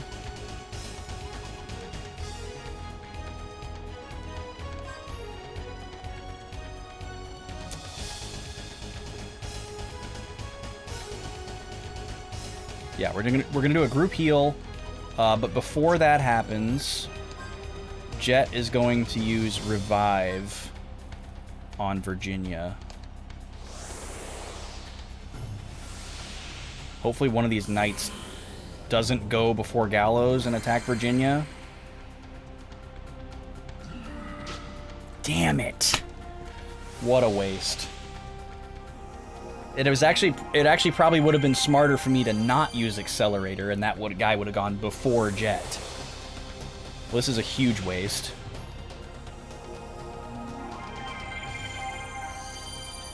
Yeah, it does have like it has like a pentagram and everything. Isn't that kind of funny? I think what we might actually want to do here is try to get rid of this guy before we bring them back.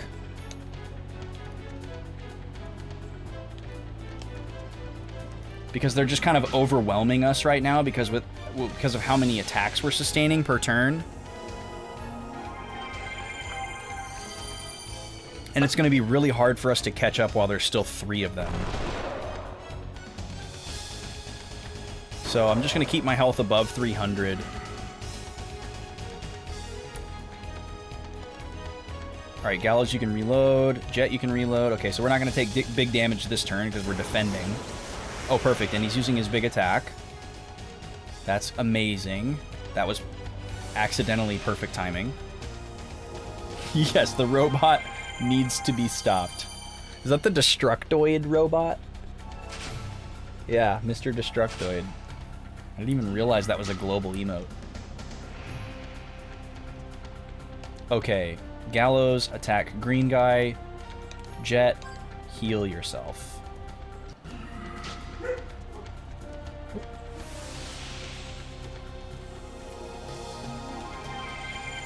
It's actually good that the red guy is trying to spam heals on the green guy instead of attacking us. Because even with one person attacking, we're most likely outpacing damage. So. Or more or less. There's that big attack.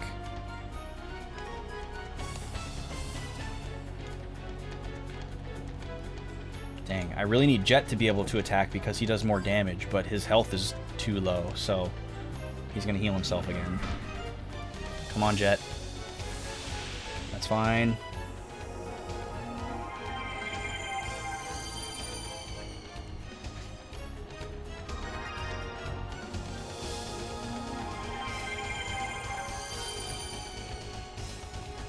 The green guy may have more health, too. Okay, good. Dang it. Yeah, we're not making any progress here. We're kind of at a stalemate. I need them to attack Gallows instead of Jet.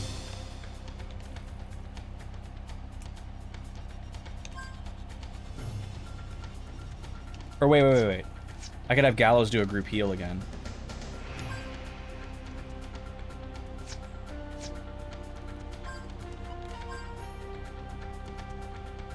Kind of a waste, but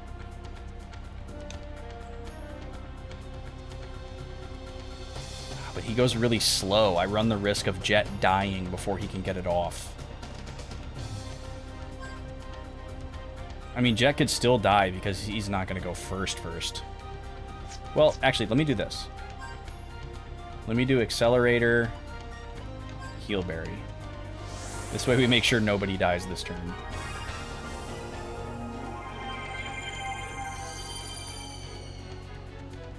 And then we'll get a little bit more from the group heal. Oh, perfect. Perfect that that's coming before the group heal. The group heal will basically negate that. So now they're starting to make progress on restoring the green guy's health, which is not good. But hopefully we can do some bigger attacks next turn.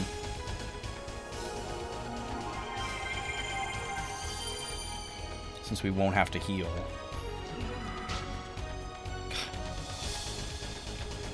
Okay. Here we go. Attack. Oh, this might be good to go for, actually. This will help us get ahead. Because, yeah, this guy's making a lot of progress now. Because there's been multiple turns where we have not attacked him. So he's probably actually ahead now. He's not at full health, but he's ahead. So that should help. Yes, a crit! Perfect. Okay, we're very well caught up there. Okay, I'm glad he didn't attack Jet. Okay, you defend. And you heal. Oh my god. This is really dicey. Why they got lightsabers? Yeah, I don't know.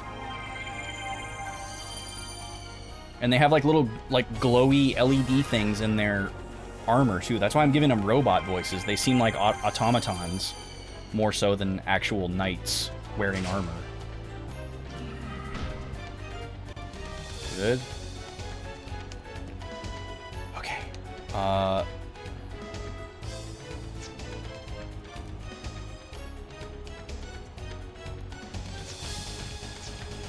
This is a little bit dicey, but I'm going to have both characters attack.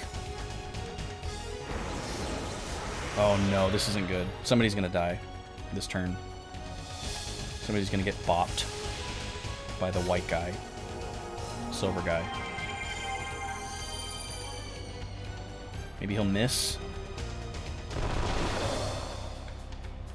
Could really use a crit. Nope, no crit. Oh, he didn't die! Amazing. Okay. Jet can heal him immediately. And then we can heal Jet. This is not going well. I don't know if I'm making the right decision here. We're playing this really unsafe. Alright, I'm going to use a potion berry on Gallows. So we won't have to heal him for a while. We can actually get good mileage out of this item. Don't die, Jet. Don't die.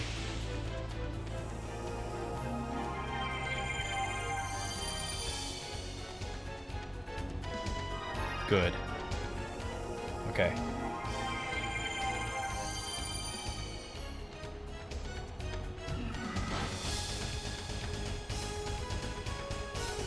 Okay. Let's see. Jet does more damage, so I'm gonna have Gallows focus on healing Jet. Unfortunately, heal only restores like 180 HP, which is really not enough. So we're stuck continuing to use these items.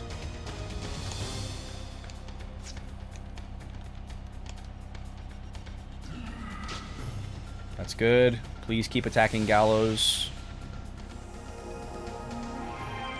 I want everybody to attack Gallows. Because if I don't have to heal Jet, if I don't have to heal anybody next turn, then we can make more progress.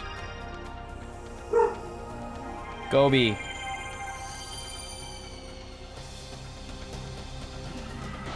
Dang it. Yeah, see, we're basically being forced into a situation where we have to heal Jet every single turn. Okay, maybe I should shift gears here.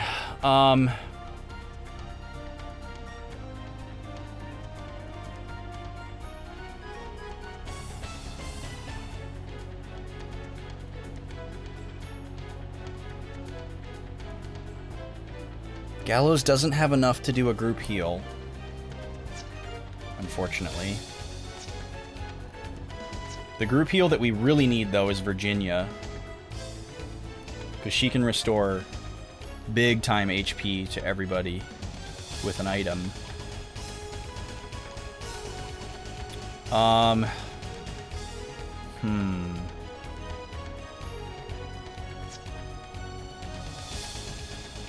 Jet dies this turn if I don't heal him.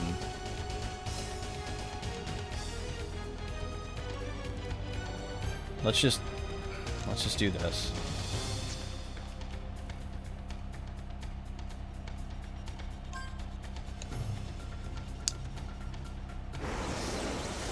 Crap.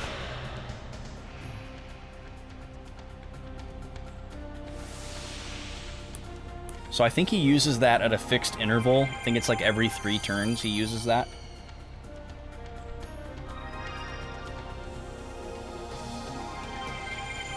We can try to count that out. Yeah, the two other party members are just resting up. Just chilling. I think I'm gonna have to shift and go after the red guy. Okay, Jet didn't get attacked. So that's exciting. Oh, this might be a good opportunity to use a summon as well.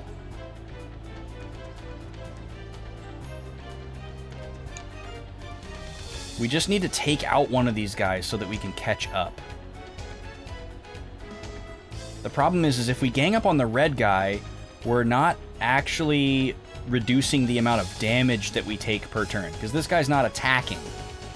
He's just healing the green guy and stopping us from killing the green guy.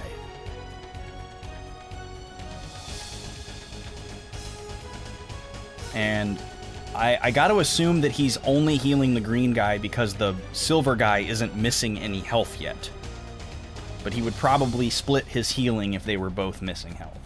So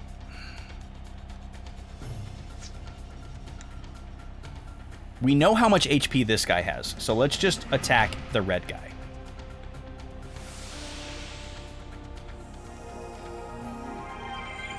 Let's just attack the red guy. See if we can get rid of him. Maybe we can get a lucky crit. Good. Okay, Gallows needs to reload.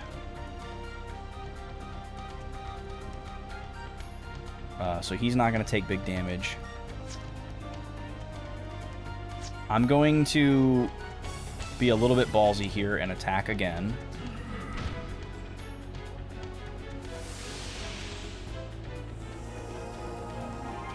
Yeah, he's just going to focus on healing the green guy. That's fine. We're just going to let that happen.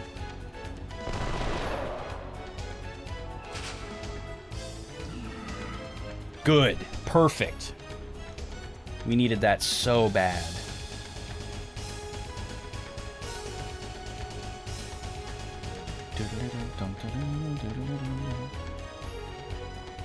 I think we need to do a team heal here. We have enough for 2, so we could technically do these back to back, which is great. Let's throw that in there. Jet's got a reload. Okay, good. We're gonna reduce damage from blocking.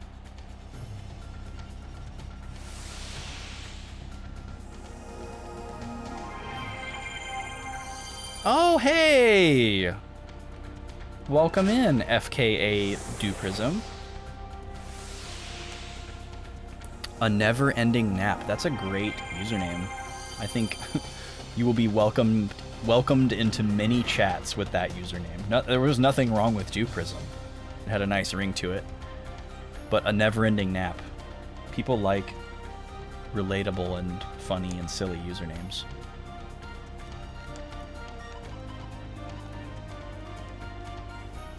I would probably shorten that to nap.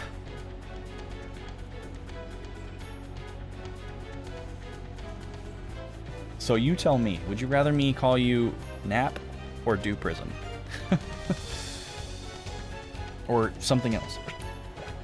I'm more the kind of person that wants to call you what you want to be called, rather than, you know, if somebody says, call me whatever you want, I'm like, what if I pick the wrong thing?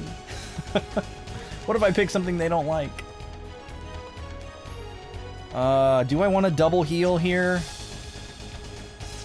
Probably should. As much as I don't want to.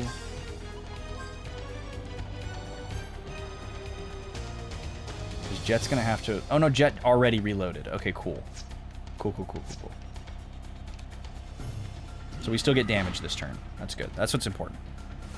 You've been playing fighting games a lot lately, so you took the name My Dog Ate My Inputs.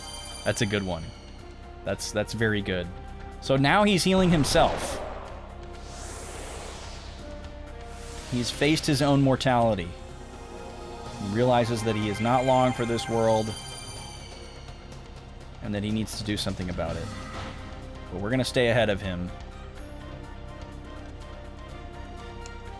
Now, let's see if the guy uses the lightning bolt attack this turn here.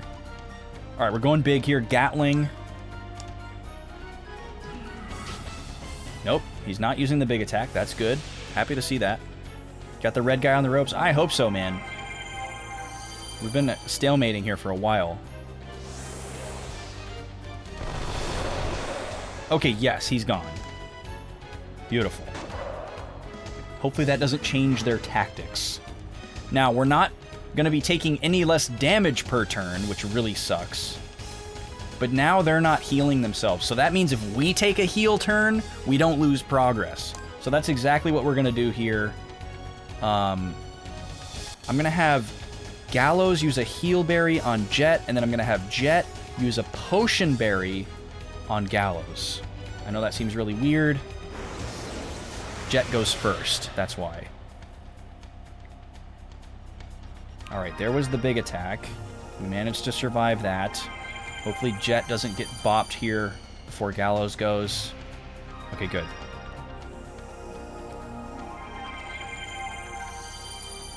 Okay.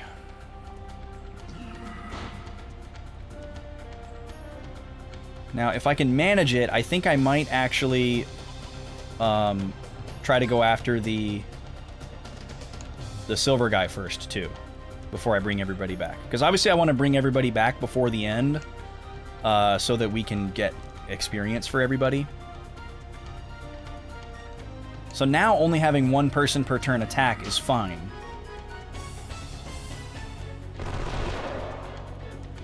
Because we're still making progress, and they're not going to be... You know, we can get away with chip damage because they're not chip healing. God, but they love to go after Jet. It's really annoying. I'm going to have Jet heal here because he goes faster. Actually, I'm going to do a double heal. Oh no, he's got to reload too. Well, obviously we're going to prioritize healing. Please don't get bopped. Good. That was very risky. I'm glad it paid off.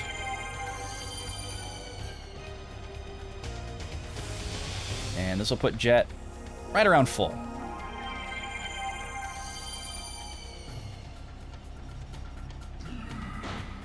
God, if we could get a miss on one of those, that would be insane.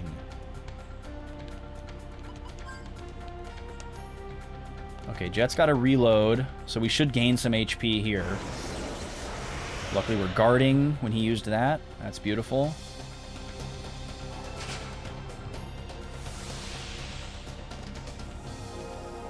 Yeah, I think it's every third turn he uses that. When you eat Doritos and shards of them get stuck on the top of your mouth, is that chip damage? Or nacho damage? That is definitely chip damage. 100%. Sometimes damage can be damage inflicted by a chip, and sometimes chip damage is damage to the chips. Okay, heal Jet. Shoot Vendedirt. Good, yes, keep attacking Gallows, please.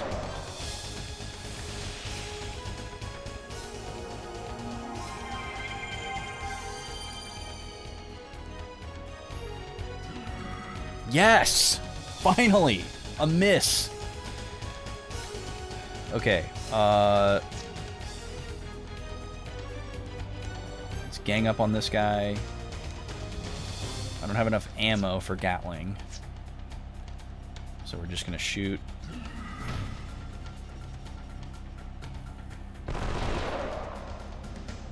Please kill this guy. We gotta be really close. Okay, they both attacked Gallows. That's really good. Gallows, you can go ahead and heal yourself. Okay, hopefully Jet can finish this guy off with Gatling. Oh boy, here's the big attack.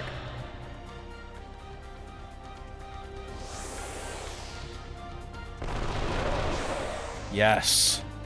Okay. Now we're going to try to catch up here. We're going to try to get Virginia and Clive back in the action here. Gallows has enough for a group heal. This guy goes before Jet. So we want him to go first so that he won't bop whoever we revive. So we're going to revive Virginia. Oh, no, wait. Gallows is going to heal everyone. And then Jet is going to revive Virginia, because Jet's going to go first. But not before this guy. And he's going to miss. That's beautiful. All right, this way Virginia doesn't get bopped when we bring her back. Why did she revive with 1 HP last time? Oh, because we used the revive spell rather than the fruit. Gotcha. Which is what I should have done, but that's okay. We'll do that next turn. Okay, once again, this guy's going to go first.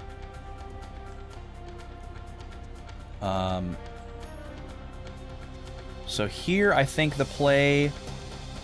Gallows needs to get ready for another group heal. Well, actually, Virginia is the one who needs to go for a group heal. So let's have Gallows use a heal berry on Clive. And then Virginia's going to shoot. And then Jet is going to use revive on Clive. A miss. That is so good. All right, a little bit of FP for Virginia. All right, Clive's back. And then we get him out of kill range. I think we're going to see the big attack on this next turn here. Okay, so now everyone's just going to attack. Everyone's out of kill range. Everyone's just going to attack and build up FP. Except for Jet, who's going to reload. Yep, here it is, Corda Avesta. That's fine.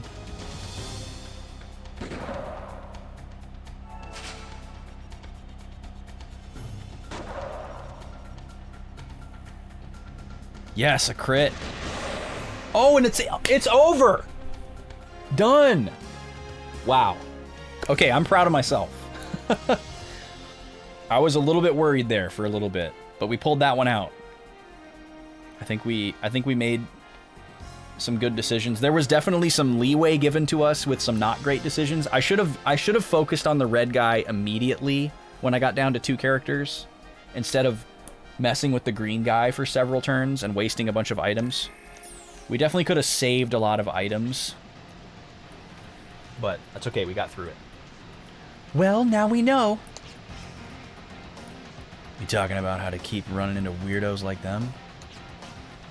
No. You mean how it seems someone's trying to stop us? Yeah, that's it. It's like some force is watching us from the other side of this tunnel. And they've been trying to prevent us from reaching the Guardian Shrine.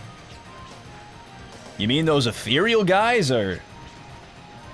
They're in cahoots with Janice, and they're waiting for us. I do not want to fight Janice again. My God. Okay, we can't use healing spells outside of battle, which is kind of weird.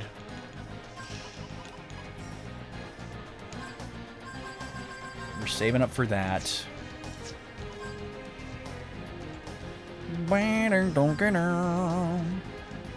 I guess we can add that since we're not working on Defender.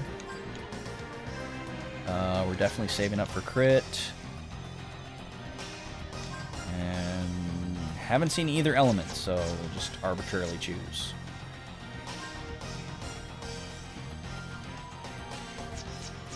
Well, I'm going to use random encounters to heal.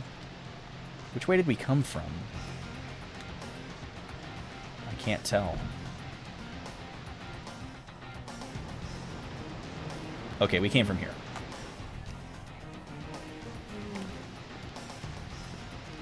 It's a little risky, but we should be fine.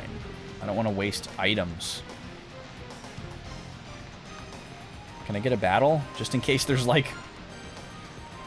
Maybe there's no encounters in this room because it's considered a boss room. There we go. Okay. Okay, perfect. Only one guy.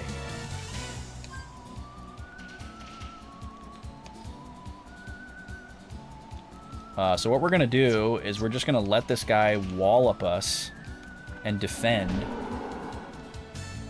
I'm just going to spam heals until everybody gets at least close to full. So bear with me. This will take a while, and it's a little bit pedantic. So please forgive me.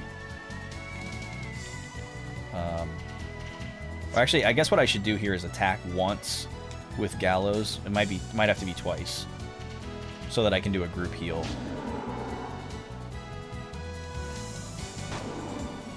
Yeah, I'm gonna have to do it one more time.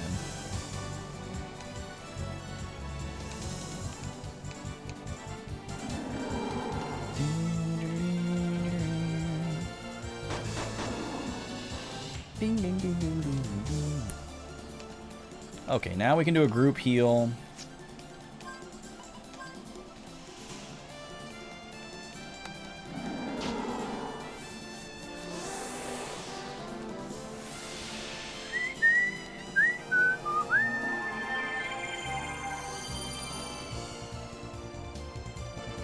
Sweet. And we'll have Virginia attack as well. See how much mileage we can get out of this guy. Okay, he's dead. That's right, we did get a crit. I'm going to do that again. And this time I'm going to have Virginia attack as well. Oh. I did not think that that was going to be a thing.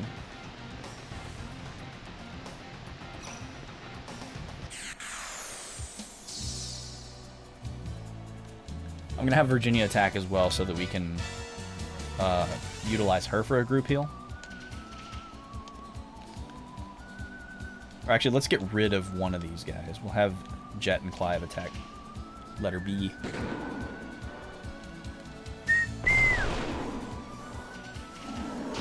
That'll minimize how much damage we're taking.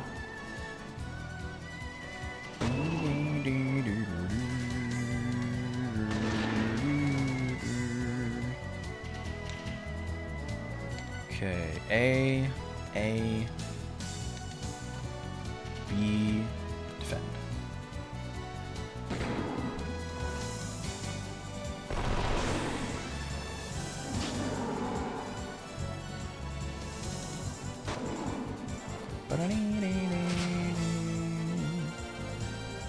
Okay, group heal and group heal. I'm okay with using one berry to heal everybody 300. That's good mileage. Defend, defend.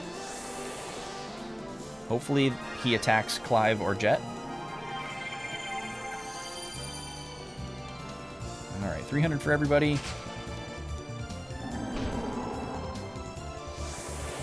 Nope, he attacked Virginia. That's unfortunate. Alright, so Jet and Clive are at full. Gallows and Virginia are close. Much better. Now we can get rid of this guy.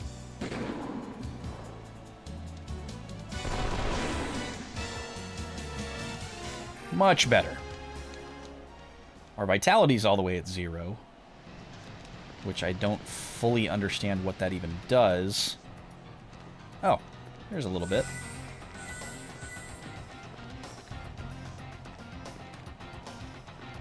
Okay, is there more than one way to go here? There it is, okay. It's the first time in a while there's been more than one path. Preemptive strike.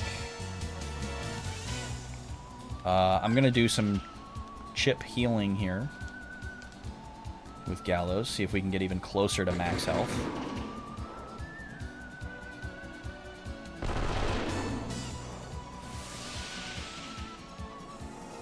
Because these are free. FP is not like MP.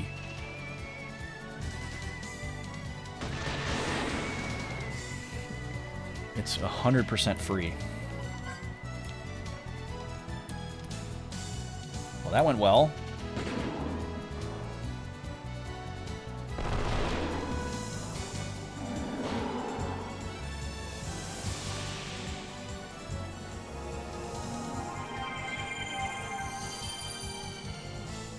Okay, Gals is at full now. But Virginia is lower than where she started the battle.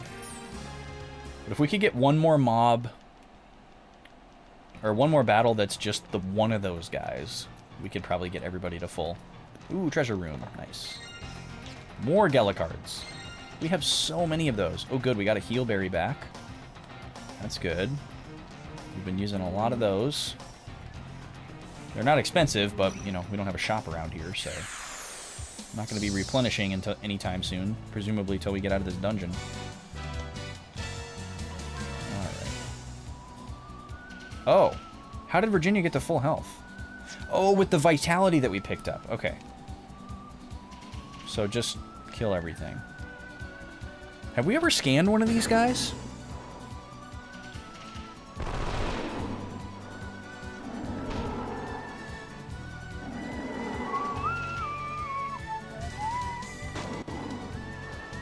Oh, yes, we have. They resist electricity and earth, and they're weak against wind.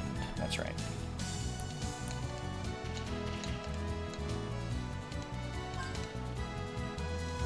I remember now. What a good sweet top. Alright, we're in good shape for health now. A booby trap. Okay, who's got good luck right now? Nobody. Wow. There goes our HP. At least we got a berry for it, I guess.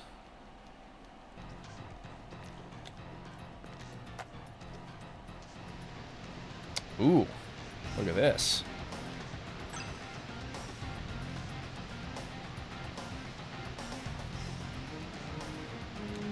This looks like fun. Oh, come on. Really? So what's going to make that blue one move, I wonder? Chest. Love to see it.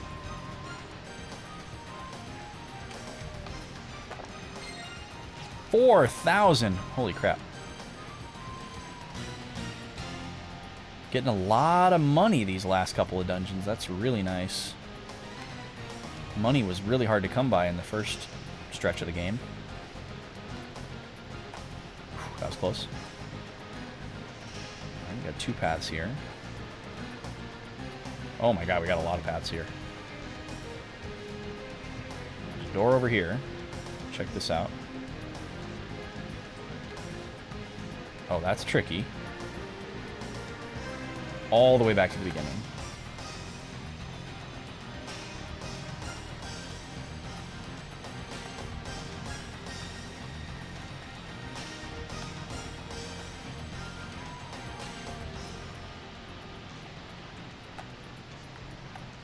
Maybe this isn't possible?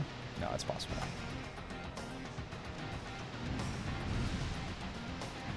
Oh, what do the blue ones mean?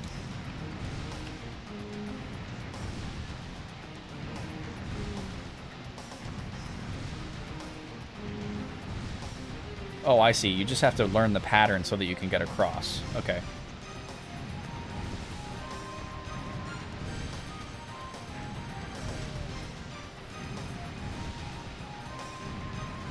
So silver, black, blue. This is pretty tricky. So you want to go when the black one comes up. What? Okay, I'm not sure what happened there.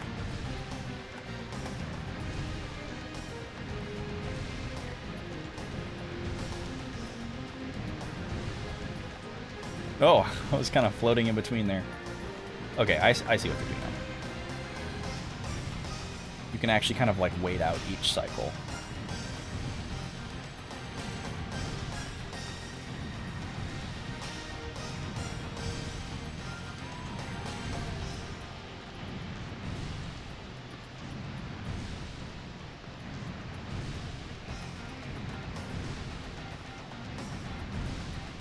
Oh, I'm screwed. Okay, so I gotta get over to that right side somehow.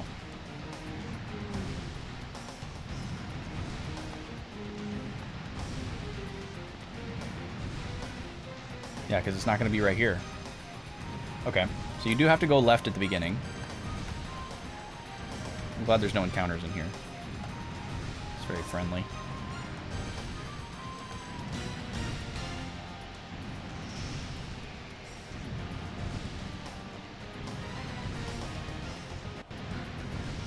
Okay, this is how we get across.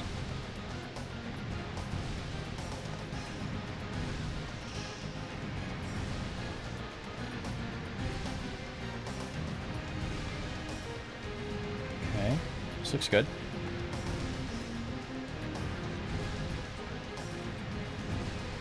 Yeah, got her. And this leads to a path and a way to go back. Well, if this is the required path, I want to go back because I want to explore all the paths.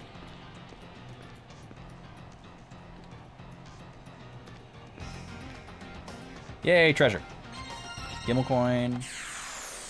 Oh. What? Oh, it's this guy. Okay, this guy did absurd amounts of damage the last time we fought him. So,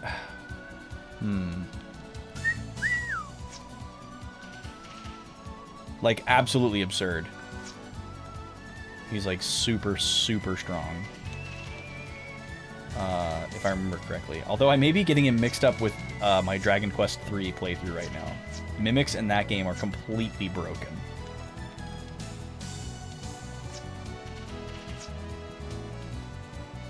Let's go fragile. And let's see what happens here. The mimics in Dragon Quest III are stupid. I hate them. Okay, he missed. Oh yeah, these guys aren't called mimics, they're called gimmicks. Love it. Okay, that was a great crit. That was a great regular attack. This guy can't have much more than 1,000 health.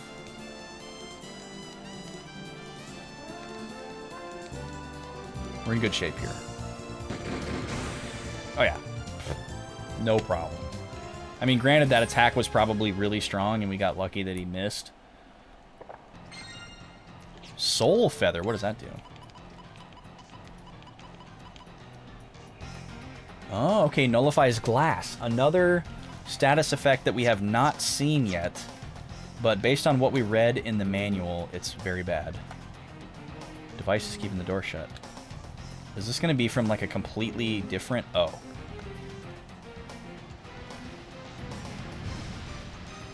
Oh, this one's faster.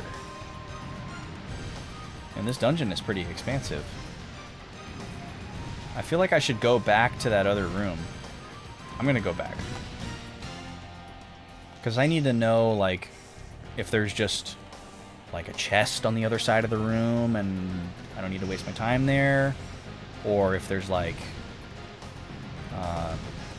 you know, other paths that are just as expansive as this one. We'll have to do this room again, which is slow, but at least we know the route. Okay.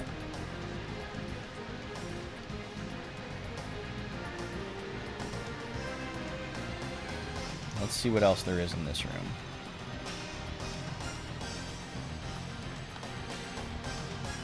Oh, okay, we got a switch and a chest. Probably have to hit that.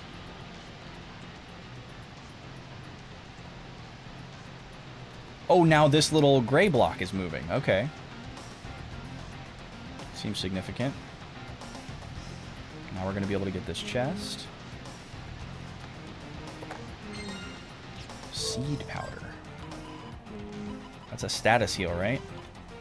Yeah, it gets rid of glass. Okay, so we're being given a lot of stuff related to this status effect, so that might mean that it's coming.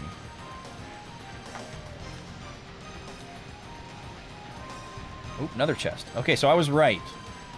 That path seemed way too expansive to not be the primary path. So I'm glad we came back here. Because this is very clearly leading us to just get some switches and some items and that path where we were before is going to be the main path. So that must get the blue blocks going. And now we can get over to where that door is much easier, I bet. Cool. I'm glad I came back when we did.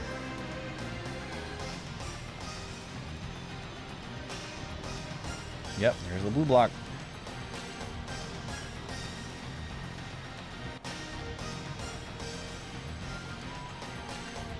We were probably even supposed to do that first. They probably don't want you to cross those blocks diagonally, but they couldn't really feasibly stop you from doing it.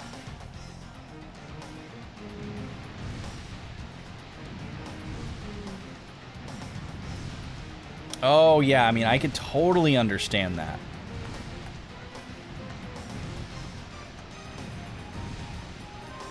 I could totally understand that.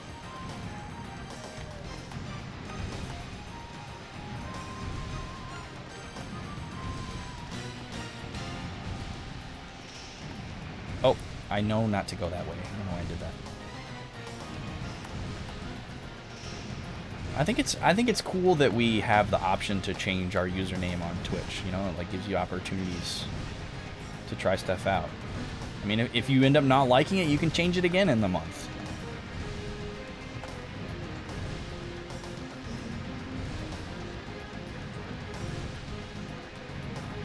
Oops.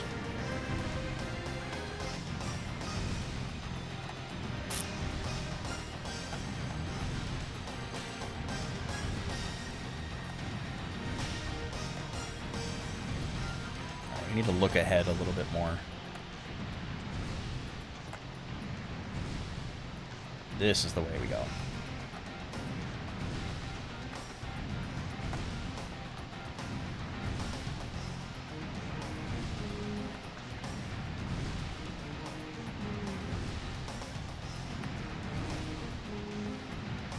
There we go.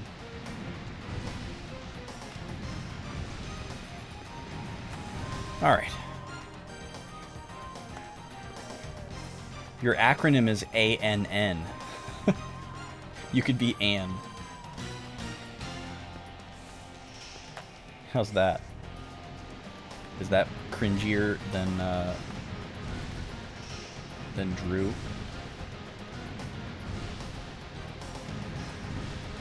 Okay, let's take a look at this for a second. So you always want to move to the next color. So if you're standing on a silver one, you want to move to a black one, and then you want to move to a blue one, and you want to repeat the cycle. Alright, we'll just try it. There's no major penalty, so...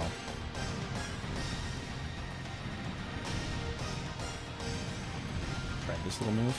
Nope, that didn't work.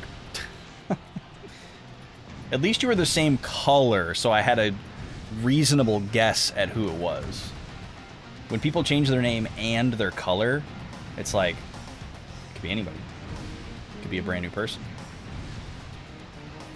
Okay, that clearly doesn't work, so we're going to go a different way.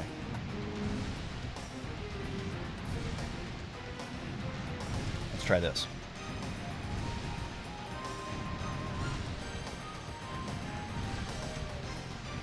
Just to do this in a more reactionary way. Okay, we can't go diagonally. Diagonals are not working.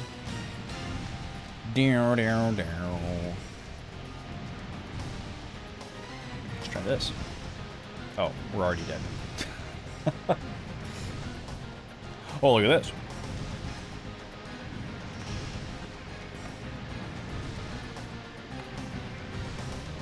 Okay.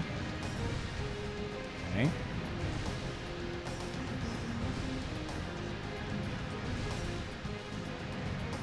Just gonna treat it in like a really obvious puzzle way.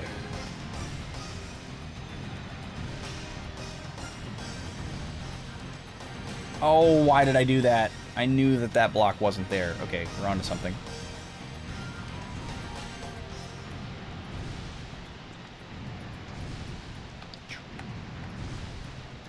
Okay, here, here, here. Boomski. Boomski. Boomski. Chomsky.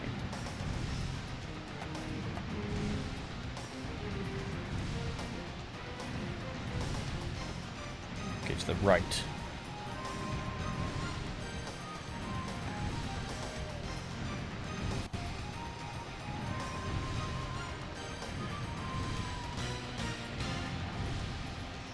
Uh-oh. Okay, we're good.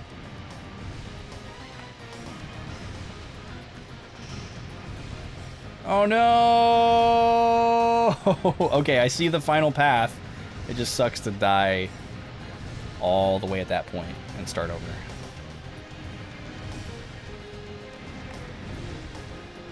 That was close. Forgot the route for a second. We go one at a time here for a second.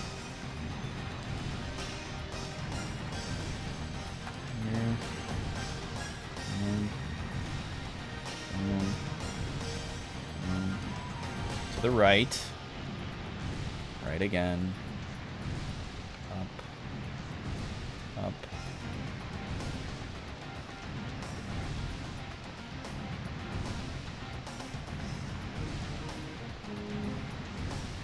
Okay, we gotta go up.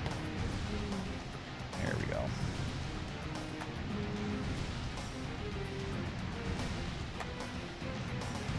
I like how they make it as like long in the tooth as possible. Oh, what does this do? Oh, didn't even see that door. What's up here? Oh, how do we hit that? We got a lot of paths going on here.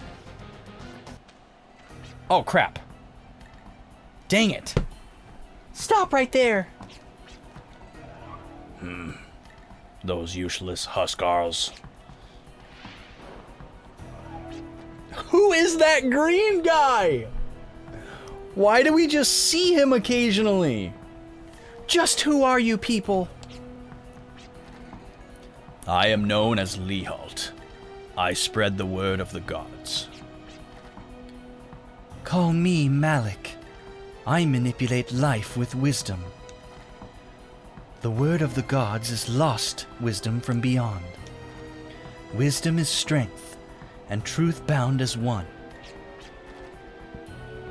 My name is Melody.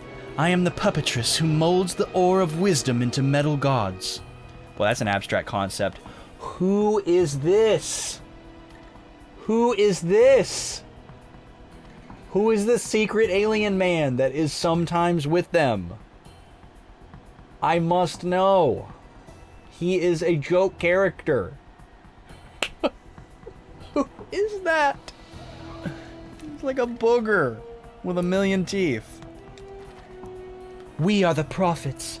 We alone transmit the word of the gods. Why are you doing this? What is it you want? Evolution. Our duty is to make life evolve. Filgaia has passed through 5 steps of evolution and development. I like the implication that we're asking her about. Oh, could you elaborate on those 5 steps? That stuck out to me when you said 5 steps. Is that the guy who killed Yamcha in Dragon Ball? Wait, who killed Yamcha? Who killed Yamcha? He kind of looks like a rejected form of Cell. 5 steps? The Cybermen. Wow, I forgot about them. Oh yeah, didn't they like latch on and blow up, kind of like Chaozu could do? The first step was the creation of air and ocean on this planet. The formation of amino acids came next. The third step brought self-reproducing macromolecule compounds. That was the origin of life. The fourth step heralded the arrival of single-celled organisms. Soon those gave rise to multicellular organisms, followed by mankind. And this is the final step. We do not expect much in further stages from the planet of Filgaia. Grapewire, thank you. Hydrate up, y'all. But when we consider the entire planet as a life force, we find a higher existence, one that awaits the next evolution. This planet and all its life forms reach beyond their existence to evolve as the outside see fit. And that outside influence is the word of the gods, the wisdom of the prophets. The growing entropy draws this planet toward a dead end, steadily along a path of decay. So here you can really exaggeratedly see the like brushstroke effect across this guy. Ooh, I still got some seltzer left. Hello.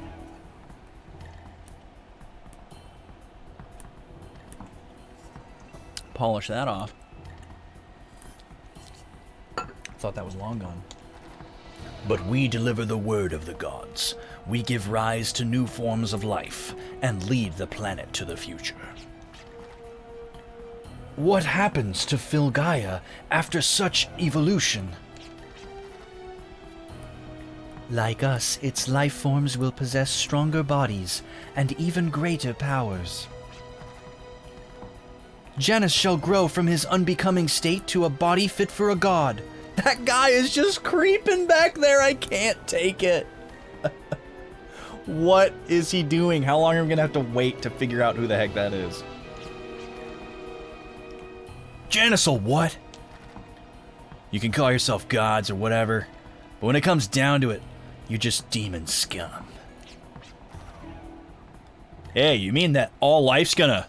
No, this whole planet's gonna turn into a demon? Of course. Within the archives of Hades lie teachings beyond your feeble imaginations. So, the data archives from the Age of Legends still exists? Oh, does it ever. To weave this planet a tomorrow, we draw upon the technology of the superior race, the demons. Knowledge is power. Wisdom is truth. We will perfect this world's form with the truths described in Hades. So that's why you're... Is that why you're trying to turn everyone into demons? Never! Pigs will fly before we let you do that. Wow, she said that. Even if Filgaia maintains its current course of inevitable decay?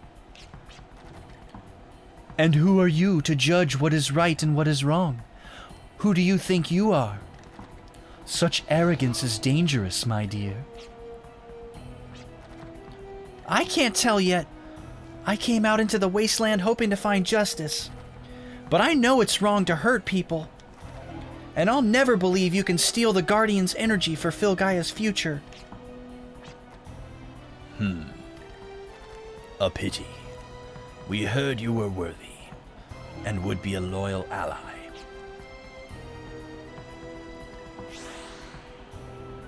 No! Seize them. We want them alive. I hate this wishy-washy stuff. Just let me finish them. It would be so nice. Not yet. The powers within you are too great to use here. You are more than just a watchdog, understood? No, I want to go explore those other rooms. There's treasure. You heard the man. Can't cuss loose yet. So you're not trying to croak right away? Oh, so try not to croak right away. We're fighting Janus for like the 90th time. Not much of a watchdog. You hit more like a lapdog. Oh, got him. Hello? I'm toying with you, kid. He was right. I'm no mere watchdog. Once I merge with my powers, you'll see the sky covered in black. In about, 3 turns. So spare me the cute remarks until then, alright? So he's gonna do something nasty in 3 turns. Should I even bother analyzing him? Probably.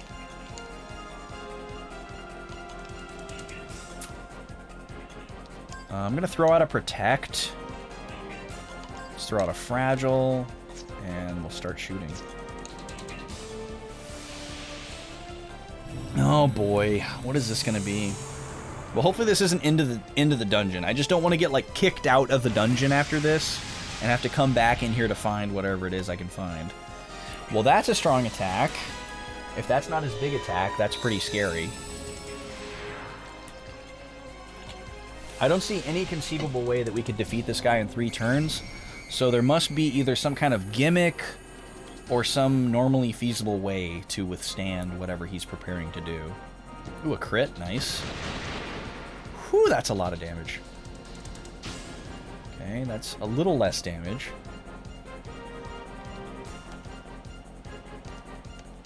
Now we're just going to start unloading.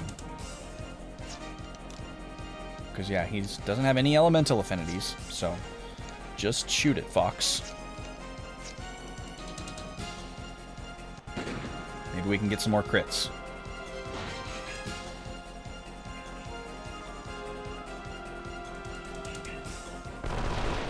Virginia is ready for a team heal if we need. So he can attack twice per turn. That's troublesome. 3 times per turn. My goodness. Is that what he was referring to? Is that he's going to start... Oh, he's countering! He's countering, you guys. Okay.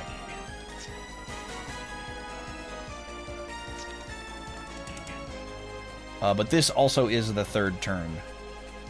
So he may have something locked and loaded here. Let's do a single heal on Virginia. And let's hit him with some magic to see if he...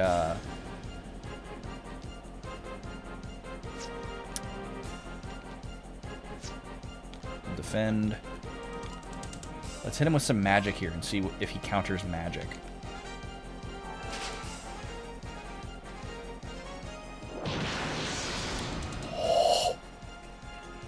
Oh, it's one of those. Okay, he takes everybody down to 1 HP every 3 turns.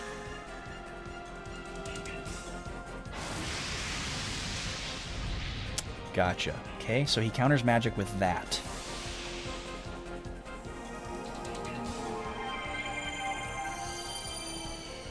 Okay, so here's what we're gonna do. Guess I've tied him down long enough. I've changed my mind. Don't give up so soon, kids. Don't fall dead till this sight is burned deep in your eyes. Okay, Jet didn't miss out on any experience, so I don't feel bad about that. That was a scripted fight, I think. Unimaginable power. The power to change Filgaia. The wisdom the demons left behind. They're using that power to get even with the Guardians. No, with all Filgaia. Darn it, we've got to do something. I don't know who's talking right now. I believe we need to regroup. I hear there's a mining town up ahead. Hopefully there are foothills close by. Okay, so unfortunately this was the end of the dungeon, just like I didn't want. Give me a break. Maybe I can enter through the rear and be close to that area? That would be great. Let's see. You would assume so. It wouldn't make sense for it to... This looks like the entrance to the dungeon. Okay, good. Okay. So whatever we missed, we're pretty close by it. Let's see what we can find in here. Oh, this is just a backtrack. Interesting. So how on earth would we get to this switch? Maybe there's a tool that we get later on that can open this?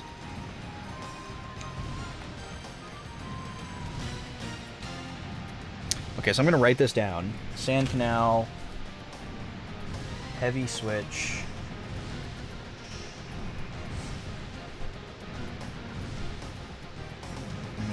exit. All right, I'm going to get to this next town, and then I think that's going to be a perfect stopping point. We're coming right up on 11 o'clock, which is where I would normally stop on Friday. Except for Fridays where we hit the bit goal, and then we go an extra hour.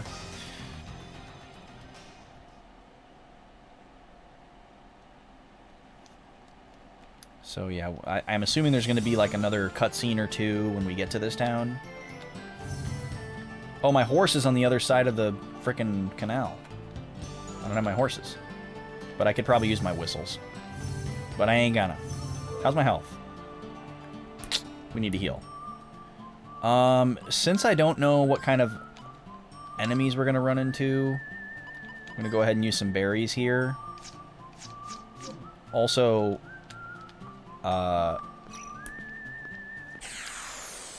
presumably we're gonna get to a town where I can replenish my item stock. Little cockroaches. Look at these guys. All right, let's analyze one. A trilobite. So yeah, it's like an ancient cockroach. And we'll just start shooting them. Nice crit. Oh, they're nasty. All right, they don't have a lot of health.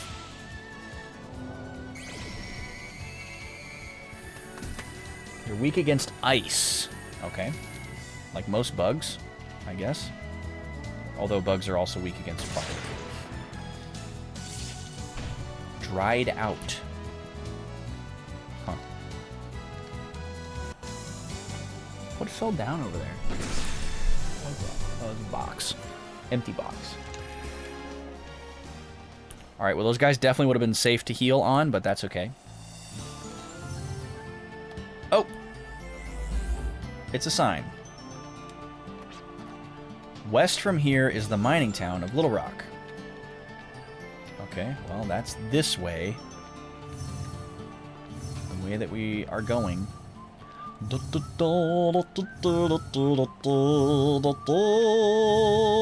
wonder if it's over here in this little corner.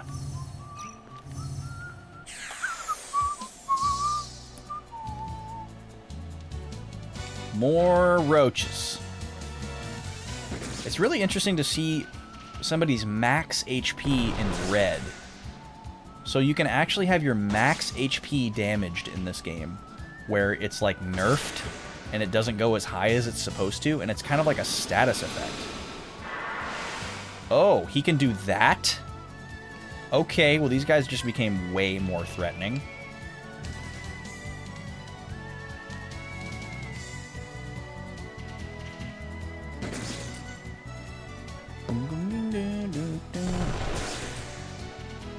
Wow. There's an item you can use to restore that status, but we've only received one throughout the entire game so far. That's what this nectar presumably is. Restores maximum HP, which, even having played lots of other RPGs, that's a weird sentence. Restores maximum HP. It makes you think that it's like a typo or a mistranslation or something. 42 Gimel coins. Oops, used that on the wrong character. Alright, is the town over here? Yeah. Alright, this must be Little Rock. Beautiful. Alright, we'll probably get a cutscene here, but eventually we'll be able to restock our items. Oh, no cutscene right away. Cool. We get to explore a little bit. Look at this little shack! Perhaps this was some kind of guard hut. The boards have faded with time and now only rattle in the wind. Well, this town's just full of history, ain't it? We're like 10 feet into the town, and he's got this opinion about it. This town got started when they found a gem the size of a kid's fist. That's where we got our name. After that, we were known as a prosperous mining town, but that was a long time ago. Thanks, good one. Can we just walk in here? Oh, cool. We can just walk right into the mine. Barrels of wine stored among the mining equipment. It seems this is the saloon's wine cellar. Wines in Baskar are kind of primitive. I'll have to do a little wine tasting at the saloon. That's right, this guy's drinking age. Looking for hidden treasures. Dragon fossil. Got him. I knew it. So yeah, we confirmed a while back that treasures can be hidden inside of things that don't show up when you scan. Hey, little kid. Come here. We don't get many visitors here in these parts. We don't have much of anything, and there ain't a whole lot to do for fun. But I'll take care of you, so don't worry. That's a really weird thing for a kid to say to a giant man. A giant ripped man. Can you move so I can try to read that sign, please? Whatever. Oh, here's the shop guy. All right, let's restock here. I'm gonna get 15 of every status healing item. Just gonna go all out, unless I have, you know, that many already. A total. I'm gonna get to where I have a total of 15 minimum.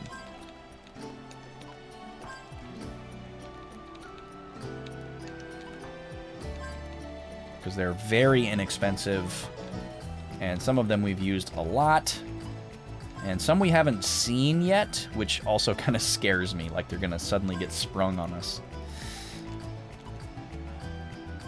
There we go.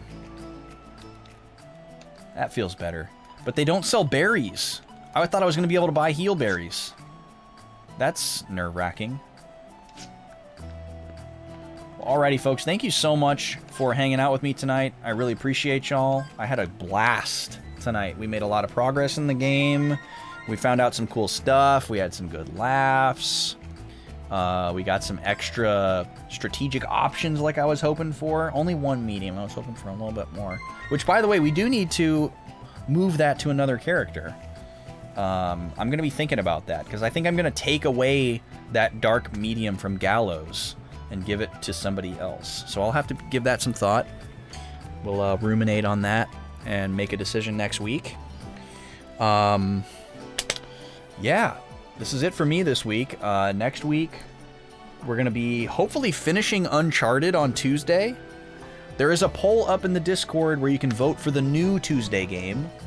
There are a bunch of cool options, so if you haven't voted there, I would love for you to cast your vote on what you'd like to see on the stream next. There's a wide variety of styles of games, ages of games, genre, platform, everything. Tuesday is the variety slot, and we are bringing the variety hard in this poll. So check that out if you're in the Discord, or if you feel like joining the Discord, we'd love to have you. Very high visibility, minimalistic Discord, not overwhelming, very welcoming. We're going to find somebody to raid. I'll be back on Wednesday with another music stream. I'll be doing some more gig practice, and if things go well, I usually open up requests towards the end of the stream. And then we'll be back with more of this on Friday of the following week. So that's pretty exciting. Also, it's about a month away, but I want to get y'all ready for this. Towards the end of August, when I'm going to be taking this trip to go record and play the gig, I'm going to be entering kind of a semi-long hiatus. Because when I get back from that trip, I'm not going to be able to resume my normal stream schedule right away, because I will be moving. So as soon as I get home from that trip, I'm going to be packing up the whole house, getting everything ready to move over to the new house, and then we're going to have to move in there, get everything all set up, and I have no idea how long that's going to take. So the schedule's going to be shaken up quite a bit for a while. So just, you know, I'm going to start preparing y'all for that. It's still about a month away. We've got some time, but it's coming. And, you know, there will be a little bit of a break there. And I don't know exactly how long it's going to be, so it just depends on how long it takes for me to get set up at the new place. It could be a while. So we're going to raid Snow. He is building tonight. He's doing some crafting. He's gotten really into Gundam model kits. And I think he's working on a new one, because I think he just finished his first one recently. This one actually, oh, this one's a Digimon build. He must be celebrating the new game release from today. But yeah, we're going to go over there and say hi to Snow. Please show him some love. Drop him a follow. He does a lot of different stuff, kind of like me, but different. He mostly plays games, but sometimes does different stuff, like this, where he's building a model kit. Sometimes he does chatting streams. Very cool guy. He's also got some really silly and hilarious alerts, much like we do over here. So if you like hanging out over here, you'll probably like hanging out with Snow. He's got some chill music going, and he's working on a model kit. So if you've never met him before, please introduce yourself if you feel so inclined. Thank you guys for hanging out tonight. I hope you have a good weekend if it's your weekend, and I hope to see you on Tuesday for the finale of Dated Humor, Uncharted, Slight Motion Sickness. See y'all later. Let's go say hi to Snow.